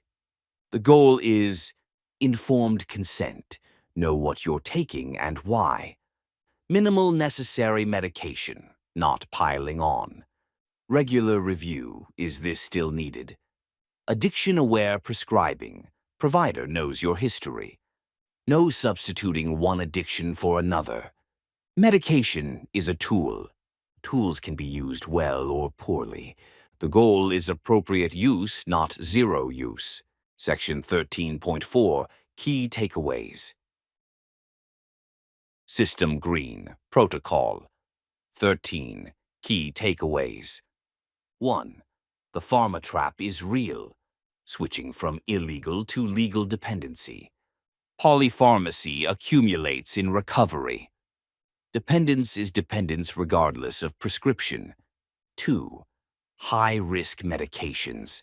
Benzodiazepines, seizure risk, high dependence. Opioids, unless MAT, high risk. Z drugs, sleep aids, dependence potential. Some antidepressants, discontinuation syndrome. 3. Never stop abruptly. Benzodiazepines can be fatal, seizures. Opioids, severe discomfort, relapse risk. Always taper with medical supervision. 4. Tapering principles.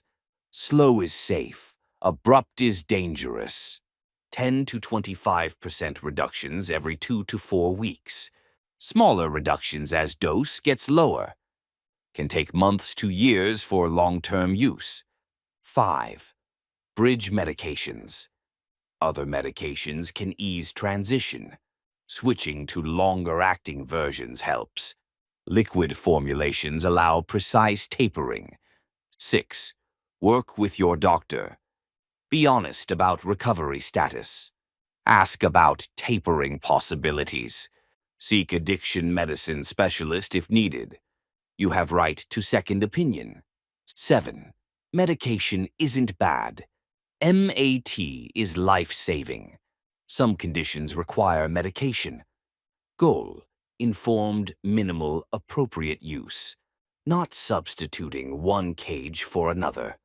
Always consult your prescribing physician before making any changes to your medication regimen. Architect's log, final system. Note: I've seen people quit heroin and become dependent on Xanax, quit alcohol and become dependent on sleep meds, quit cocaine and get addicted to Adderall prescriptions, accumulate 6+ CNS active medications while in recovery. This is not sobriety. This is musical chairs. I've also seen people refuse MAT because it's still drugs and die, stop medications abruptly and have seizures, suffer needlessly because they're afraid of all medication. This is not wisdom. This is harm. The middle path: know what you're taking and why. Work with informed providers. Minimize when possible. Medicate when necessary. Never stop abruptly. Always taper safely. Be honest with yourself and your team. You didn't get sober to become dependent on something legal, but you also didn't get sober to die from a seizure. Information allows navigation. Now you have information. Use it wisely. Use it with professional guidance. Use it for freedom, not just different chains. The system architect. End of protocol. 13. Pharma trap deprescribing. Architect's log. Safe tapering from psychiatric medications. Iatrogenic dependency resolution. See this protocol for full implementation details, clinical rationale, and genotype-specific considerations. Protocol content begins on the following pages. Pain management precision. Protocol 14. Pain management precision.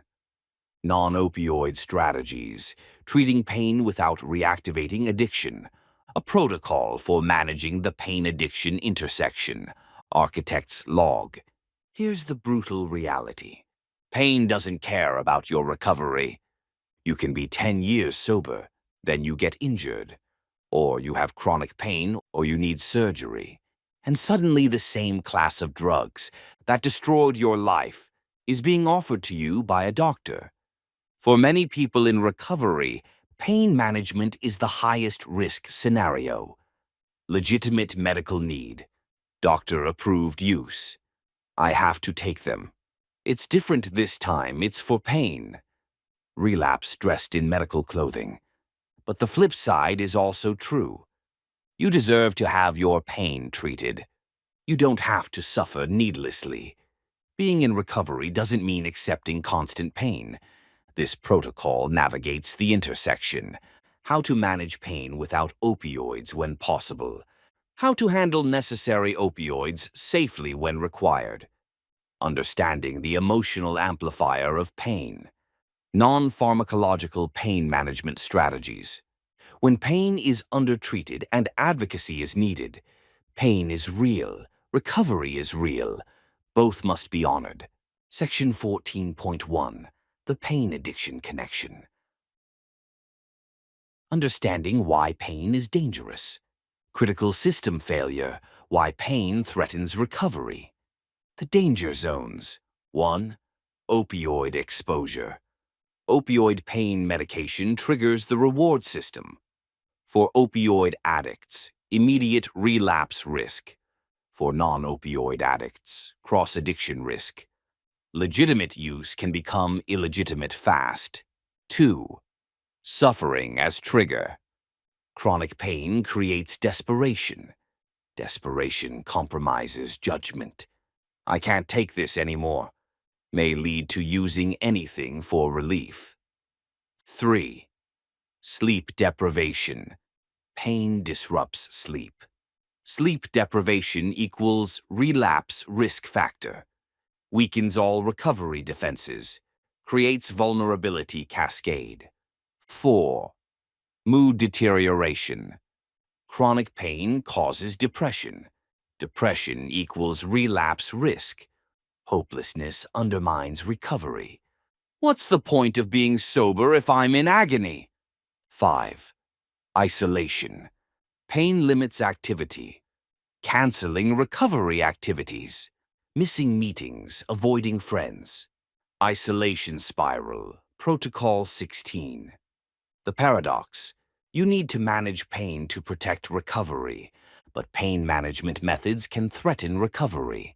This requires precision. System green, the emotional amplifier. Pain is not just physical. Pain has two components. 1. Sensory component. The actual nerve signals. The physical sensation. The tissue damage or nerve activity. 2. Emotional component.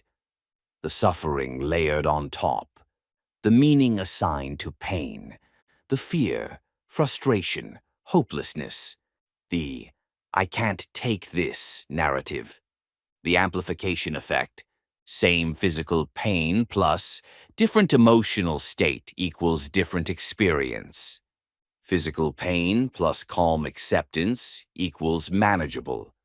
Physical pain plus anxiety/catastrophizing equals unbearable.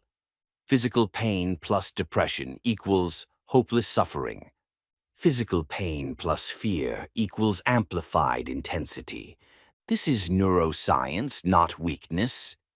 Emotional circuits modulate pain circuits. Stress hormones amplify pain signals. Limbic system directly affects pain perception. This is measurable, documented, real. The implication. Addressing the emotional component of pain can significantly reduce total pain experience. This is not "it's all in your head." It's your nervous system modulates pain. Section 14.2. Non-opioid pharmacological options. Medications that don't trigger addiction. System green. Non-opioid medication options. Always discuss with your doctor. This is information, not prescription. NSAIDs, non-steroidal anti-inflammatory drugs. Ibuprofen, Advil, Motrin. Naproxen, Aleve. Prescription, strength versions. Celecoxib, Celebrex, CO, X2 selective. Best for inflammatory pain, musculoskeletal pain. Caution. GI issues, kidney concerns with long-term use. Addiction risk, none. Acetaminophen, Tylenol, can be combined with NSAIDs. Different mechanism, best for mild to moderate pain, fever. Caution. Liver toxicity risk with high doses/alcohol. Addiction risk, none. Muscle relaxants, cyclobenzaprine, Flexeril. Methocarbamol, Robaxin. Baclofen, best for muscle spasm-related pain. Caution. Sedation, some have abuse potential. Addiction risk, low to moderate, monitor. Anti-seizure medications for nerve pain, gabapentin, Neurontin, pregabalin, Lyrica, best for neuropathic pain, nerve damage. Caution, emerging abuse potential, dependence can occur. Addiction risk, moderate, use carefully. Antidepressants for chronic pain.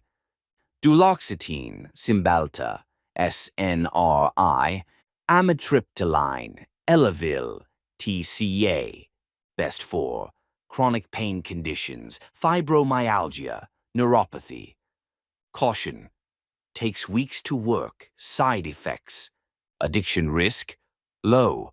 Topical options, lidocaine patches, capsaicin cream, topical NSAIDs,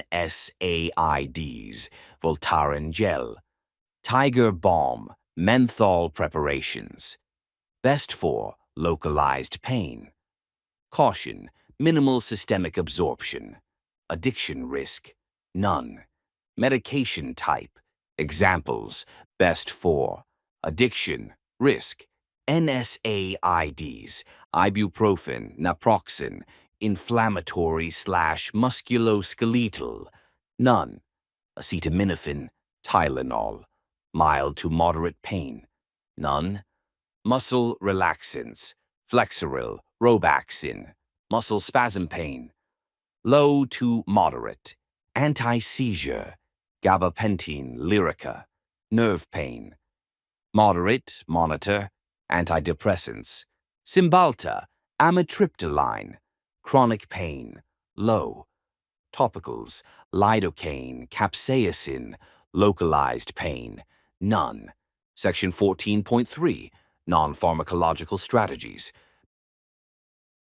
Managing pain without medications. System green, anti-inflammatory diet. Inflammation amplifies pain. Chronic inflammation sensitizes pain receptors, lowers pain threshold, maintains pain signals, creates systemic irritation.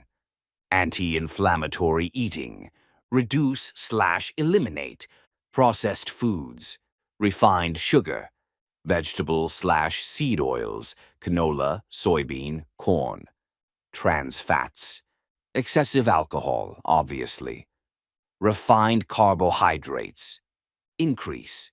Fatty fish, salmon, sardines, omega-3s, olive oil, leafy greens, berries, nuts, especially walnuts, turmeric/curcumin, ginger, bone broth, supplement, considerations, fish oil/omega-3s, 2 to 4 grams daily, EPA/DHA,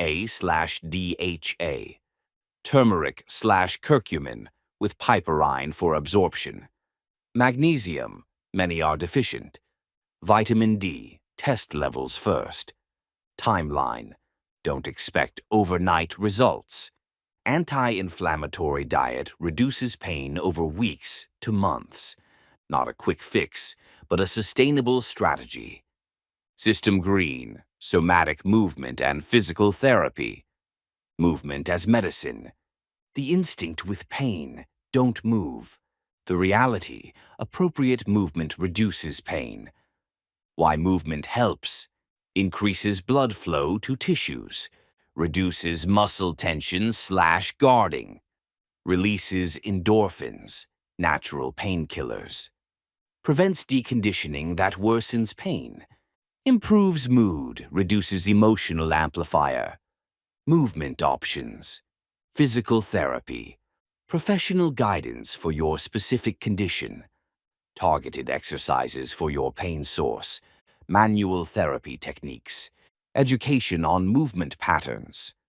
Yoga combines movement, breath, mindfulness.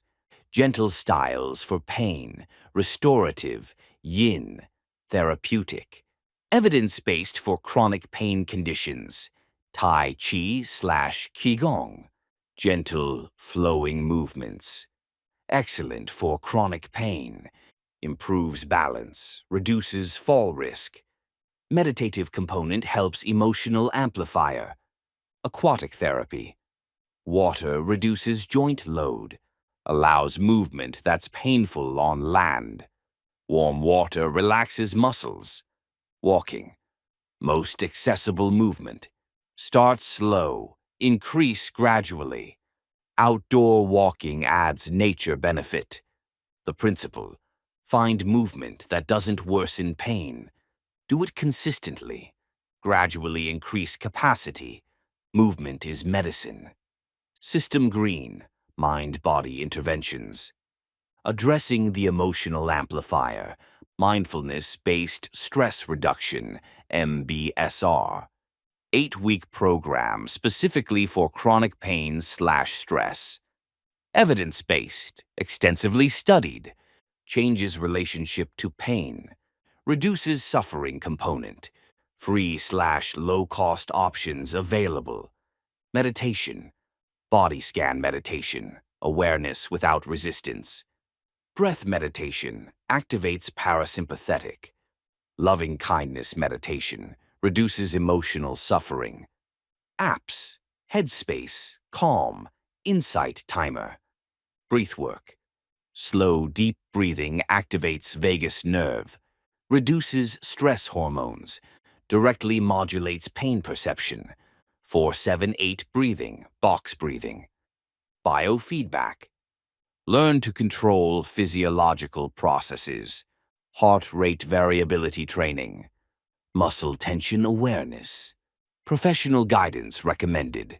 Acceptance and commitment therapy. ACT. Therapy approach for chronic pain. Accept pain without struggling against it.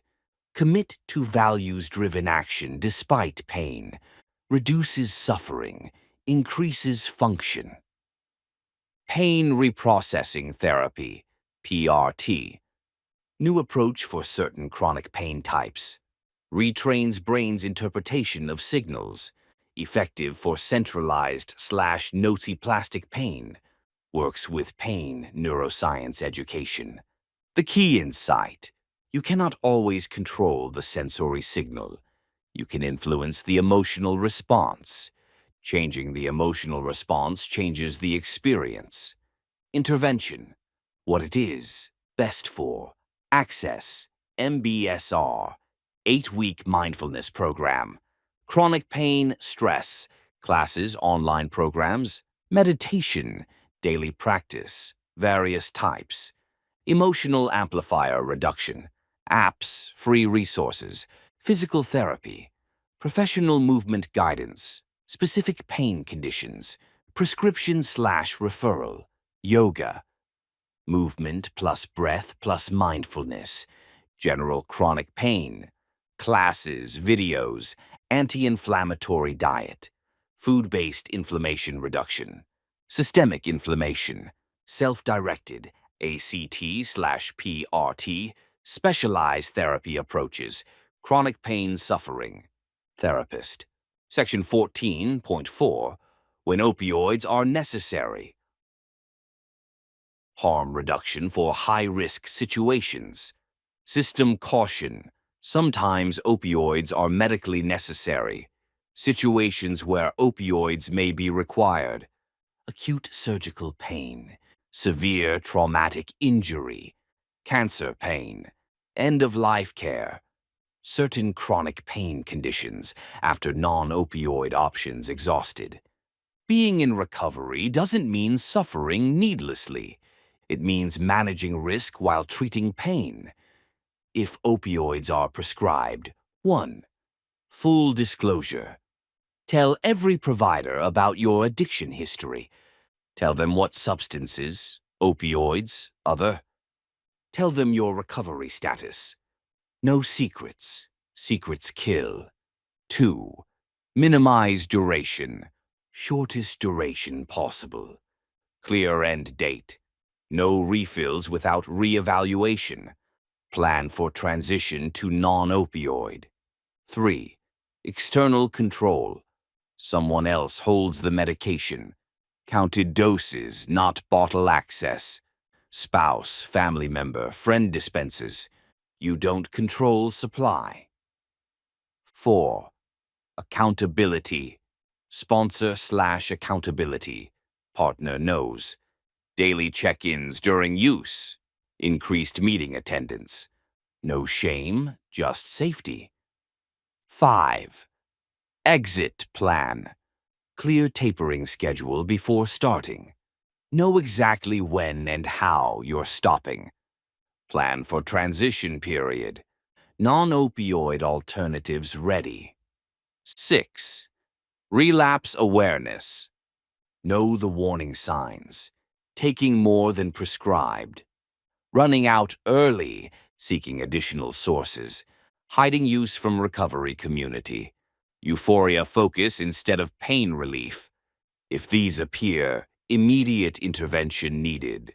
System green, the naltrexone option, if you're on MAT or considering protection. Naltrexone, Vivitrol, blocks opioid receptors. If on naltrexone, opioids won't provide high. Removes the reward component. Some people in recovery stay on it for protection. Implication for pain. Opioids still work for pain, partially, on naltrexone. But euphoria is blocked. May need higher doses for pain relief. Must tell surgeons/doctors if on naltrexone. Consideration. If you're high risk for opioid relapse, consider naltrexone maintenance. Provides protection layer. Doesn't eliminate risk but reduces it. This requires medical coordination. Your addiction medicine provider and pain management must communicate. Section 14.5. Key takeaways. System green. Protocol 14. Key takeaways. 1. Pain is a high-risk scenario. Legitimate need can mask relapse. Suffering itself threatens recovery. Sleep, mood, isolation all affected. Must address pain while protecting recovery. 2. The emotional amplifier. Pain equals sensory signal plus emotional response. Emotional state modulates pain perception. Addressing emotional component reduces total suffering. This is neuroscience, not weakness. 3. Non-opioid medications. NSAIDs, acetaminophen, no addiction risk. Muscle relaxants, low to moderate risk.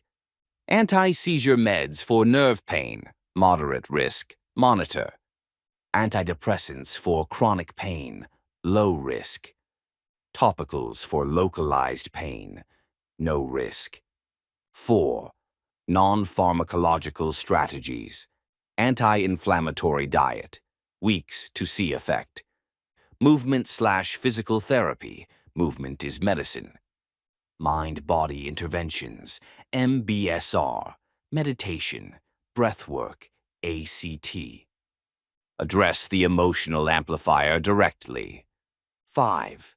If opioids are necessary. Full disclosure to all providers. Minimize duration. External control, someone else holds meds. Accountability, sponsor knows, daily check-ins. Clear exit plan before starting. Relapse warning signs awareness. 6. Advocate for yourself. Don't suffer needlessly out of fear. Non-opioid options exist and work. Pain deserves treatment. Recovery-informed providers exist. Find them. 7. The balance. You deserve pain relief. You deserve recovery protection. Both are possible with precision. Architect's log. Final system. Note. Pain is honest. It demands attention. It cannot be ignored. The addict's temptation is to solve pain the old way.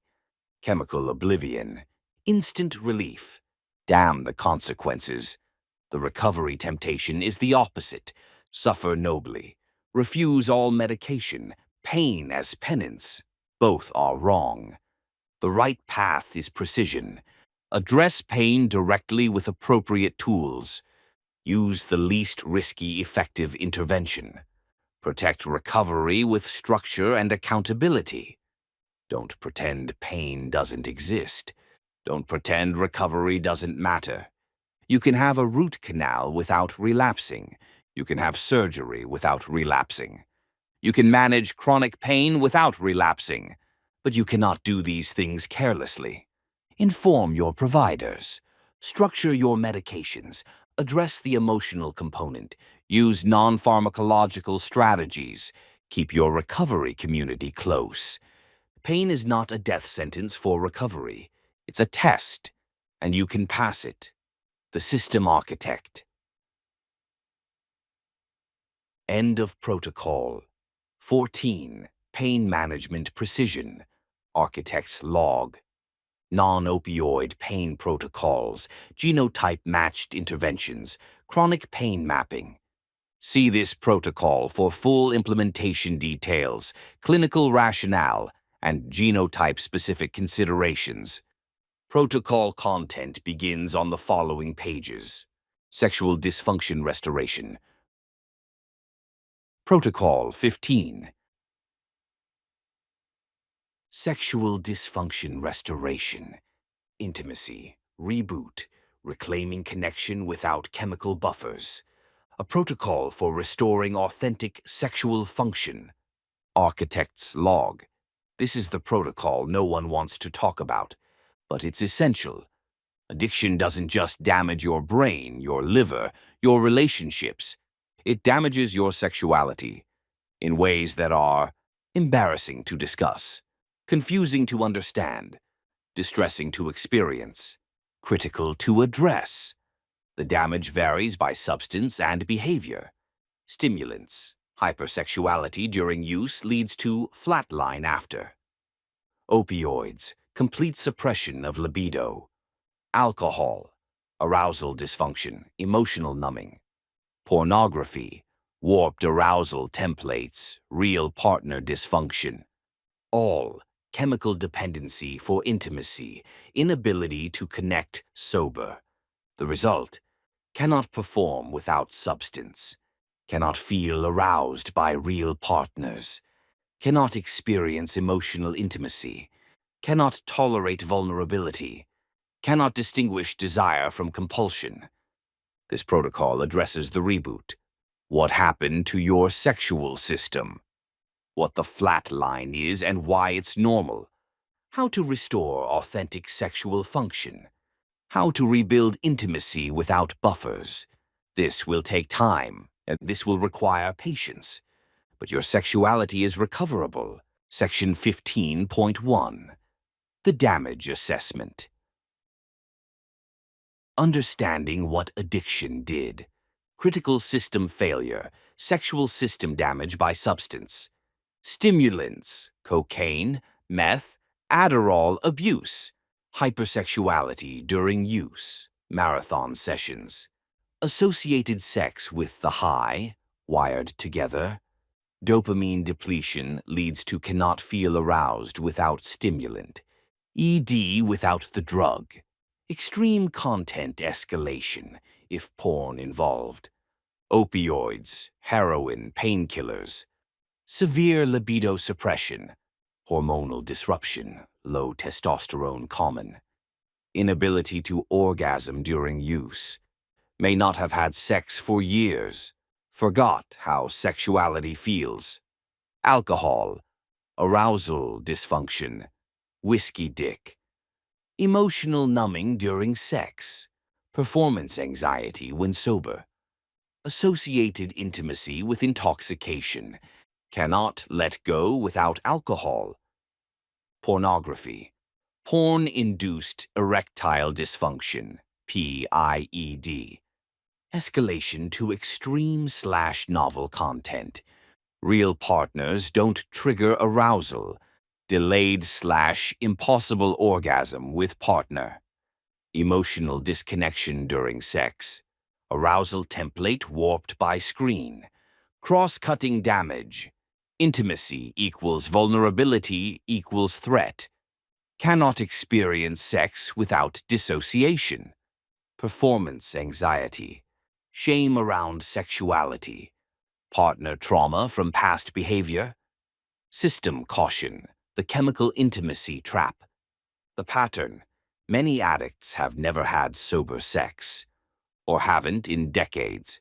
Every sexual experience was drunk, high, medicated, dissociated, performed, not felt.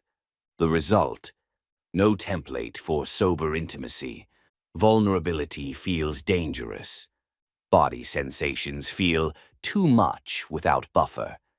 Don't know what you actually like versus what drugs made you do. Sex equals performance, not connection. The truth: you may need to relearn sexuality from scratch, not get back to how it was. It may never have been healthy. Learn it right for the first time. Section 15.2.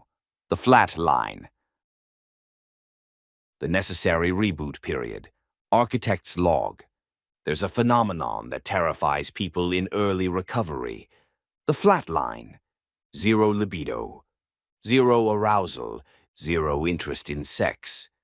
Nothing works down there. This is normal. This is temporary. This is necessary. Your sexual system is rebooting. During a reboot, the system is offline. This is not permanent damage. This is the healing process.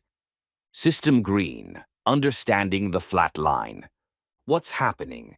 Your brain's reward system was hijacked. Sexual arousal was linked to substance, neurochemical pairing. Specific stimuli, porn trained. Altered states, only aroused when high. In recovery, the substance is gone. The artificial dopamine is gone. The paired stimuli aren't providing the same hit. The reward system is depleted. Your brain is saying, the old pathway to arousal is closed. New pathways haven't formed yet. Stand by while recalibrating. Duration varies enormously by individual. Porn addiction, often 2 to 6 months flatline. Stimulant addiction, often 1 to 3 months. Opioid addiction may need hormonal recovery, 6+ months. Some experience waves flatline to recovery to flatline. The danger: panic, I'm broken forever. Testing, let me see if it works, leads to relapse or porn use. Forcing, attempting sex when not ready, creates performance anxiety. Medicating, seeking Viagra, etc. before natural recovery. The protocol: accept the flat line. Don't test, don't force. Trust the process. It will return. System green, flatline navigation protocol. During the flatline 1, do not panic. This is normal. This is temporary. Your brain is healing. Libido will return. 2, do not test. Don't watch porn just to see. Don't obsessively check if arousal is working. Each test creates anxiety, delays recovery. Let the system reboot without interference. 3, do not force. Don't attempt sexual activity to prove something. Performance anxiety will make it worse. If you have a partner, explain, I'm in recovery, this is temporary. Patience now equals healthier sexuality later. 4, do support the reboot. Sleep, critical for neurological recovery. Exercise improves circulation, testosterone, mood. Nutrition, support hormone production. No porn. Zero artificial sexual stimulation. Patience, your only job. 5, track but don't obsess. Note any signs of returning libido, morning wood, random arousal. These are positive signs, but don't chase them. Recovery is not linear. Fluctuations are normal. 6, consider medical evaluation. After 6+ months of flatline, see a doctor. Hormone testing, testosterone, thyroid. Rule out physiological causes. Not before 6 months. Give natural recovery a chance. Flatline phase. What's happening? What to do? What not to do? Acute, week 1 to 4. System shock, no libido. Rest, accept, don't worry. Don't test, don't force. Deep, month 1 to 3. Rewiring in progress. Support with sleep/exercise. Don't panic, don't use porn. Emergence, month 3 to 6. Glimpses of natural arousal. Note, positive signs, patience. Don't rush, don't force performance. Recovery, 6+ months. Natural function returning. Gradual, gentle reintroduction. Don't expect instant perfection. Section 15.3. Intimacy restoration. Rebuilding connection without buffers. System green, sober intimacy, learning from scratch. The challenge. You may have never experienced true sober intimacy. Sober sex requires being present in your body, tolerating vulnerability, feeling without numbing, connecting without dissociating, communicating needs and boundaries. This is hard. This is also the goal, because sober intimacy is more connected, more present, more satisfying ultimately, more meaningful. Actually remembered. The Rebuild Protocol. 1. Start with non-sexual intimacy. Physical affection without sexual expectation. Holding hands, cuddling, embracing. Build comfort with touch before sex. Learn to be present in physical connection. 2. Sensate focus, therapeutic technique. Exercises for couples to rebuild sexual connection. Progressive, non-genital touch to genital touch to intercourse. Focus on sensation, not performance. Remove orgasm as the goal. Originally developed by Masters and Johnson. Consider working with sex therapist. 3. Communicate relentlessly. Tell your partner what you're experiencing. I'm nervous. I'm in my head. I need to slow down. Verbalize rather than perform. Vulnerability is the intimacy. 4. Accept imperfection. First, sober sexual experiences may be awkward. That's normal. Performance issues are temporary. Laugh, connect, try again. It gets better with practice. 5. Dissociation awareness. Notice when you leave your body. Ground yourself. Feel your hands, feet, breath. Slow down when dissociation starts. It's okay to pause and reconnect. System green, porn-induced dysfunction protocol. If porn was part of your addiction. Porn rewires arousal templates. Screen greater than real person. Novelty greater than consistency. Voyeurism greater than participation. Fantasy greater than reality. Escalation greater than baseline. The reboot requirements. 1. Complete porn abstinence. 0 porn, 0 light versions, Instagram models, etc. 0 artificial sexual stimulation. No testing to see if arousal works. This is non-negotiable for recovery. 2. No masturbation to fantasy. Initially, fantasy often mirrors porn pathways. Consider 30 to 90-day hard mode, no masturbation. Or masturbation only to physical sensation, not mental imagery. Goal: disconnect arousal from screen/fantasy. 3. Rewire to real. If partnered, Gradual sexual reintroduction with real person. Non-demand touching and intimacy. Let arousal build naturally to real stimuli. Accept that real people are different than porn. 4. Patience with PIDE, porn-induced ED. This reverses with abstinence. Timeline, often 2 to 6 months, sometimes longer. Heavy users may take longer. Recovery is real and documented. 5. Resource, Your Brain on Porn by Gary Wilson. www.yourbrainonporn.com. r/pornfree r/nofap peer communities. CSAT, Certified Sex Addiction Therapist. Section 15.4, Key Takeaways.